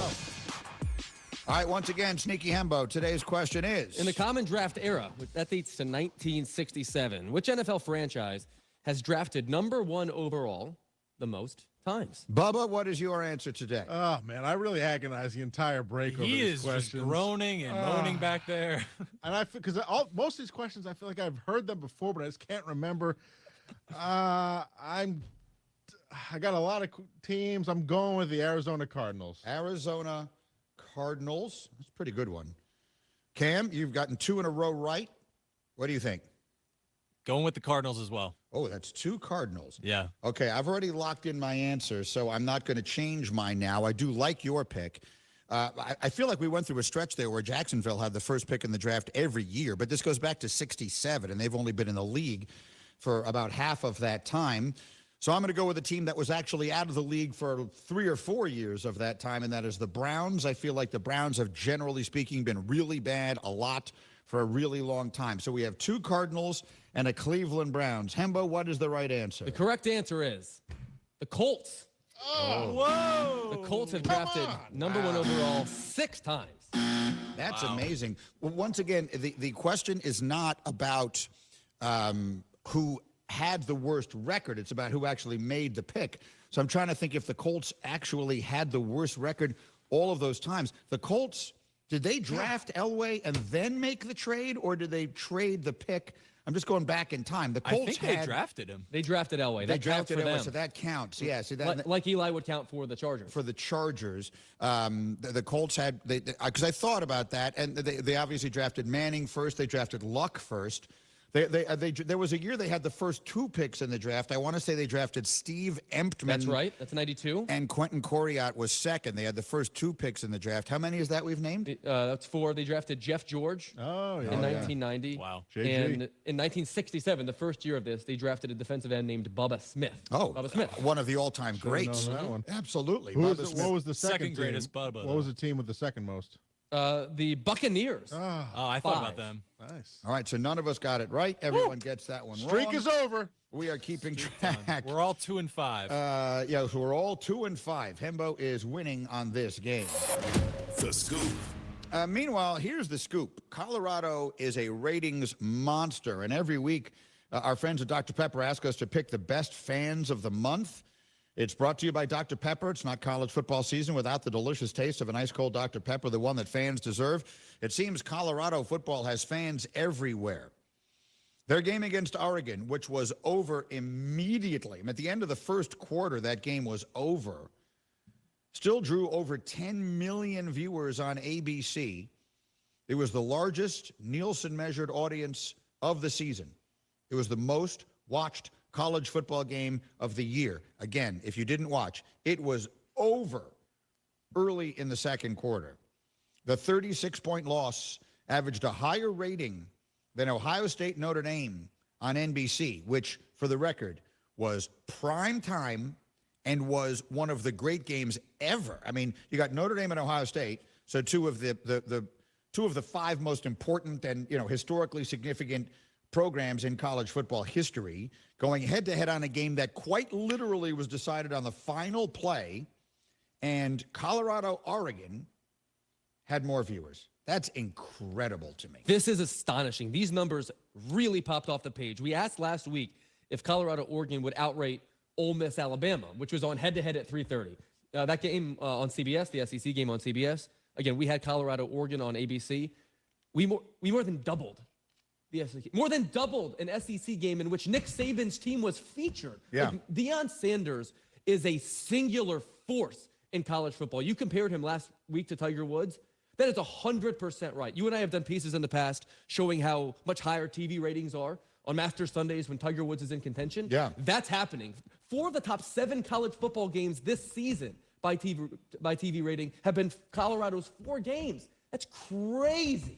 The most unique stars in sports are the ones who can bring non-sports fans into the tent. Those are few and far between. I don't know how many of those we've got. Basketball is a sport where they tend to build up the stars more than anything. Michael Jordan, LeBron James, the list of players. The sport is built around the stars, and they become celebrities. I feel like basketball players, for the most part, are celebrities on a different level.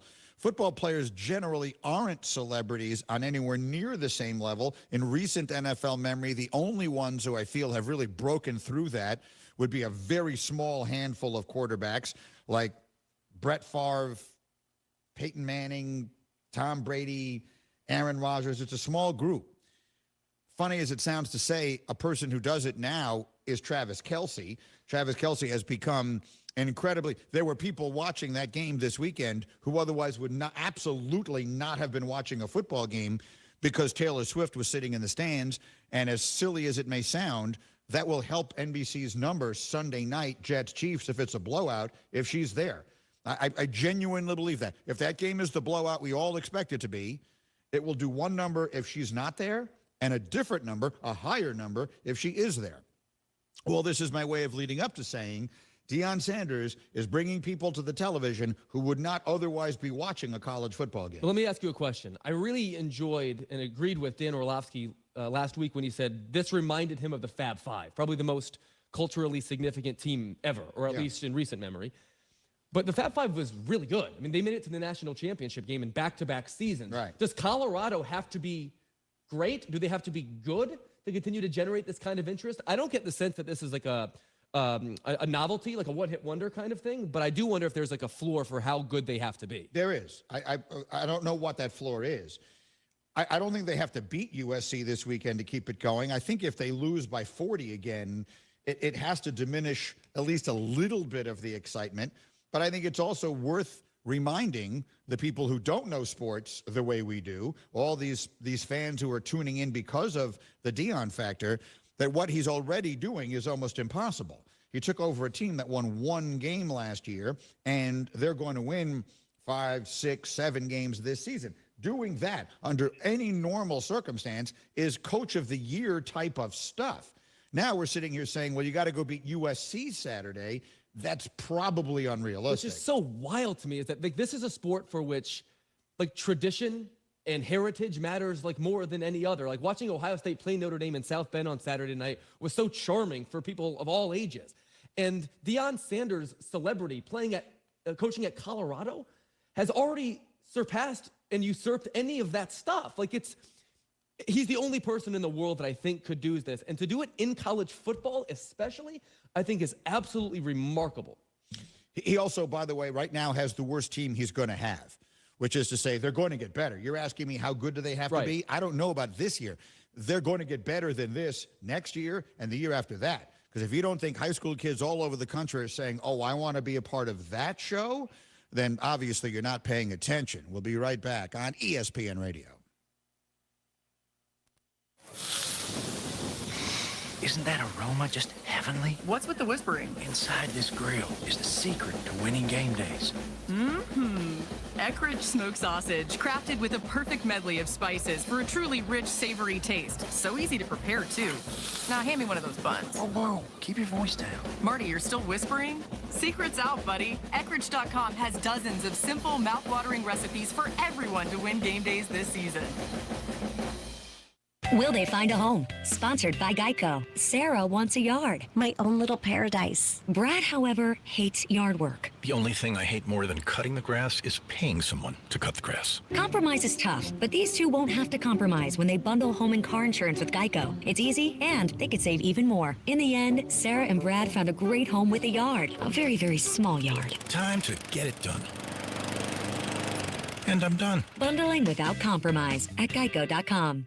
What's up, everybody? It's Adam Abdallah. Get ready to start the NFL week off right, because right now, all customers can get a no-sweat same-game parlay for Thursday Night Football. Just place a 3-leg same-game parlay on this week's game between the Lions and the Packers, and you'll get bonus bets back if you don't win. NFL same-game parlays are the perfect way to combine your bets for a chance at a bigger payday. Build your own or choose from one of the popular same-game parlays pre-built for you in FanDuel's top-rated sportsbook app. Visit FanDuel.com/Abdallah, ABDALLA, so you don't miss out on your chance to get a no-sweat same-game parlay on America's #1 sportsbook and my #1 sportsbook. Visit FanDuel.com/Abdallah, ABDALLA. FanDuel, an official sports betting partner of the NFL. You must be 21 or over and present in Illinois. Refund issued as non-withdrawable bonus bets that expire 7 days after receipt. Max refund $5 unless otherwise specified. Restrictions apply. See terms at sportsbook.fanduel.com. Gambling problem? Call 1-800-GAMBLER.